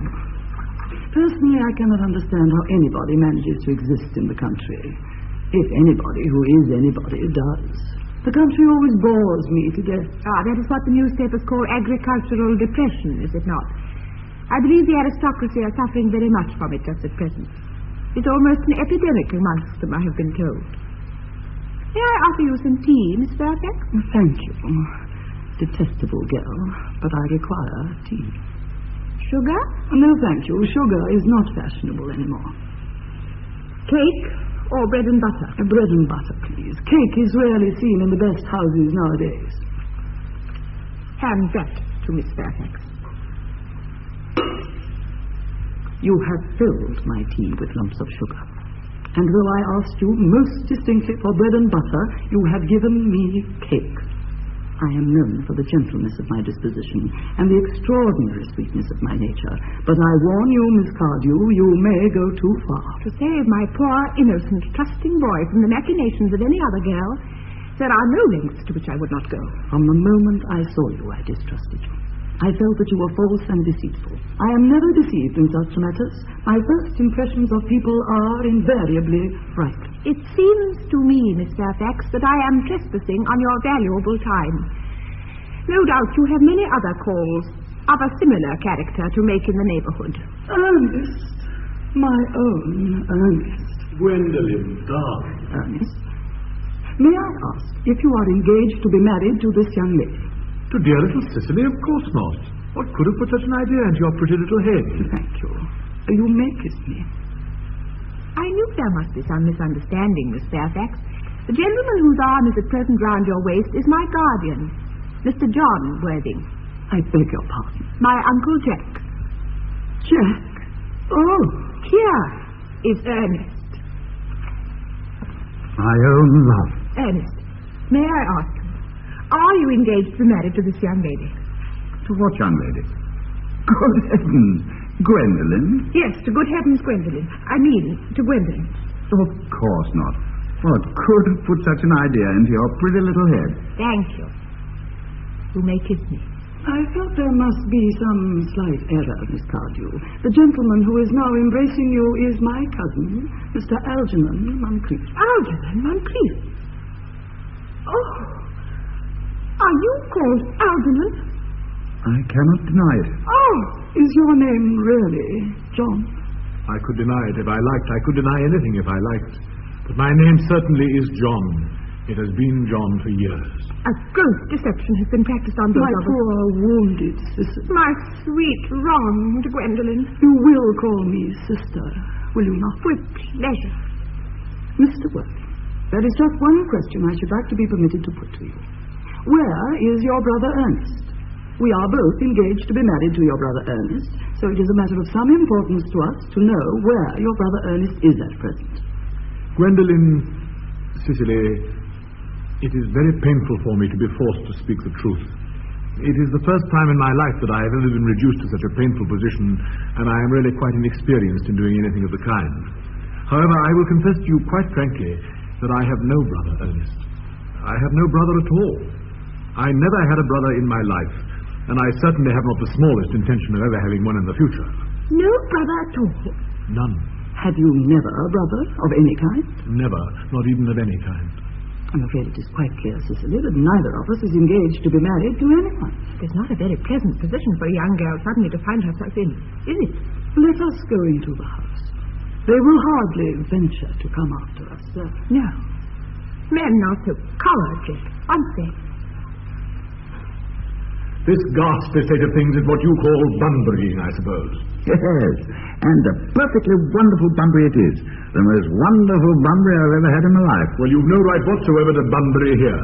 In fact, it's absurd. One has a right to bunbury anywhere one chooses. Every serious bunburyist knows that. Serious bunburyist, good heavens. Well, one must be serious about something if one wants to have any amusement in life. I happen to be serious about bunburying. What on earth you're serious about, I haven't got the remotest idea. About everything, I should fancy. You have such an absolutely trivial nature. Well, the only small satisfaction I have in the whole of this wretched business is that your friend Bunbury is quite exploded.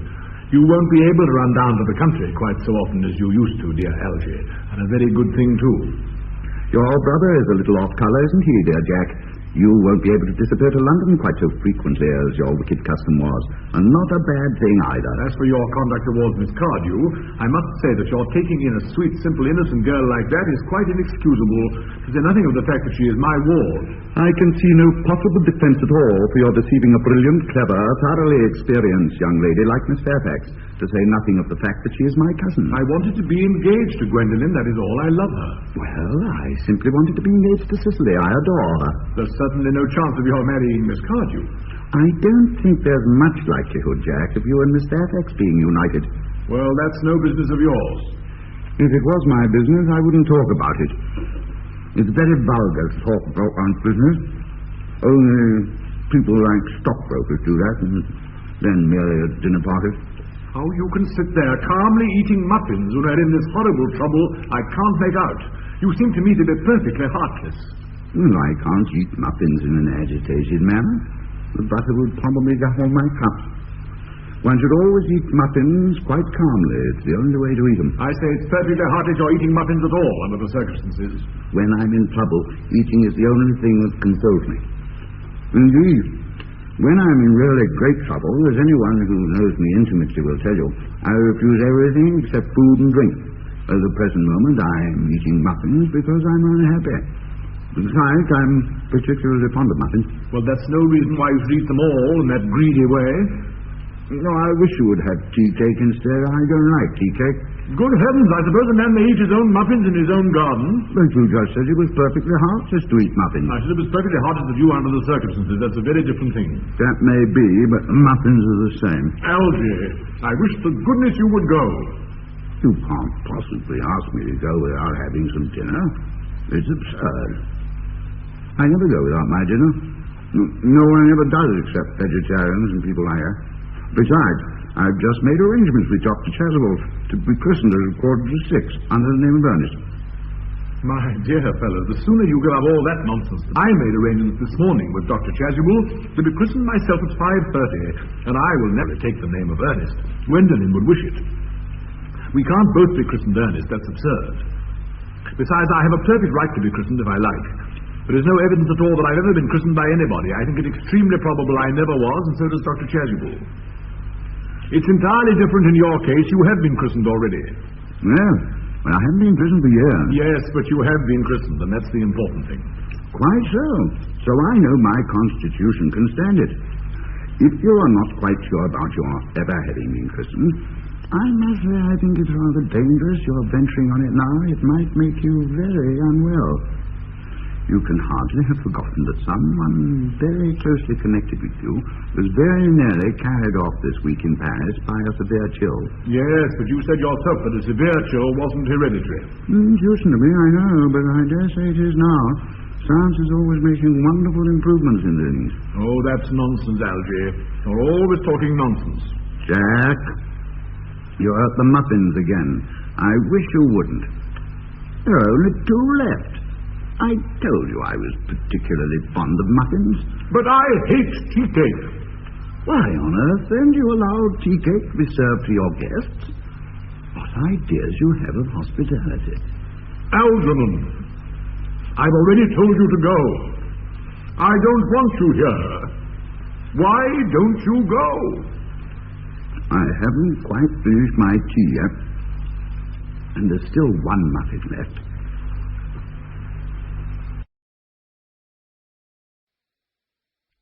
The fact that they did not follow us at once into the house as anyone else would have done seems to me to show they have some sense of shame left.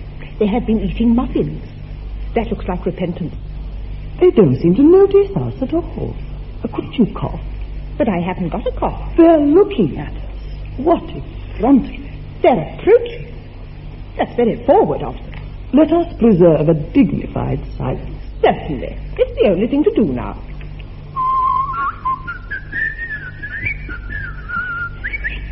This dignified silence seems to produce an unpleasant effect. A most distasteful one. But we will not be the first to speak. Certainly not. Mr. Worthing, I have something very particular to ask you. Much depends on your reply. Gwendolen, your common sense is invaluable.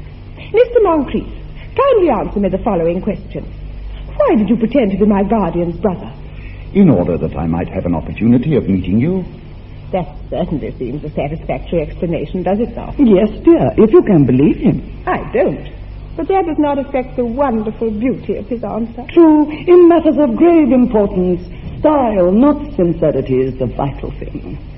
Mr. Worthing, what explanation can you offer to me for pretending to have a brother? Was it in order that you might have an opportunity of coming up to town to see me as often as possible? Can you doubt it, Miss Fairfax? I have the gravest doubts upon the subject, but I intend to crush them. Their explanations appear to be quite satisfactory, especially Mr. Worthing's. That seems to me to have the stamp of truth upon it. I am more than content with what Mr. Moncrief said. His voice alone inspires one's absolute credulity. Then you think we should forgive them? Yes.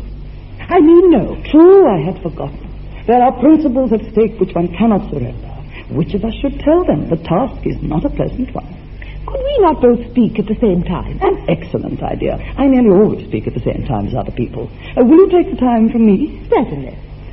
Your Christian names are still an insuperable barrier. That is all. Our Christian names? Is that all? But we are going to be christened this afternoon. For my sake, you are prepared to do this terrible thing. I am. To please me, you are ready to face this fearful ordeal. I am. How absurd to talk of the equality of the sexes. Where questions of self-sacrifice are concerned, men are infinitely beyond us. We are. They have moments of physical courage of which we women know absolutely nothing. Darling. Darling. Lady Bracknell, good heavens.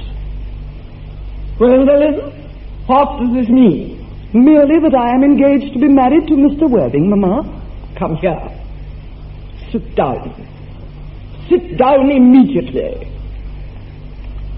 Apprised, sir, of my daughter's sudden flight by her trusty maid, whose confidence I purchased by means of a small coin, I followed her at once by a luggage train.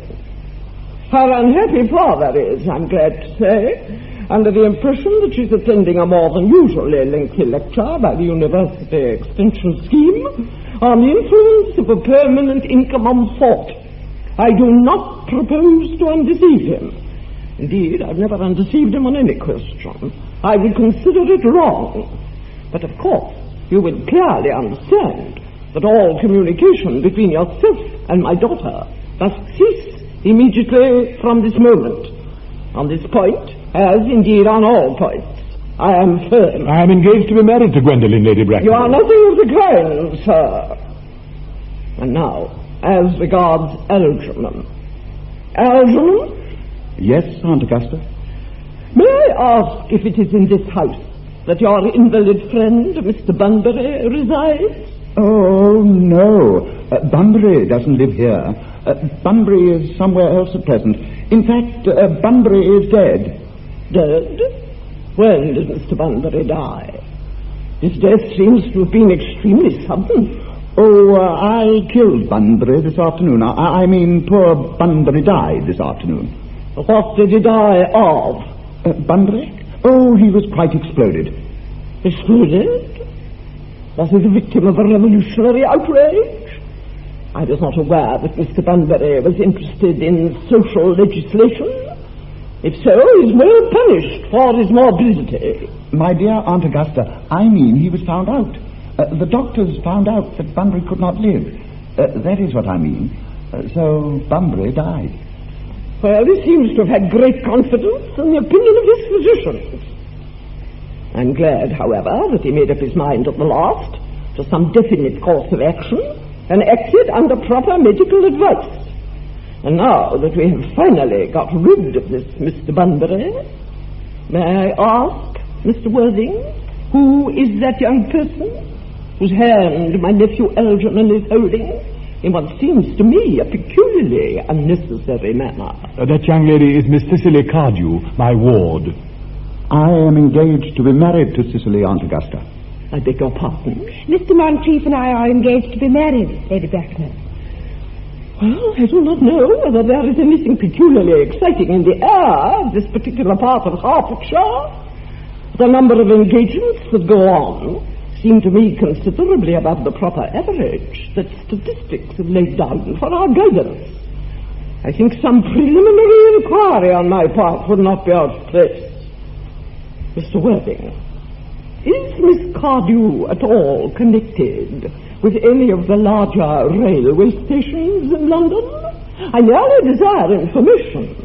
Until yesterday, I had no idea that there were any families or persons whose origin was the terminus.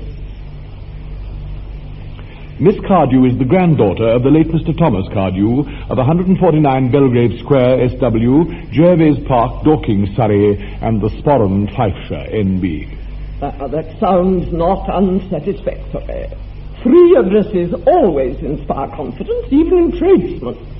But what proof have I of their authenticity? I have carefully preserved the court guides of the period. They are open to your inspection, Lady Bracknell. I've known strange errors in that publication. Miss Cardew's family solicitors are Messrs. Markby, and Markby. Oh, Markby, and Markby, a firm of the very highest position in their profession. Indeed, I'm told that one of Mr. Markby's is occasionally to be seen at dinner parties. So far, I am satisfied. How extremely kind of you, Lady Bracknell. I have also in my possession, you will be pleased to hear, certificates of Miss Cardew's birth, baptism, whooping cough, registration, vaccination, confirmation, and the measles, both the English and the German variety. A life crowded with incident, I see. Though perhaps somewhat too exciting for a young girl. I am not myself in favor of premature experience. Gwendolen, the time approaches for our departure. We've not a moment to lose. As a matter of form, Mr. Worthing, I had better ask you if Miss Cardew has any little fortune? Oh, about £130,000 in the funds. That is all.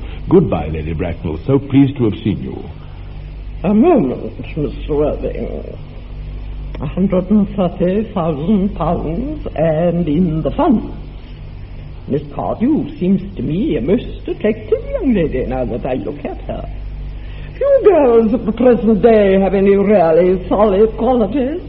Any of the qualities that last and improve with time. We live, I regret to say, in an age of surfaces. Come over here, dear. Pretty child.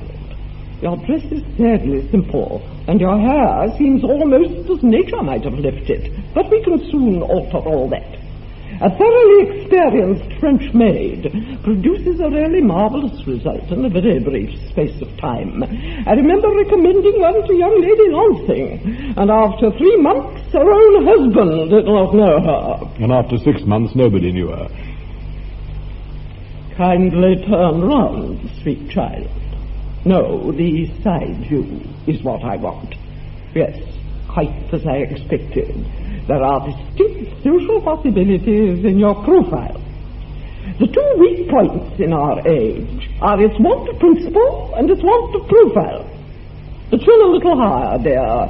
Style largely depends on the way the chin is worn. It wasn't very high just at present. Algernon. Yes, Aunt Augusta? There are distinct social possibilities in Miss Cardew's profile. Cicely is the sweetest, dearest, prettiest girl in the whole world, and I don't care tuppence about social possibilities. Never speak disrespectfully of society, Algernon. Only people who can't get into it do that.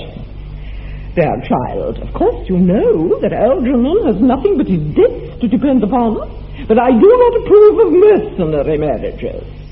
When I married Lord Bracknell, I had no fortune of any kind, but I never dreamed for a moment of allowing that to stand in my way. Well, I suppose I must give my consent. Thank you, Aunt Augusta. Cicely, you may kiss me. Thank you, Lady Bracknell. You may also address me as Aunt Augusta for the future. Thank you, Aunt Augusta. The marriage, I think, had better take place quite soon. Thank you, Aunt Augusta. Thank you, Aunt Augusta. Speak frankly, I'm not in favor of long engagements. They give people the opportunity of finding out each other's characters before marriage, which I think is never advisable. I beg your pardon for interrupting you, Lady Bracknell, but this engagement is quite out of the question. I am Miss Cardew's guardian, and she cannot marry without my consent until she comes of age. That consent I absolutely decline to give. Upon what grounds, may I ask? Algernon is an extremely, I might almost say, an ostentatiously eligible young man. He has nothing, but he looks everything. What more can one desire? It pains me very much to have to speak frankly to you, Lady Bracknell, about your nephew, but the fact is that I do not approve at all of his moral character. I suspect him of being untruthful. Untruthful? My nephew Algernon untruthful? Impossible! He is an Oxonian. I fear there can be no possible doubt about the matter. This afternoon, during my temporary absence in London on an important question of romance, he obtained admission to my house by means of the false pretense of being my brother. Under an assumed name, he drank, I have just been informed by my butler, an entire pint bottle of my Perrier Jouet Brut 89, which I was specially reserving for myself. Continuing his disgraceful deception, he succeeded in the course of the afternoon in alienating the affections of my only ward. He subsequently stayed to tea and devoured every single muffin, and what makes his conduct all the more heartless is that he was perfectly well aware from the first that I have no brother, that I never had a brother, and that I don't intend to have a brother, not even of any kind. I distinctly told him so myself yesterday afternoon. Mr. Worthing, after careful consideration, I have decided entirely to overlook my nephew's conduct to you. That is very generous of you, Lady Bracknell. My own decision, however, is unalterable. I decline to give my consent. Come here, sweet child. How old are you, dear? Well, I am really only 18, but I always admit to 20 when I go to evening parties. You are perfectly right in making some slight alteration. Indeed, no woman should ever be quite accurate about her age. It looks so calculating. 18, but admitting to 20 at evening parties. Well, it will not be very long before you are of age and free from the restraints of tutelage. So I don't think your guardian's consent is, after all, a matter of any importance. Pray excuse me, Lady Bracknell, for interrupting you again, but it is only fair to tell you that according to the terms of her grandfather's will, Miss Cardew does not come legally of age until she is 35. Well, that does not seem to me to be a very grave objection. 35 is a very attractive age. London society is full of women of the very highest birth who have, of their own free choice, remained 35 for years. Lady Dumbleton is an instance in point. To my own knowledge, she has been 35 ever since she arrived at the age of 40, which is many years ago now. I see no reason why our dear Cicely should not be even still more attractive at the age you mentioned than she is at present. There will be a large accumulation of property. Algy, could you wait for me till I was 35? Of course I could, Cicely. You know I could. Yes, I felt it instinctively, but I couldn't wait all that time. I hate waiting even 5 minutes for anybody. It always makes me rather cross. I'm not punctual myself, I know, but I do like punctuality in others. And waiting, even to be married, is quite out of the question. And what is to be done, Cicely? I don't know, Mr. Moncrief. My dear Mr. Worthing, as Miss Cardew states positively that she cannot wait until she is 35, a remark which I am bound to say seems to me to show a somewhat impatient nature, I would beg of you to reconsider your decision. My dear Lady Bracknell, the matter is entirely in your own hands. The moment you consent to my marriage with Gwendolen, I will most gladly allow your nephew to form an alliance with my ward. You must be quite aware that what you propose is out of the question. Then a passionate celibacy is all that any of us have to look forward to. That is not the destiny that I propose for Gwendolen. Algernon, of course, can choose for himself. Come, dear. We've already missed 5, if not 6 trains. To miss any more might expose us to comment on the platform. Everything is quite ready for the christenings. The christening, sir? Is not this somewhat premature? Both these gentlemen have expressed a desire for immediate baptism. At their age? The idea is grotesque and irreligious. Algernon, I forbid you to be baptized. I will not hear of such excesses.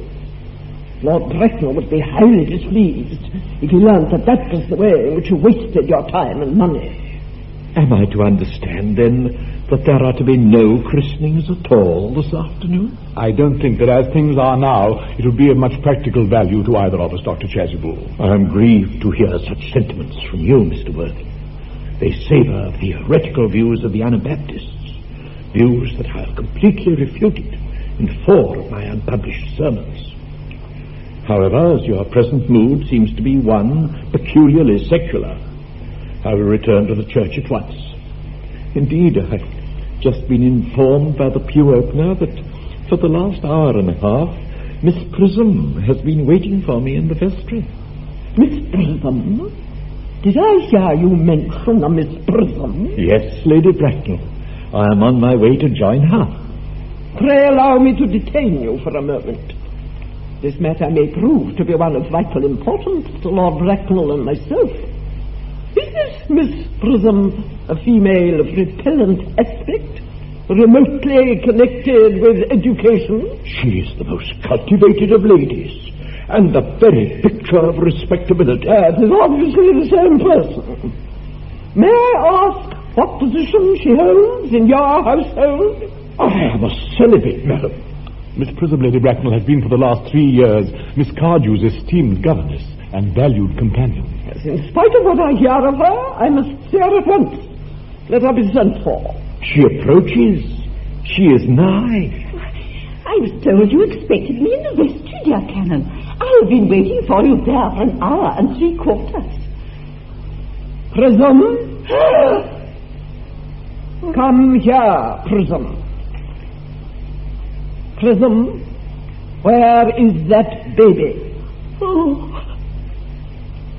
28 years ago, Prism, you left Lord Bracknell's house, number 104, Upper Grosvenor Street, in charge of a perambulator that contained a baby of the male sex. You never returned.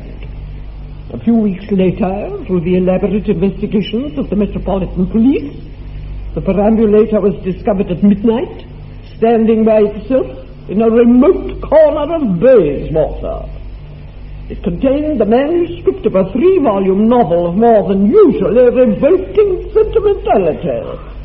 But the baby was not there. Prism, where is that baby? Lady Bracknell, I admit with shame that I do not know. I only wish I did. The plain facts of the case are these. On the morning of the day you mention, a day that is forever branded on my memory, I prepared as usual to take the baby out of its perambulator. I had also with me a somewhat old but capacious handbag in which I had intended to place the manuscript of a work of fiction that I had written during my few unoccupied hours. In a moment of mental abstraction, for which I never can forgive myself, I deposited the manuscript in the bassinet and placed the baby in the handbag. But where did you deposit the handbag? Do not ask me, Mr. Worthing. Miss Prism, this is a matter of no small importance to me. I insist on knowing where you deposited the handbag that contained that infant. I left it in the cloakroom of one of the larger railway stations in London. Which railway station? Victoria, the Brighton line. I must retire to my room for a moment. Gwendolen, wait here for me. If you are not too long, I will wait here for you all my life. What do you think this means, Lady Bracknell? I dare not even suspect, Dr. Chasuble. I need hardly tell you that in families of high position, strange coincidences are not supposed to occur. They are hardly considered the thing. Uncle Jack seems strangely agitated. Your guardian has a very emotional nature. This noise is extremely unpleasant. It sounds as if you were having an argument. I dislike argument of any kind. They're always vulgar and often convincing. It has stopped now. I wish you could arrive at some conclusion. This suspense is terrible. I hope it will last. Is this the handbag, Miss Prism? Examine it carefully before you speak. The happiness of more than one life depends on your answer. It seems to be mine. Yes. Here is the injury it received through the upsetting of a Gower Street omnibus in younger and happier days. Here is the stain on the lining caused by the explosion of a temperance beverage, an incident that occurred at Leamington. And here on the lock are my initials. I had forgotten that in an extravagant mood I had them placed there. The bag is undoubtedly mine. I am delighted to have it so unexpectedly restored to me. It has been a great inconvenience being without it all these years. Miss Prism, more is restored to you than this handbag. I was the baby you placed in it. You? Yes. Mother. Ah, Mr. Worthing, I am unmarried. Unmarried? I do not deny that is a serious blow. But after all, who has the right to cast a stone against one who has suffered? Cannot repentance wipe out an act of folly? Why should there be one law for men and another for women? Mother, I forgive you. Oh, Mr. Worthing, there is some error. There is the lady who can tell you who you really are. Lady Bracknell, I hate to seem inquisitive, But would you kindly inform me who I am? I'm afraid that the news I have to give you will not altogether please you. You are the son of my poor sister, Mrs. Moncrief, and consequently Algernon's elder brother. Algy's elder brother? Then I have a brother after all. I knew I had a brother. I always said I had a brother.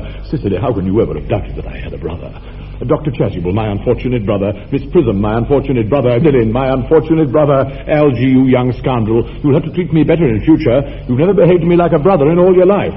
Well, not till today, old boy, I admit. I did my best, however, though I was out of practice. My own. But what own are you? What is your Christian name now that you've become someone else? Good heavens, I'd quite forgotten that point. Your decision on the subject of my name is irrevocable, I suppose. I never change, except in my affection. What a noble nature you have, Gwendolen. Then the question had better be cleared up at once. Aunt Augusta, a moment.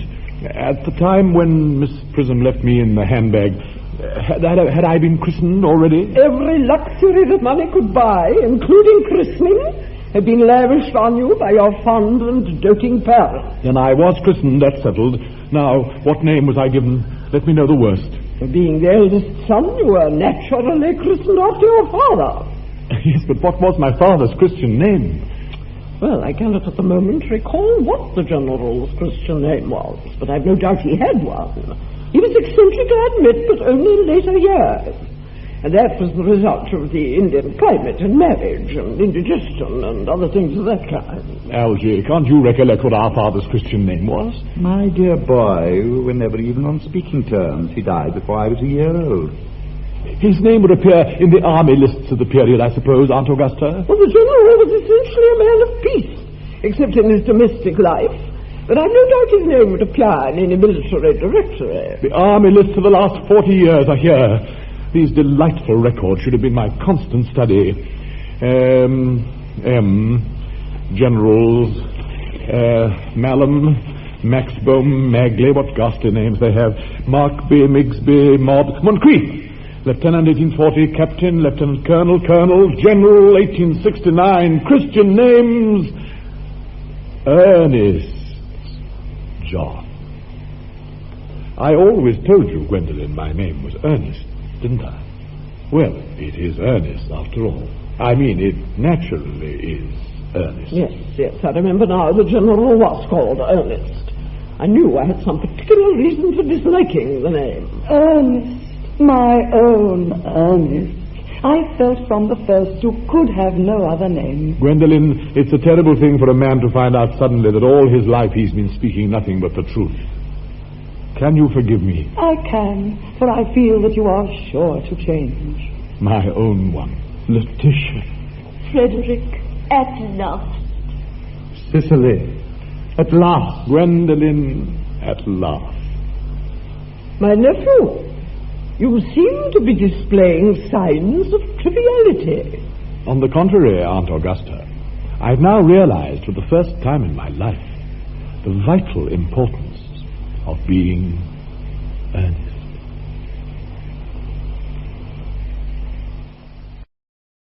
This is the BBC Home Service. Saturday Night Theatre. We present Donald Wolfett, James McKechnie, and Norman Shelley with Harcourt Williams and Austin Trevor in Libel by Edward Wool. It is a spring afternoon in London, the year 1927. The court of Mr. Justice Tuttington at the Royal Courts of Justice, King's Bench Division, is in full session and about to begin the trial of an action for libel. For the plaintiff, Sir Wilfrid Kelly, KCMP. For the defendants, Mr. Thomas Foxley, KC. There's a plan of the courtroom on page 44 of the Christmas edition of the Radio Times. Page 44. You, the listeners, are to form the jury. The jury are sworn in the case of Ludden and the Daily Gazette. Mr. William Bale, the junior counsel for the plaintiff, has risen to open the case formally by reading the pleadings.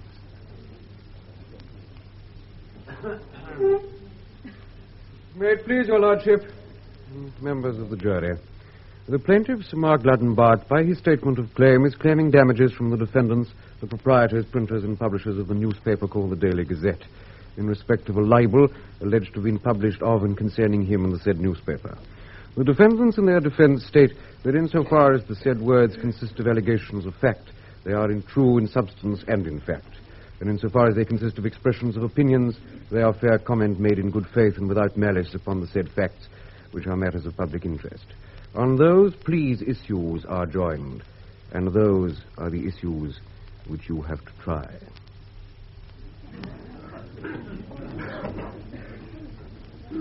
May it please you, my lord. Members of the jury, in this case, I appear with my learned junior, Mr. Bale, for the plaintiff, Sir Mark Ludden. And the defendants who are the proprietors of that well-known, I might almost say that notorious newspaper, the Daily Gazette, have the advantage of being represented by my learned friends, Mr. Foxley and Mr. Hemsby. It is an action of the very greatest public and private importance. In view of that most unusual importance, I deliberately propose to let the facts speak for themselves at this stage. You shall learn the story from the witnesses, not from me. And I shall defer to a later stage of the comment, which I have no doubt you will consider a libel of this character so flagrantly provokes and so abundantly justifies. The plaintiff is Sir Mark Ludden, the third baronet of his name, the fortunate inheritor of one of the finest and oldest properties in Norfolk. The short question in this case is whether the plaintiff is entitled to that rank, that name, that estate. I might go further and say you will have to decide whether Sir Mark is entitled to be the husband of his wife or the father of her child. Let me read you the libel which gives rise to this action.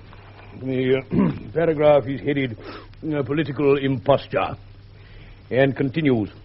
The legislator recently returned to the House of Commons as Sir Mark Ludden-Bart MP is not a baronet, not even a Ludden, and can hardly be accurately described as a member of Parliament, as he secured his return by practicing on the electorate the same deliberate fraud that he practiced on his wife. Now remember, members of the jury, that those terrible allegations were published in the columns of the Daily Gazette and must have reached almost everyone identified with its enormous circulation. Did they appear in some so-called society paragraph? No, my lord. They appeared with special prominence in a paragraph on their main page. The jury will, of course, have copies of the paper later on. I see. Thank you, Sir Wilfred. Members of the jury, I'm not going to insult you by explaining the libelous imputations conveyed by those words. You may ask yourselves what motive could underlie them, and you will perhaps not be surprised to learn that Sir Mark had successfully advocated politics of a creed opposed to those intermittently promulgated by the defendant newspaper when conducive to their own circulation. I thought my learned friend, Sir Wilfred Kelling, informed us he was proposing to let the facts speak for themselves.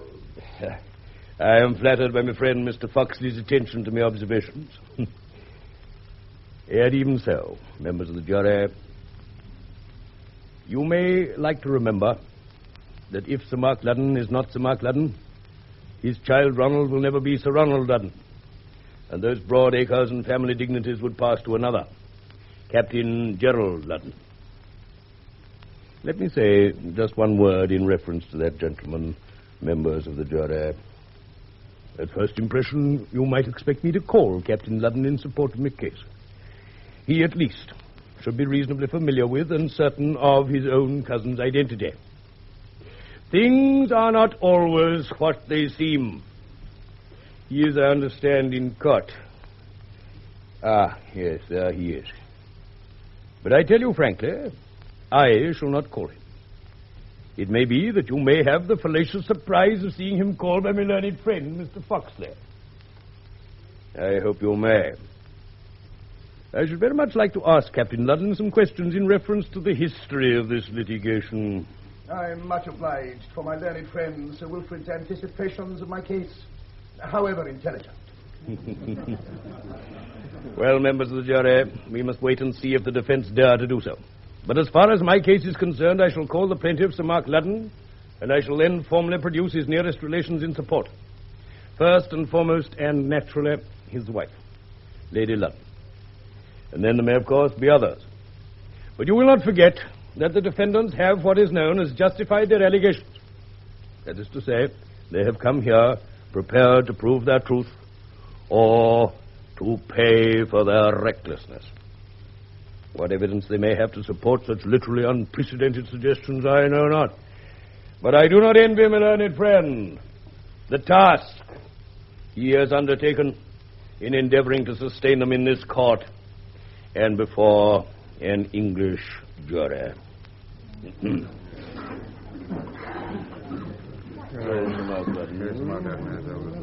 Mr. Mark Ludden.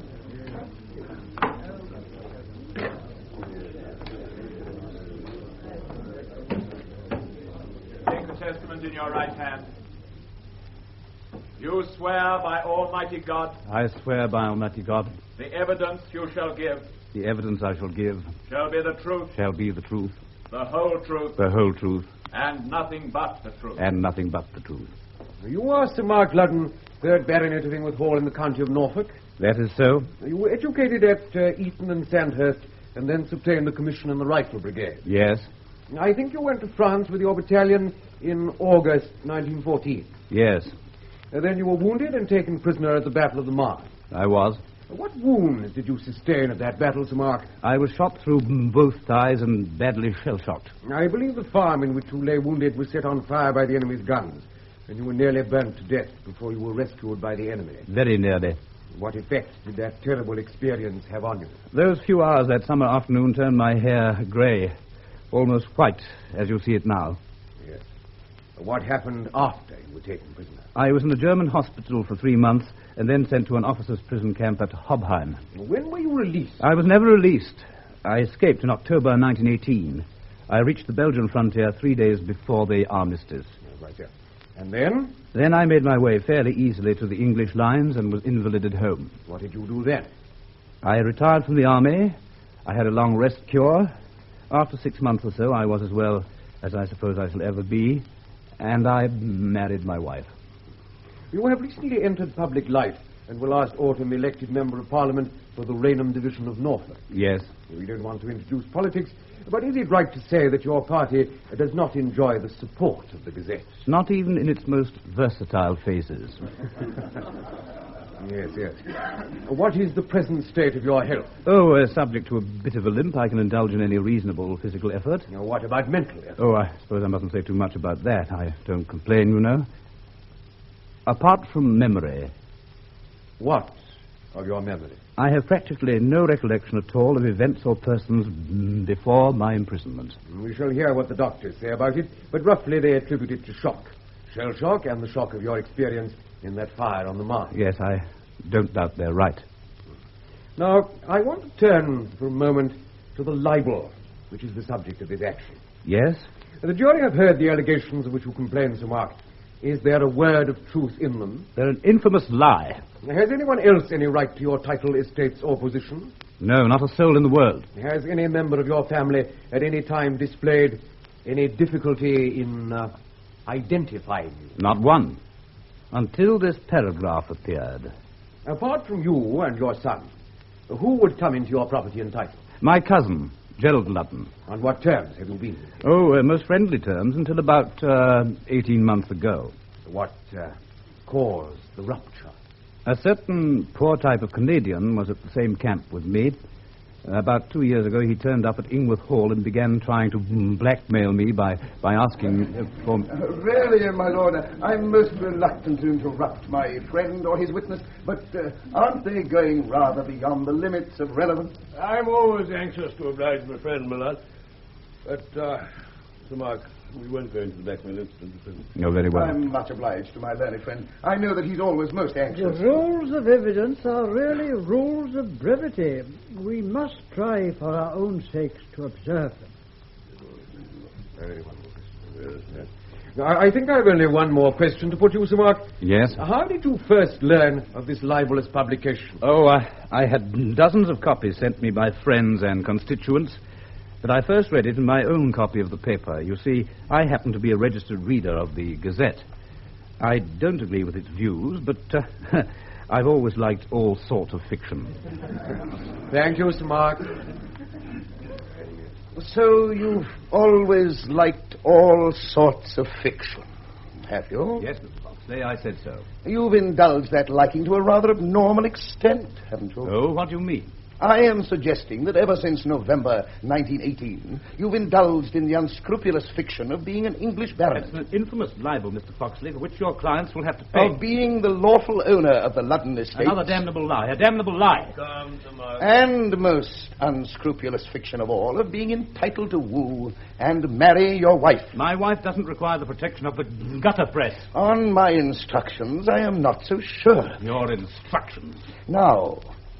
Before we go any further, I want to be quite clear that you don't wish to suggest to the jury that any physical or mental disability, prison or escape experiences could possibly make you believe you were someone other than yourself. No, I do not.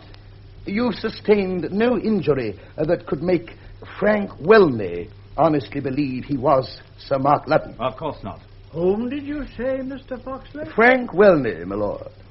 Who is Frank Welney? If your lordship would allow me to explore that in my own way. Certainly, Mr. Foxley. You, Sir Mark, at least have heard of a man called Frank Welney. Certainly. He was a Canadian officer. I believe so. Did you ever know him? Yes. I was at the same prison camp in Germany. So I believe. For how long? Nearly 4 years. When did you last see him? Let me see. It would be... Yes, well, now let me try and help you.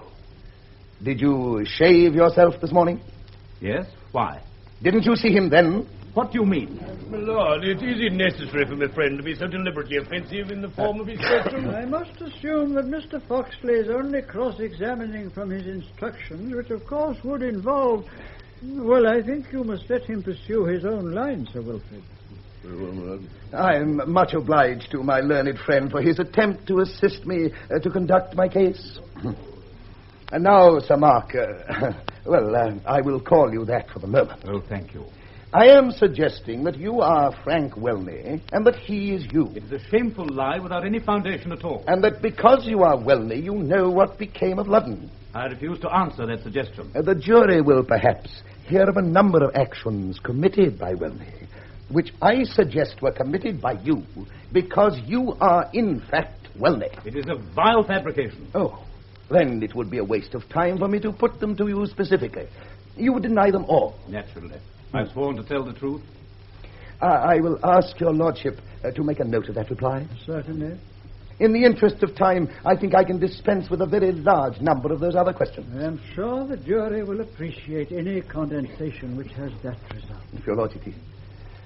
Now tell me, Sir Mark, who was Frank Welney? He described himself as a captain in the Canadian infantry. When did you first see him? When I was at Hobheim prison camp. He arrived a few months later. And when do you say you saw him last? When we escaped together in November 1918. We got parted. Got parted? Yes. Now, why did you get parted? We missed each other in the dark. You missed each other in the dark, yes. Well, is that really all you can tell me of how you separated? Absolutely all. Very easy to get lost in the dark. The other fellows had got hold of civilian clothes, but I hadn't. I was in uniform, so we had to move by night. Now, did anything happen between you and Welney before you missed each other? No. What do you mean? What could have happened? The jury may hear later what could have happened. Was anyone else in the party of escape? Yes, a man called Buckingham. And who was he? He called himself a Canadian officer. Called himself a Canadian officer? Yes. I gather that to one so thoroughly imbued with the traditions of the English baronetage, his credentials were not impressive. No, they were not. Well, then, that was the party. Sir Mark Ludden, Buckingham, and Welney. Yes, myself and the Canadian. And when did you start? In October 1918. Where from? Hobheim. Where did you separate? On the Belgian frontier. When? November 1918, about a month after we started. How did you separate? I told you, we lost each other in the dark. Which got lost first? Buckingham went off first to forage for food. He didn't come back. I see, yes. That left Ludden and Welney together. What happened then? Welney went off to look for Buckingham. He never came back either. Both got lost that same fatal night. Or killed? Killed. That was it, was it? I don't know. I only mean Welney. I know Buckingham is alive, and so do you. Who do you say was killed, Welney or Ludden? I will not answer that question. You know that I am alive. Oh, yes, I know you're alive. Well, now, did you make any inquiries at the time about your, shall we say, mislaid companions? Yes, of course I did. And you've never heard from either of them since? Not from Welney. Do you think that they're dead or alive? I know Buckingham is alive. What of Welney? Oh, I've no doubt he is dead. Why? Well, I'm sure I should have heard from him if he'd been alive. Would it be a relief to you to learn that he was alive? I tell you it's impossible. But of course, I don't want anyone dead. I wonder. Perhaps. Well, we shall see. Now you've told us that you know Buckingham is alive. Yes.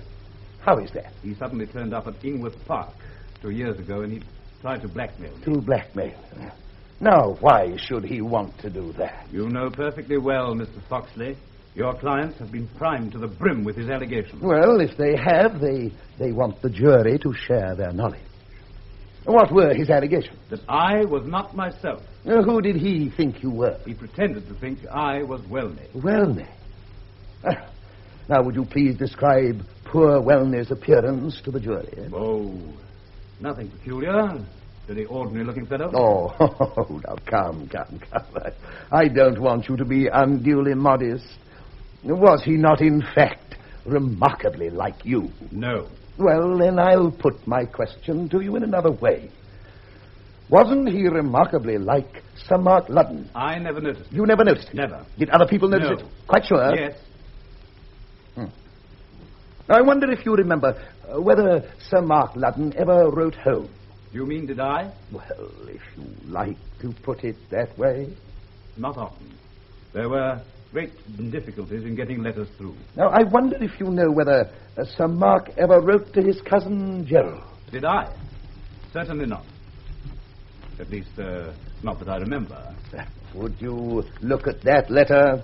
The usher will pass it to you. Go. Thank you. Now, is it dated 10th of May, 1916? Yes. It seems to be addressed to your dear cousin Gerald. Yes. And to be signed Mark Ludden. Do you happen to remember Sir Mark's signature? I'd forgotten. I must have written. Oh, no. I'm not suggesting that you did. But it looks as though Mark Ludden did. You needn't be so offensive. Of course it is my letter. Is it? Yes. Well, will you please read the last paragraph to the jury? Certainly. There are only 2 other British prisoners here, both Canadians. The prison staff affect to see a remarkable resemblance between me and one of them called Welney. I can't see it myself. I told you I didn't. Read on to the jury, please. Welney himself is quite laughably interested in the similarity. Almost feels one of the Ludden family already. Almost feels one of the Ludden family already. Yes. Well, that must have struck you as highly amusing. Let me look at that letter. Now, doesn't that letter recall anything to you? No, it's a long time ago. Oh, that is a pity. Now, I wonder if you remember any physical peculiarities about this man, Welney. No, I can't say I do. No. Well, then I shall have to try and help you. Thank you very much. I'm lucky enough to have an official description of Welney from the Canadian Army records. Most fortunate. Now, let's see if it helps us at all. Height, 5'10". That's about your height, isn't it? And a good many millions besides. I dare say. But if Welney had happened to be only 5'6", he couldn't have been you. Blue eyes. What color are yours? Can't you see for yourself? And so can the jury, if you will be good enough to look at them. Thank you. Blue. Thick crop of gray, almost white hair. Now, how would you describe yours? How would you describe yours if you'd been through what I went through? To what date does this official description of Welney relate, Mr. Foxley? To the year 1915, my lord. Suppose a man's hair had not been grey then, it might well be very grey after all these years, Mr. Foxley. I am aware of that, my lord, but... If indeed it had not largely disappeared, as it has for so many of us. The point is, my lord, that wellness was prematurely grey so long ago as 1915. It may be my fault, Mr. Foxley, but I don't see how that is going to help us. It is a link in the chain, my lord. Don't they say the strength of a chain is that of its weakest link? Yes, my lord. I hope my chain will bear whatever weight I put on it. Yes, well, we must wait and see. Yes, Mr. Foxley? Now, this Wellney was also apparently a man who'd lost the first 2 joints of the first finger of his right hand. Had he? Oh, do you mean to suggest to this court that you don't remember that quite well? Come, come. Yes, I do remember now. Oh, yes. He had lost the finger. Most of us at that camp had been wounded. We didn't take too much notice of each other's wounds. Now, I see by my records that a court-martial found that Wellney's was a self-inflicted wound. You know what that means? Perfectly. For which Wellney was reduced to the ranks. Very properly, I should say. Oh, I'm glad we have some sentiments in common. How did you lose yours? My finger, do you mean? Yes. By a curious coincidence, you've lost the first finger on your right hand. I don't know about coincidence, but I'm not ashamed of my wound. How did you lose yours? My finger was shot off by a chance German bullet when I was escaping. When you were escaping? Yes. Now, that would produce the interesting result that no one who was at the prison camp with you could remember that Sir Mark Ludden had lost a finger. Of course not. But I do, Mr. Fox. Would you mind holding your right hand up to the jury so that they may remember, too? Thank you. Now, I wonder if you remember my solicitors asking if you would submit to a medical examination. Perfectly. Why did you refuse? Because I regarded it as an infamous suggestion that any gutter rag should imagine that a gross libel gave them the right to demand a physical inspection of anybody's body. That was done under my advice, Mr. Fox. I'm sure it was most excellent advice, Sir Wilfrid. Well, now I'm going to read to the jury something else from this official record of the unfortunate Frank Welby. Has the initials F.W. tattooed on his right forearm. Had he? Yes. Now I come to think of it, yes. I remember he was tattooed. I wonder if you would mind showing my lord and the jury your forearm. What is your suggestion? Oh, I'm glad to make it clear. I definitely suggest your right forearm has the letters F.W. tattooed on it. I don't want to concede anything. I'm quite prepared to admit my arm is tattooed. And has some letters on it. But not those. May we see for ourselves what they are? Really, my lord, is it necessary for me to submit to every insult from counsel? Mr. Foxley is only doing what he is entitled to regard as his duty for his clients. Do what Mr. Foxley asked, Sir Mark. Very well. While I pull my sleeve back. The letters on F.W. Yes, thank you. Would you show your arm to my lord and the jury? As far as I can see, the initials tattooed on the plaintiff's arm are not F.W., but E.W. That is so, my lord. Oh, please leave your arm exposed. I wonder if you would satisfy our curiosity by telling us what those initials E.W. stand for. They have rather an intimate explanation, Mr. Foxley. Oh, no, I won't press you to reveal any intimacy. But I warn you I shall comment freely on your inability to explain them. I can't help that, if you've no feeling of decency. I shall suggest that those letters, E.W., were originally F.W. for Frank Welby. It would only require the addition of a single stroke to turn the F into an E, would it not? A single stroke. Yes, I suppose that's so. Very well. Now I'll give you another chance of explaining those letters. Very well, if you must have it. E is my wife's initial. Her name is Enid. Indeed. Yes. But if the letter was originally F, that explanation would not do. No, but as it never was, that is no difficulty. And what is the W for? The W stands for her maiden name, which was Winterton. And when did you have them tattooed? In Hobheim camp, by a fellow prisoner. Why? To pass the time.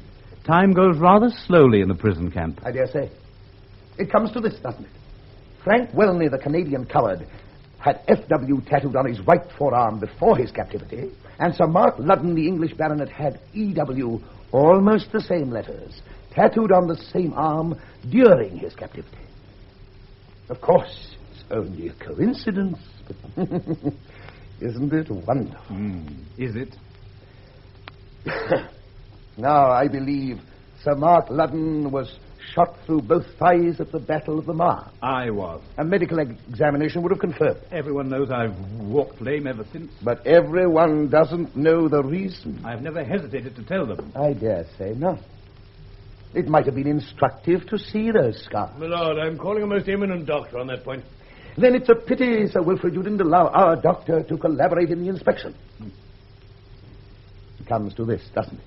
The only physical peculiarities associated with Ludden up to his captivity were bullet wounds in both thighs. And the only physical peculiarities associated with Welney up to his captivity were prematurely grey hair, a lost finger, and tattooed initials on his arm. I take your word for it. And today, by a remarkable coincidence, your body manages to combine all the physical peculiarities of Ludden and Welney.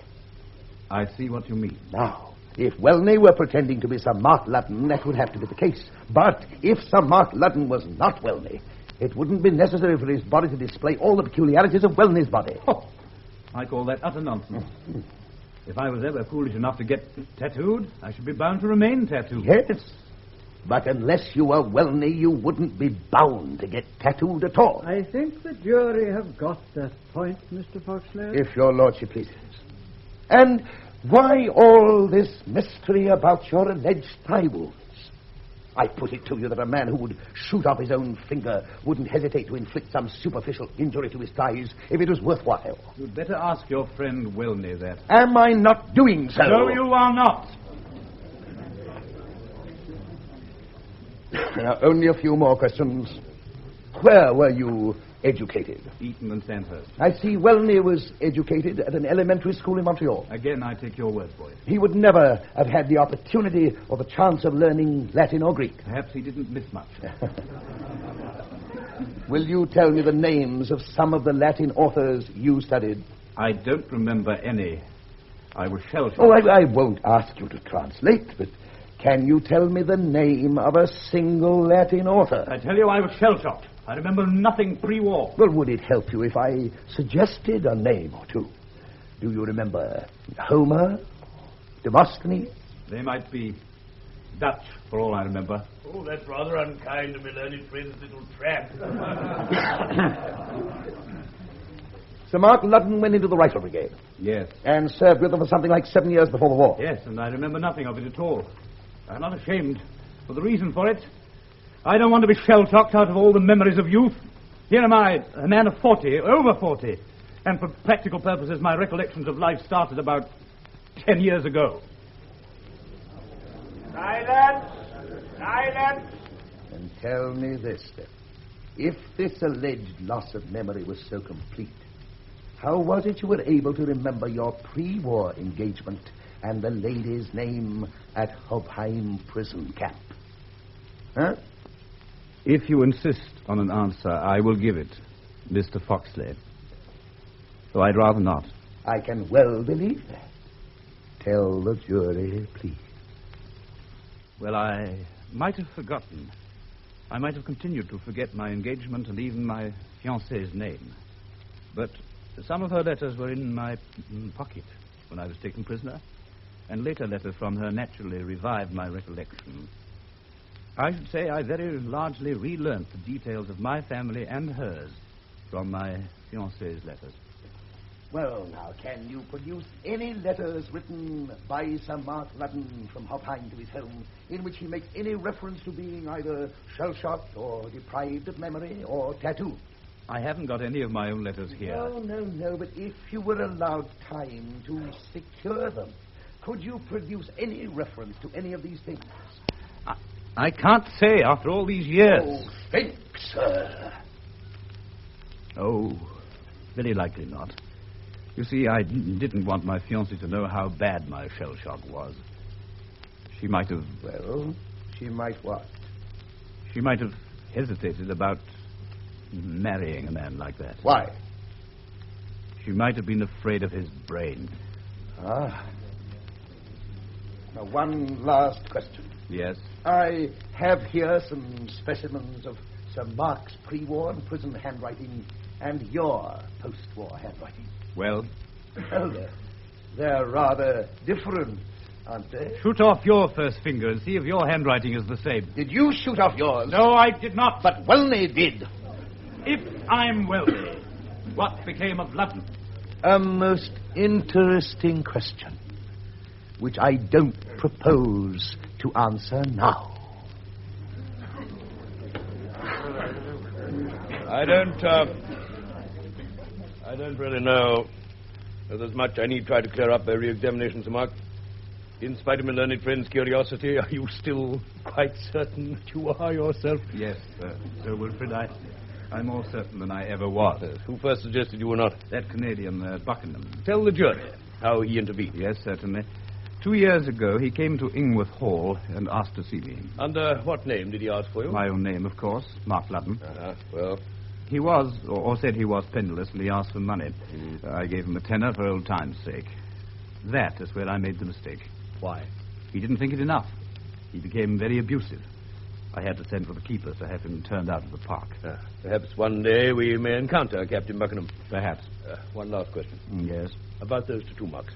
What inspired you to get tattooed at Hobheim? I believe it was really the sight of the letters on Welney's arm which put the idea into my head. Then, as time hung so heavily on our hands and I heard it was a long job, I thought I'd be tattooed. What was the underlying idea of selecting the initials of your wife's maiden name? Tell the jury. Well, one summer the prisoners died like flies from cholera. It occurred to me that I might easily die at that camp, and I thought I'd like my fiancée, if I did die, to know, well, that I carried her initials to my grave. Yes. It sounds romantic, but, well, of course, some of us are. Yes, of course. Well, I have no doubt the jury will be able to understand that sentiment, Sir Mark. Thank you. You may leave the box. Thank you, Sir Wilfrid. Lady Ludden! Lady Ludden! Take the book in your right hand. You swear by Almighty God... One moment. I don't want to appear to interfere with the conduct of the case by counsel of your experience, Sir Wilfrid, but... No, I should welcome any suggestion. Of course, I am not in any way prejudging the issues, but in view of the plaintiff's own evidence and other evidence, which I must assume to be at your disposal, is it really necessary to impose on Lady Ludden the strain of giving evidence? But I ought to give evidence for my husband. I promise... One moment, Lady Ludden. Your Lordship will appreciate that my friend Mr. Foxley might feel justified in allowing himself certain comment if he were denied the opportunity of cross-examining Lady Ludden. And what do you say, Mr. Foxley? Oh, I entirely agree with your Lordship. This lady's evidence under the peculiar circumstances could carry my friend's case no further. And I hope I needn't assure the court that the very responsible paper which I represent has no desire to add in any way to the poignancy of Lady Ludden's position. I am much obliged, my friend. I was confident that would be so, Mr. Foxley. Then, Lady Ludden, you'll be relieved, I feel sure, to be free from the necessity of giving any evidence. My lord, of course I must do what you think best. Yes, you can leave the box now, Lady Ludden. If you find the strain too great, you can, of course, leave the court. Thank you, my lord. I couldn't leave the court.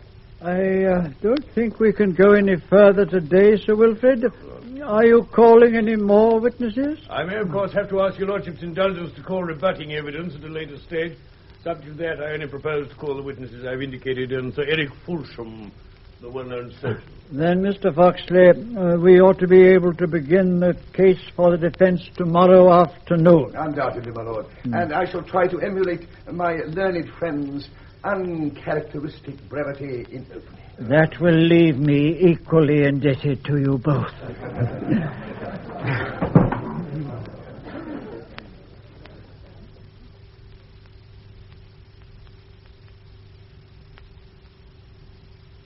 The following afternoon, about 3 p.m., the court is again in full session. Mr. Thomas Foxley, K.C., has risen and is now delivering his opening speech for the defendant's newspaper. Now, with regard to the general case which will be laid before you by me and my learned friend on behalf of the great newspaper which we represent. Members of the jury, I have purposely refrained from telling you even the nature of the evidence by which we shall sustain our case. I want you to hear the details from the witnesses themselves and leave you to form your own impressions. I venture to think you will be surprised. Now, as I said to you at the start, if we are right, we shall have discharged a public duty. We shall have exposed a cold, calculated fraud on the tenderest affections, on a devoted tenantry, on a patriotic electorate. If we are wrong, we shall have to pay for it. You will make us pay a lot for it. We ought to pay a lot for it, but are we wrong? Now, let me review quite shortly the evidence put before you by the plaintiff to convince you that he is an English baronet, an English officer, an English MP. First, there was the plaintiff's own evidence. I'll say nothing about that. I leave you to form your own opinion about his shell-shocked memory. I will only make this observation. Wouldn't it have been appallingly inconvenient for the plaintiff in a case like this if a chance shell had not enabled him to refuse an answer to every question on the whole of his life up to 10 years ago? Now, members of the jury, to pass from the plaintiff, whom else did my learned friend call? We had his parents-in-law. How far did their evidence take us? You will recall, members of the jury, what they said. We have never had a moment's doubt of his identity, and we have not now. You may well come to the conclusion, members of the jury, that these parents-in-law would be stultifying their own discharge of their own duties in the custody of their daughter if they admitted any doubt of the plaintiff's identity. Oh, come, Mr. Foxley, is that really Really, my lord, I must protest against my learned friend's gratuitous interruption. I deprecate interruption of counsel speeches unless they involve correction of facts proved in evidence. Mr. Roger, please. I do hope my learned friend will allow me just a few undisturbed minutes to conclude my speech. Lastly, members of the jury, as I was about to say, we had Sir Eric Fulsham, the famous specialist. Now, he gave evidence on 2 points, shell shock and thigh wounds. Did you really derive much assistance from him? Now, do correct me if I'm wrong, but doesn't his evidence boil down to this? A shell shock may produce a vast variety of effects, nearly all of them subjective. That is to say, for practical purposes, not visible to simple souls like you and me.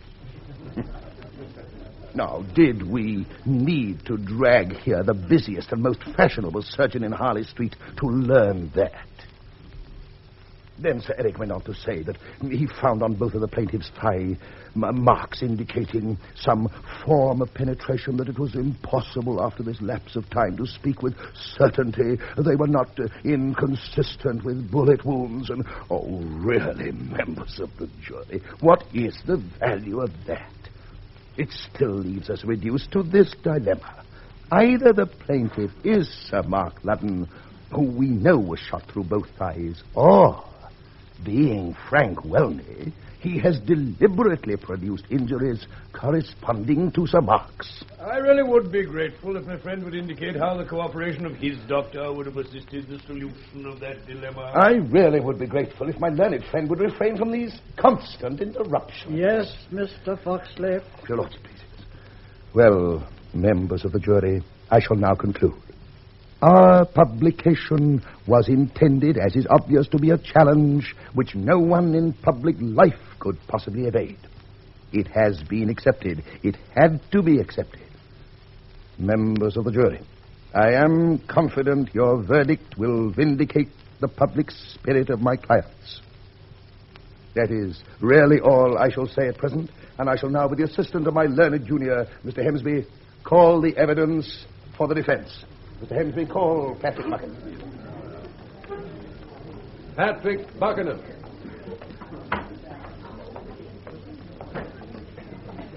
Take the book in your right hand. You swear by Almighty God. I swear by Almighty God. The evidence you shall give. The evidence I shall give. Shall be the truth. Shall be the truth. The whole truth. The whole truth. And nothing but the truth. And nothing but the truth. Your name is Patrick Buckingham, and during the war, you were a captain in the 7th Ontario Pioneers. That's right. You were taken prisoner at Ypres the end of April 1915. I was. And were sent to Hobheim Camp. Yes. How many British officers were there? After the cholera outbreak in 1915, only 3 of us were left. Mm-hmm. Him, Mark Ludden, and me. Who is him? Welney, of course. Now, how do you know the plaintiff is Welney? Same as I know anyone else by his face. Of course. I was in prison with him for about 3 years. We were both Canadians, so we palled up. Mark Ludden was a good guy, but very English. Not stuck up, you understand, but not really pally. Keep myself to myself sort of sportsman. Yes, now, was there any resemblance between Welney and Ludden? Well, up to a point, they might have been twins. But he was always gray as a badger, and Ludden hadn't the gray hair. What, not even after his experience in that fire on the Mars? Not him. I never heard of him being in a fire. No, of course not. Now, we have seen for ourselves how terribly shell-shocked the plaintiff is. Whilst you were at Hofheim with Sir Mark Ludden, did you notice his shell shock? No, I didn't. He was as lame as an old crow with thigh wounds. That was his only trouble. Are you sure of that? Well, how do you think we heard all about his family history and estates if his memory was all shell-shocked away? I thought he was so reserved. Yeah. Oh, really? Please, sir. So he was reserved up to a point, but about a year after we'd been there together, word came that his father died and that he was a baronet. So he had to start and explain things a bit. Welney took a lot more interest in him then. Seemed kind of fascinated by the title. And you say that Ludden was able to explain things? Sure, as well as you could. Yeah. Now, we've heard that Frank Welney had lost a finger. He had, but I never knew till yesterday he'd shot it off himself. And that F.W. was tattooed on his right forearm. That's right, sir. And the letters were the same size and pattern as the E.W. on his arm I saw in court yesterday. Ah, now that's very interesting. Now, do you remember Sir Mark Ludden's tattoo? Ludden never had anything tattooed. Too much of the English gentleman. I can believe it. Do you remember Sir Mark losing his finger when he escaped? Of course I don't. Nothing wrong with his arms or hand then. Thank you. Now, let's get on quickly to October 1918. What happened then? Our guards were reduced, so we tried to escape. Now, who are we? Ludden, Welney, and I. Yeah. We got off all right at the first attempt, and we trekked towards the Belgian frontier, moving at night. That meant getting over about 250 miles. 250 miles to the frontier, yes, well. About a month later, a few days before the armistice, we reached the outskirts of a small town, Stavelot, just over the frontier by Malmedy. What happened then? Well, it was my turn to forage for food. Welney or I always had to do it. You see, we got hold of civvies. Ludden was in uniform all the time, so he had to lie low. Yes, well, you went off to forage near Stavelot. Yeah, I went off, and I left the other two in a wood about half a mile up the hill outside the town. When I got back with some grub, Welney had done a bunk. Done a bunk? Well, he disappeared. Only Ludden was there, and he... Yes? What had happened? Well, I reckon we'll never know the exact truth. Tell the jury what you saw. I saw Mark Ludden where I'd left them both. He was lying on the ground with his head bashed in. Any signs of a struggle? There sure was. Ludden's clothes were more red than khaki. His arm had been smashed to a pulp. Which arm? His right arm. He was smothered in blood, face and arms. And you say that there was no trace of Welney? No. And no trace of anything in Ludden's pockets either. Well, what did you do? Well, I lifted him as well as I could in the dark, and I took him along to the door of the first big house. Left him on the step, and then I ran away like hell. And what did you do then? I shoved along in the right direction, keeping an eye open for our friend over there. Oh, whom do you mean? Welney. Welney. I didn't want him to do me in, too. When did you meet Welney? When did you meet the plaintiff again? I was wandering around the country about 2 years ago on Shank's pony. I came to some village in Norfolk with a fine old park and model cottages. Sort of place that makes you feel that if you were the squire, you wouldn't change places with a millionaire. Yes? Well? I had a drink in the pub, and I asked whose place it was. They told me it was Sir Mark Ludden's. Well, I pricked up my ears. I knew poor old Mark was dead, but I went along. I thought it might be some sort of relation who'd come across with a bit after I'd told him about the last hours of Sir Mark. Well? I went along and I asked to see the squire. They told me he was out. Just then, who should come up but my old pal Welney. Quite the squire, too. Good gun over his shoulder. Damn nice dog at his heels. He could have knocked me over with a feather. And the same feather would have knocked him over, too. Well, I recovered first, though I hadn't seen him since the night he left poor old Ludden murdered. Mm-hmm. I asked him what the devil he was doing there, and he said, "Who the hell is this?" To whom did he say that? To his butler, Judge.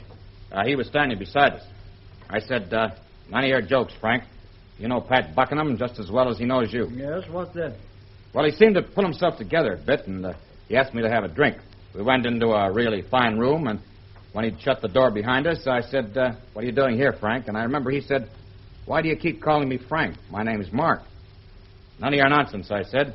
"It was dirty work of yours, Frank, to wind up poor old Mark like that."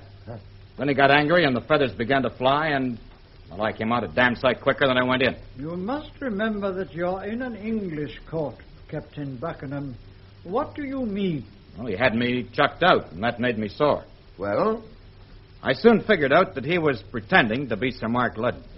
So I made it my business to find out the man who ought to be in Sir Mark's shoes and have his house and title and estate. And who was that? Captain Gerald Ludden. Yeah. He lived in the next village. I had what you might call a heart-to-heart talk with him. There you are. I suppose you mean he was interested in what you told him. I've never seen a man more interested in anything. Yes, I dare say that might be the case. Now, I'll ask you only one more question. Have you, now that you've been watching him for 2 days, the least doubt of the identity of the plaintiff? No. He's Frank Welney. Thank you.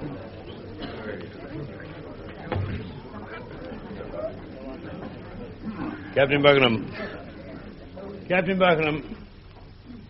Am I right in assuming that your suggestion is that Frank Welney murdered Sir Mark Ludden? Of course he did. I left them together. What sort of time was it? About 8, 9 o'clock. A few days before the armistice. It would be dark. It was dark. I told you so. Then how can you be so sure that it was poor old Mark and not Welney that you carried? His face, you said, was smothered in blood. No doubt about it. If I hadn't known his shape when I carried him, I'd have known his uniform. I tell you, he was the only one of the party in uniform. I dare say. How long ago was your call at Ingworth? Just over a year ago. What employment have you had since? Oh, I've seen different people about the case. Mm-hmm. What have you lived on? Different people have given me money. Now, aren't you lucky? I wonder who? The Gazette given me a bit. That sounds most generous of them. How much? £5 a week to keep me in England. And who else has given you money? Captain Gerald Ludden sends me a tenner a month. Seems to be a generous, open-handed sportsman. But what made the Gazette so lavish? How should I know? It's some years now since you were demobilized. It is. And where have you lived during those years, Captain Buckingham? Different places. I wonder if I can guess some of them. Did you spend 9 months at Liverpool? In jail? Beg pardon, Judge. Is the barrister allowed to go into my private troubles? Certainly is, in cross-examination. Answer learned counsel's questions.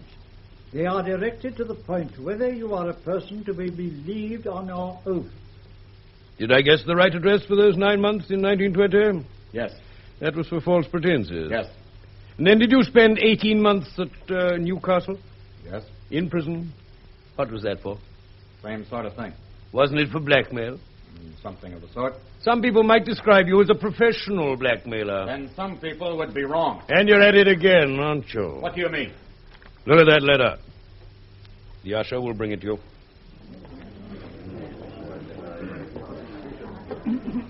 That's your letter, isn't it? Yes. Written a year ago to the plaintiff? Yes. Hand it back. Nice, gentlemanly letter, wasn't it? It's the letter of a stupid fool on his uppers. A pretty effort in blackmail.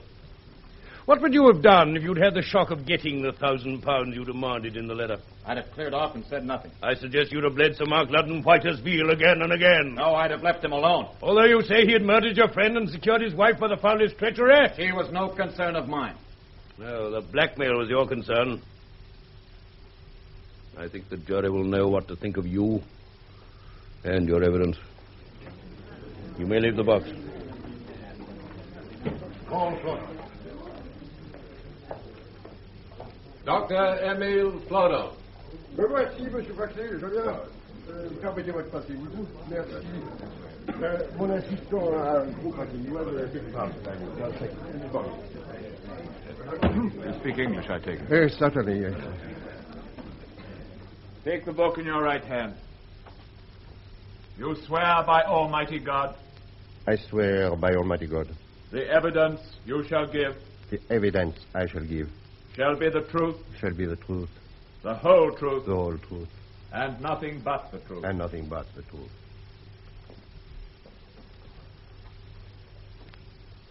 Your name is Emile Flodon, and you practice as a doctor of medicine in the town of Stavelot on the old Belgian frontier. Oui, I mean yes. I believe you understand English, Doctor. Perfectly, monsieur, perfectly. I think you act as physician and surgeon to the Hospice d'Aliénés at Stavelot. For more than 20 years, that is so. That is a public lunatic asylum. For the poor and friendless at the expense of the state. Do you remember something which happened 2 days before the armistice in 1918? Yes, it come back to me distinctly. A boy summoned me at midnight to a farmhouse just outside Malmedy. It was raining, I remember, in water spouts. But I sent it forth in spite of it. Who knew what mischief I might not be able to avert? Who indeed, Doctor? Well? On arrival at the farm, there on the doorstep lay a corpse in very old English uniform. You call it khaki. I knelt down, I felt the pulse, the heart. The corpse was not quite dead, but also nearly a corpse, has made no difference. In what condition was the body? This skull has been fractured with truly cruel lacerations by some heavy blunt instrument. The face is drenched in blood. Slowly the blood still oozes from the right hand and arm. Evidently there has been a terrible struggle. The wounded man has been attacked with the butt of a rifle or some heavy club. He has tried to protect his poor head with his right arm, and in the struggle he has received heavy blows, ever so many in succession, on his arm. His poor arm and elbow is smashed, and then his brutal assailant completed his murder with some heavy weapon. Almost certainly, as I say, the butt of a rifle or... I'm sorry to interrupt, monsieur, but I want to be quite clear. You are giving us your conjectures of the struggle. You didn't happen to watch it? No, Dieu merci. But sometimes science can be more definite than sight. The injuries told the tale ever so clearly to the trained mind. I think the humbler intelligences in this court were able to understand you, Doctor. Yes, please continue, Doctor. What did you do? There was no hope of recovery, but I determined to do my best. I dressed his wounds at the farm, and next morning had him removed to my hospice for mental cases, where I amputated his right arm. And then? Gradually, a miracle occurred. Sometimes it so happens. My poor unfortunate recovered completely, in a physical sense. But the appalling concussion of the blows which so nearly killed him has deprived him of all intelligence. Can he speak? I cannot say he has a tongue. He has not ever used it. He cannot understand a word written or spoken English or French. He cannot think. What became of your patient? He is alive, I gather. Oh, yes, my lord. He has ever since been an inmate. We call him Numero 15. Number 15. Why? Well, what other name could we give him? We knew him not. And that has ever since been the number of his cell. I believe you produced 1 or 2 exhibits associated with this sad case. Oh, yes, in this parcel of mine. Thank you, William. Thank you very much. Now, this is the khaki jacket Numero 15 was wearing at the time. See how it is stained with torrents of blood. It has lost the right sleeve. It is unfortunate I had to cut that off to examine the arm. It could not be helped. Unless my learned friend will admit it, I shall prove later, my lord, that the badges and buttons of this jacket were worn by officers of the Rifle Brigade. I'll admit, my lord, that exhibit is the Rifle Brigade jacket, but I shall ask your lordship at a later stage to let me call the plaintiff on this point, which was never put to him, I'm afraid. Well, my learned friend's quite right. I cannot object. Very well, Sir Wilfrid, I'll remember. Do you produce anything else, Doctor? Yes. I have brought with me another exhibit from Belgium. Numéro 15. Number 15.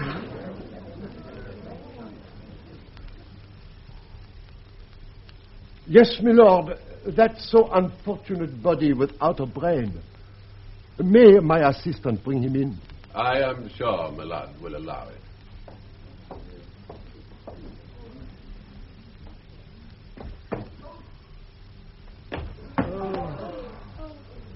Who is this man, Doctor? That is numéro 15. May I come down from this box and display certain features? I am sure my lord will permit it.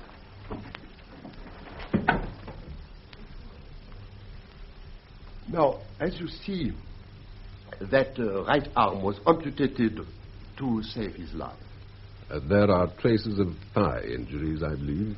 A bullet or bullets have traversed both thighs. Here. I dare say your lordship will allow the jury to see those wounds at the rising of the court in a private room. In the presence of both parties, yes. Yes, your lordship, please. Now, Dr. Flodon, if you please, resume your place in the box. Back in the case. Oh, yes. Thank you. Now, there is an important question in this case, Doctor. Ah, oui, monsieur. It is whether this poor man's real name is Welney, or whether his real name is Sir Mark Ludden. That is indeed an interesting question, and poor numéro 15, he does not know, he cannot tell. But can you tell us, Doctor, whether the amputated arm had lost a finger, or was tattooed with the letters F.W.? Oh, no, I should have seen them. I must have seen them. And the lost finger, that too I should have seen. Yes. Thank you, Doctor. Sir Wilfrid. Thank you. I want you, monsieur, to help us all as far as you can in dealing with this mysterious case. I shall be only too happy, Sir Wilfrid. Now, just a word about that amputated right arm. Would you swear that night so many years ago you looked for injured fingers or tattoo marks? No, I dare not. Would you all these years after destroy a happy marriage and make an innocent child a bastard by swearing that there was no special scars or peculiarities on that arm? Mais, monsieur... no, I have a conscience. I dare not. I knew I could rely on your scruples. Now, about the leg wounds. It has been suggested that he walked about 250 miles in a month. Could he? Oh, no, he could not do so. Of that I am confident. It is absurd. But if he is Frank Welney, he must have done so. Then he is not Welney. And if he is Loudon, he must have done so. Then he is not Loudon. I tell you, unless he were a Superman, he could not walk 250 miles in a month on those poor legs. It comes to this, Doctor, doesn't it? No one can claim to have the least idea who he is. That is wiser when all is so vague. All I suggest is he can't be Sir Mark Ludden because Sir Mark is alive and well there. How could you be mistaken, Sir Wilfrid? Evidently, that must be so. Merci, monsieur. Enchanté, Sir Wilfrid. Thank you. Well, can we get on, Mr. Hemsby? Excuse me, your lordship, but will you wait 1 minute for Mr. Foxley? He's having an important consultation with our clients, only just outside the court. Why should I wait for Mr. Foxley? What is a junior for, Mr. Hemsby? In a case of this importance, my lord, to be seen and not heard. Do you wish to re-examine this witness, Mr. Hemsby? No, my lord. Then you can go, Dr. Flodon. Leave the box, monsieur. Ah, c'est fini. Oui, yes. Thank you, Dr. Flood. Merci, monsieur le juge. Je vous remercie beaucoup de votre grande patience. Parce que... Will you call your next witness, Mr. Hemsby? I'm in some difficulty, my lord. I don't really know whom my learned leader was proposing to call next. In his absence, you are in charge of the defense. If you have any further witness to call, That witness must go into the box now, or your case is closed. Here is Mr. Foxley now, my lad. I must apologize. I needn't assure you that my absence meant no disrespect to your lordship's court. Are you going to call any further evidence, Mr. Foxley? Yes, my lord. I have my next witness ready. Well, will you call him? I call Lady Ludden. Whom, Mr. Foxley? Lady Ludden, my lord. Sir Mark's wife? The plaintiff's wife. Your lordship will recall that there was some question of her giving evidence yesterday. Yes, of course, yes. This is very unusual. It is a very unusual case, my lord. So it seems. Very well. Call Lady Ludden. Lady Ludden.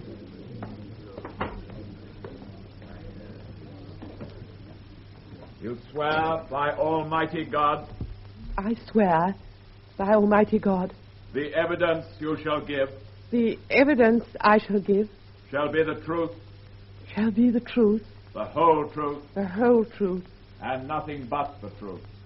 And nothing but the truth.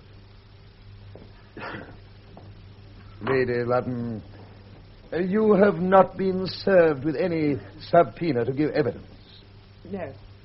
You are giving evidence of your own free will.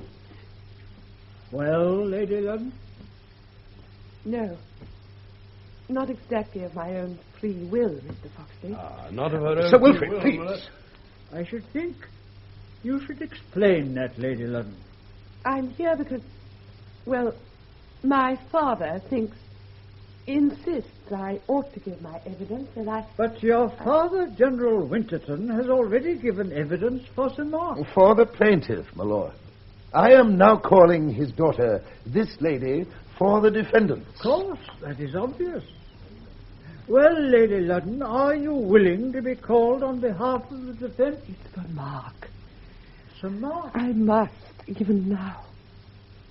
You seem to be taking a great risk, Mr. Foxley. I am prepared to incur it, my lord. Your name is Enid, and you are the only daughter of General Winterton, C.B. Yes. Before we go any further, Lady Ludden, I think perhaps you owe an explanation to my lord and to the jury. Why? Why, Mr. Foxley? They saw you yesterday go into the box, apparently prepared to give evidence for your husband. Yes. If you had given evidence yesterday, would it have been the evidence you are prepared to give today? No. The evidence I promised to give wouldn't have been the same. Lady Ludden, I am sure you don't mean you had promised to give evidence to mislead this court? Oh, no, my lord, of course not. When I told my husband's solicitors what I'd say, I thought... I felt sure it was the truth then. Then? I see. Well, Mr. Foxley? If your lordship pleases. Now, Lady Ludden, did you in 1914 become engaged to Mark, only son and heir of Sir Peter Ludden, Baronet of Ingworth Hall in the county of Norfolk? Yes. I believe you were very young at that time. I was only 17. Did you in April 1919 go through the ceremony of marriage with the plaintiff at Ingworth Church? Yes. Was your husband married to you as Sir Mark Ludden? Yes. Now, only 3 more questions from me, Lady Ludden. Did Mark Ludden ever write to you from captivity? At regular intervals, after the first 2 months. Now, I want you to search your memory most carefully, as indeed I know you will.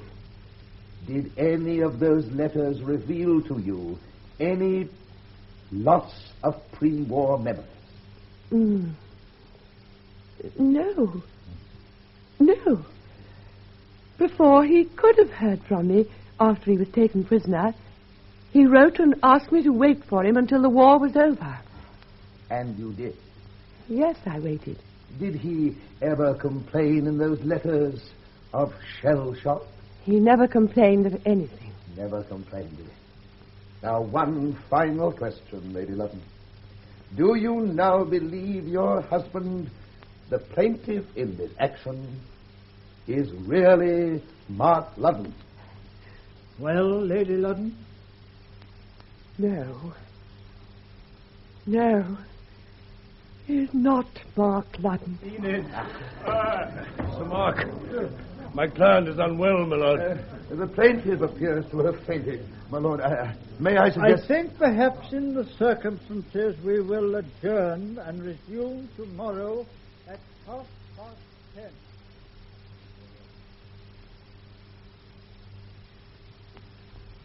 The next morning, about 10:30 a.m., the court is again ready for trial and awaiting the arrival of Mr. Justice Tuttington. The judge's clerk has just come in. He's standing at the back of the bench. In a moment, he'll call for silence and the judge will enter. Silence! Silence! Mr. Foxley.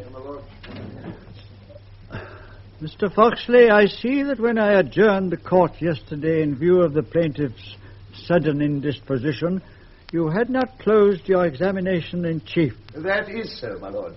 And I shall not distress Lady Ludden by any more questions, my lord. I see. Lady Ludden, will you come into the box for Sir Wilfrid's cross-examination? I'd rather she came into the box, really. I hope it'll be all right. Thank you. Lady Ludden, your husband is most anxious that I should not cross-examine his wife. You will forgive me if I overrule his wishes. Certainly, Sir Wilfrid. You must do your duty. Well, let us begin by clearing up 1 or 2 points, Lady Ludden. Yes, Sir Wilfrid. Take those tattoo marks on your husband's arm. When did you first see them? On his return from Germany. What letters were they then? Just like they are now. E.W. E.W. So at least my learned friend was wrong in trying to suggest an F became an E for the purposes of this trial. I've never seen anything but E.W. on his arm. Now, a word on the subject of the plaintiff's memory. Yes? I think you told my friend yesterday that your husband's letters from Germany revealed no loss of memory. Not my husband's letters, Sir Wilfrid. They were marks. Yes, I'm not for the moment on the subject of identification, Lady Ludden. Oh, I see. The jury will remember your husband has given his explanation of these letters. Yes. But coming to a later period, it is true, isn't it, that since his return, his memory of pre-war events has been practically a blank. My husband's memory? Oh, yes. He's hardly known anything. So there again, whatever the explanation, his loss of memory has not been assumed in order to defeat Mr. Foxley. Oh, no. That at least is real enough. I felt sure you would admit that. Now, Lady Ludden, I'm afraid I must ask you a rather intimate question. Yes? Lady Ludden, did you love your husband when you married him? Not as I loved Mark Ludden. But I felt I ought to. Did you never grow to love him? Yes, but not as I loved Mark. When did you first suspect that, in your opinion, he wasn't so much? It's so terribly difficult to explain. I never exactly suspected. Till yesterday. I see. And yet, even from the first, I felt there was something different. Yes. Even when he first came back, something quite different. Something different? There always seemed to be a sort of wall between us. A wall I could never pass through. There were things I could never ask him. Things he would never talk about. But wasn't that natural, Lady Ludden, after all those years of separation and after all your husband had gone through? He might well wish to forget so much, mightn't he? I've tried so hard to think so, but now I understand. Now you understand? Since yesterday. You mean your suspicions became more definite yesterday? Yes, after hearing the evidence, after seeing... Don't distress yourself, Lady Ludden. Then apart from yesterday's evidence, you would not be so certain. I don't know. Yet if your husband were in fact Frank Wellner, numero 15 should be Mark Ludden. Is that what you mean? I don't know. I don't know. And I don't know my husband must be Wellner. I only know he isn't Mark. You mean you don't believe he is Mark? I don't believe he's Mark. Well, isn't that the same thing? Not quite, Lady Ludden. Would you swear to recognize numero 15? No. That's just it. I couldn't. Well, that's the terrible part. It's too awful. I can't recognize him at all. I can't.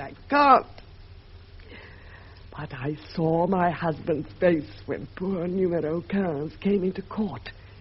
I saw then by his look. He recognized him even if I can't.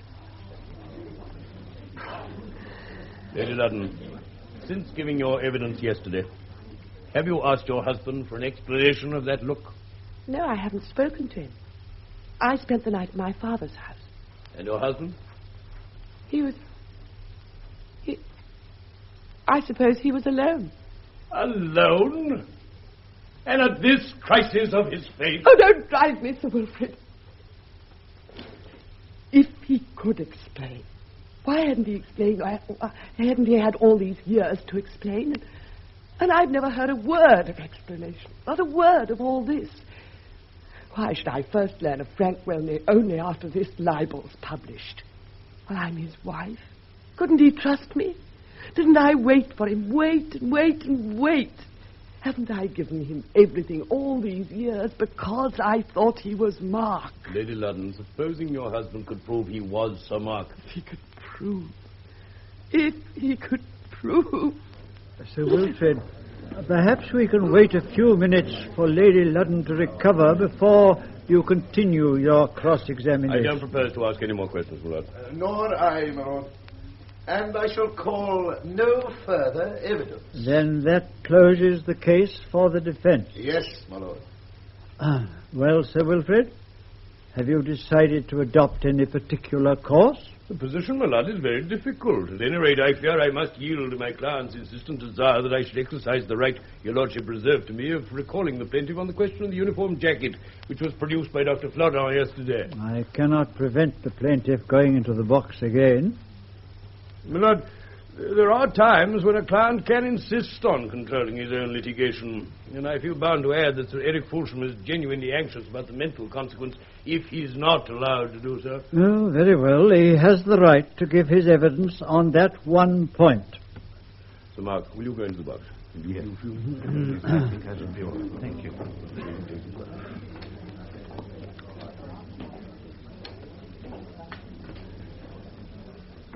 He can, if he likes, give his evidence sitting down. No, thank you, my lord. I prefer to stand. Sir Mark, you had an opportunity yesterday of seeing the uniform jacket produced by Dr. Flodon? Yes. And you admit it's a Rifle Brigade jacket? Most certainly. I have no doubt it was mine. Silence! Silence! You identify it as yours? Yes, my lord. Do you mean your uniform was on number 15 when he was found by Dr. Flordo? Certainly. I should very much like to know why. I'm coming to that, my lord. Sir Mark. Yes? Can you tell the jury how Sir Mark Ludden's jacket came to be on numero 15? Yes, Sir Wilfrid. Buckingham was speaking the truth when he said he went foraging that night, leaving Welney and me together. He was away a very long time. We thought he'd been caught. So Welney went to look for him. How was it Welney went to look for Buckingham instead of his companion, Sir Mark Ludden? I always had to keep in the background, my lord. I was the only one in uniform. I see, yes. Welney went to look for Buckingham. He was away for hours, too. At last I began to think he'd been caught or shot. There were a lot of odd shots going off that night. When neither Welney nor Buckingham came back, I began to creep along the edge of the wood towards the town. Suddenly, round a corner, I bumped into a German soldier. He was as frightened as I was. Without a word, he fired from his hip and shot off my finger. That is when I lost that. I hadn't understood it was as late in the escape as that. Yes, my lord. That's why Buckingham was speaking the truth again when he said he never knew I had lost a finger. Tell the jury, Sir Mark, what happened then. Yes. I dashed in and I wrenched the rifle out of the man's hands. He put up his arm to save himself, and I brought the butt down on his head. He dropped like a stone. Yes. It was horrible. Horrible. I hate to remember it even now. Yes. Please go on. The killing of a German soldier by an English prisoner of war 40 miles behind the German lines would not be treated as death in action. I see, yes, I dare say. Go on. It seemed my only chance of getting through was to get out of my uniform and get into a German one, so I changed uniforms with the man I killed. I thought I'd killed. course, I took everything out of my own pockets. Then I dashed off for all I was worth. And if I hadn't made the change, I should never have got through. Is there anything else you wish to add, Sir Wilfred? I'm sorry, Sir Wilfred, I didn't quite catch... I'm so sorry. Is there anything else you would wish to add? Oh, yes. Well, only this. Unless someone changed the uniform again after I got away, that poor devil, whom Dr. Flodden... Of course, my lord. Now, are you quite sure, witness, that you're fit for cross-examination? Yes, I think Now, so. what I mean is, whatever view the jury may take, there is no doubt that you had a great shock. Yes, I've had a great shock. However, will you answer this question? I'll try. When you first gave evidence, did I hear you take the oath? Of course. To tell the truth, the whole truth? Yes. Why didn't you tell the whole truth then? I thought I did. You thought you did. Didn't I ask you question after question after question about the circumstances of your separation from Welney that night at Stavelot? Yes. Why didn't we hear a word of this encounter with a German soldier? I didn't think it mattered. You didn't think it mattered. And why no word of that wonderful quick change of uniform? I tell you, I didn't think it mattered then. Then? If it was true, why suppress it? Can't you see it was only yesterday? I knew that poor devil was still alive. I might be Welney, or Welney might be me. What happened to that German would make no difference till you want her to associate me with that sort of thing. What sort of thing? I did what I did in hot blood. What did you do to that German of yours? I told you. Have you? Have you? Now, what are you keeping back? The way I killed him. Now, I have a note of what you said. I brought the butt down on his head. He dropped like a stone. Yes. Yes. Now, is that all the truth? I want an answer. Have we got it all even now? No. Not all. Not all. All right, I'll tell you. At last. My first blow smashed his arm. He gave a dreadful scream. More noises would have brought up some of his friends. He was down, he was helpless. I saw red. I had to finish him off. I simply had to. If I was to have a chance of getting away, getting home to see my wife. Take your time, take your time. How many more blows? Oh, how can I tell? Blow after blow till the head was a pulp and the face was... I can't think of it. I won't think of it. I've tried to forget it all these years. I won't remember it. I've never told my wife. I couldn't tell my wife. There was always that between us, keeping us apart. Oh, she told the truth, all right. It was the truth. Never since the war, never have I been the Mark Ludden she promised to marry. So we seem to be right. You are a man capable of a brutal murder. Did you ever serve in the war, Mr. Foxley? No. But, well, really? Learned counsel do not expose themselves to interrogation when they are cross-examining. Your Lordship, please. Now, can you produce a shred of evidence that would substantiate your story? No. It depends on my word. With nothing to... Let me see it, please. Thank you.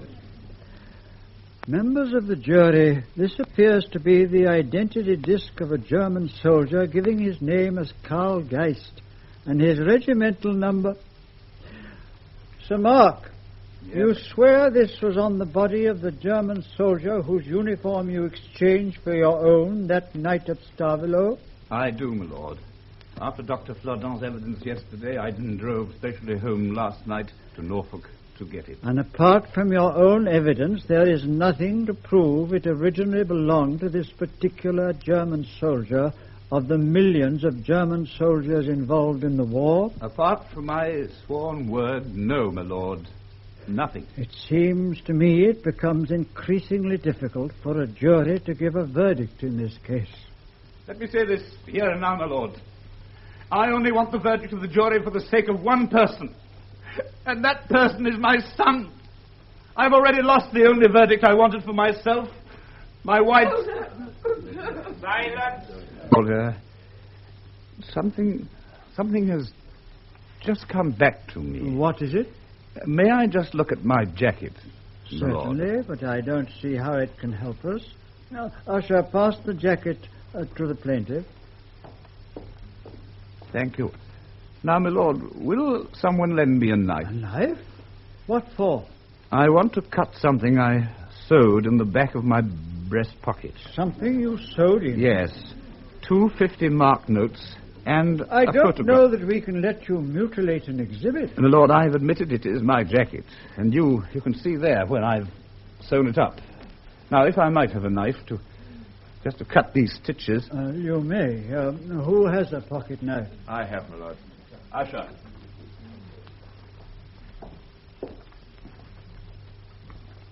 Now, you see, before I started to escape from Hobheim with Welney and Buckingham, I wasn't too sure of my companions or what might happen to things in my pockets. I don't seem to have been far wrong. So I sewed inside the lining of this breast pocket a photograph and 2 50-mark notes. And, yes, they're still here. And here is the photograph.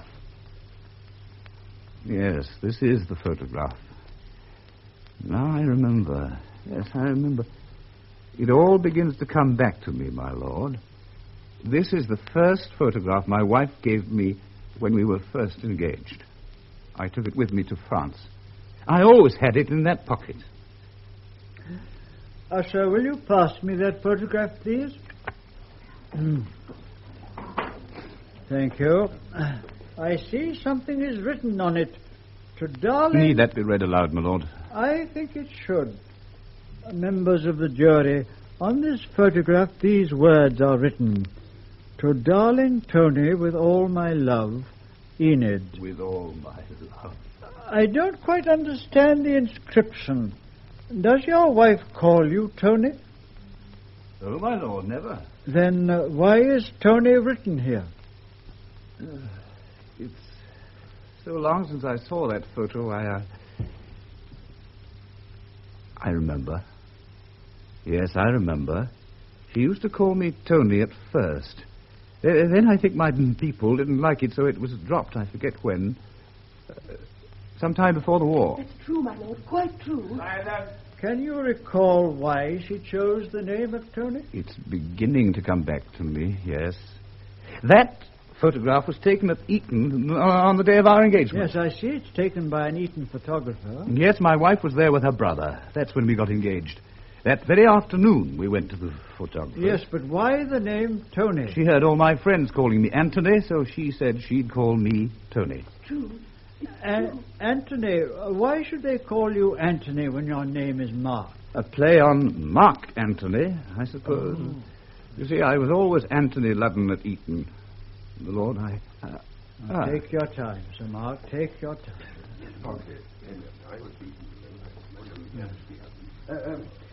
I feel, my lord, it's become my duty to take a most unusual course. My clients are far too responsible to want to snatch a verdict. Really, Mr. Foxley? I am glad to hear that. My junior, Mr. Hemsby, had the advantage of being educated at Eton, which, your lordship may know, is a very large school. He tells me that whilst he has no recollection of being there with a Mark Ludden and can't recognize the plaintiff, he remembers perfectly well that there was a boy there in his time known as Anthony Ludden. We seem to be getting rather away from normal evidence. What did you say that name was, Mr. Foxley? My junior's name, yes. Hemsby. Hemsby? Yes. Hemsby. I can't recognize Mr. Hemsby in his wig. Should I be allowed, my lord, to ask Mr. Hemsby to take it off? I have... My lord. You'd better resume your wig, Mr. Hemsby. My lord, it's abundantly clear the plaintiff has been the victim of an appalling mistake.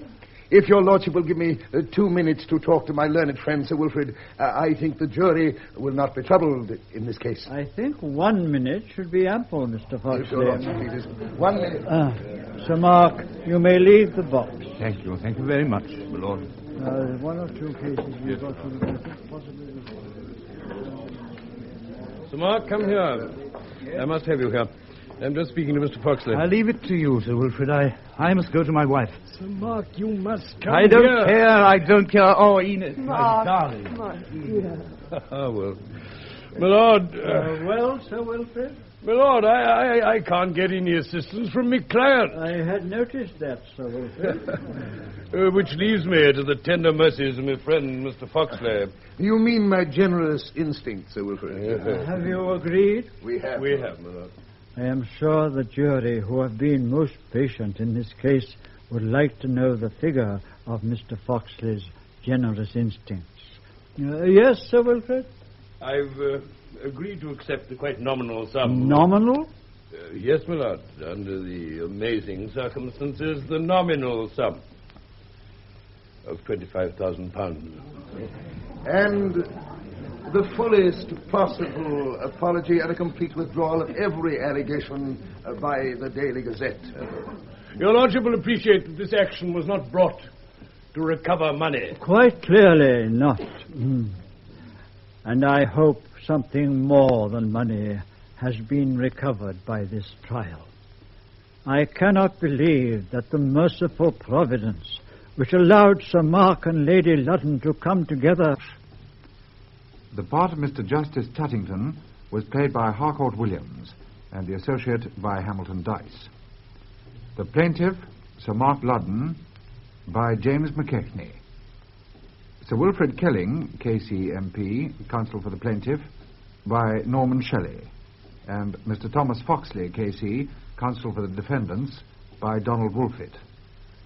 The junior counsel were Mr. William Bale by David Peel and Mr. George Hemsby by Donald Gray.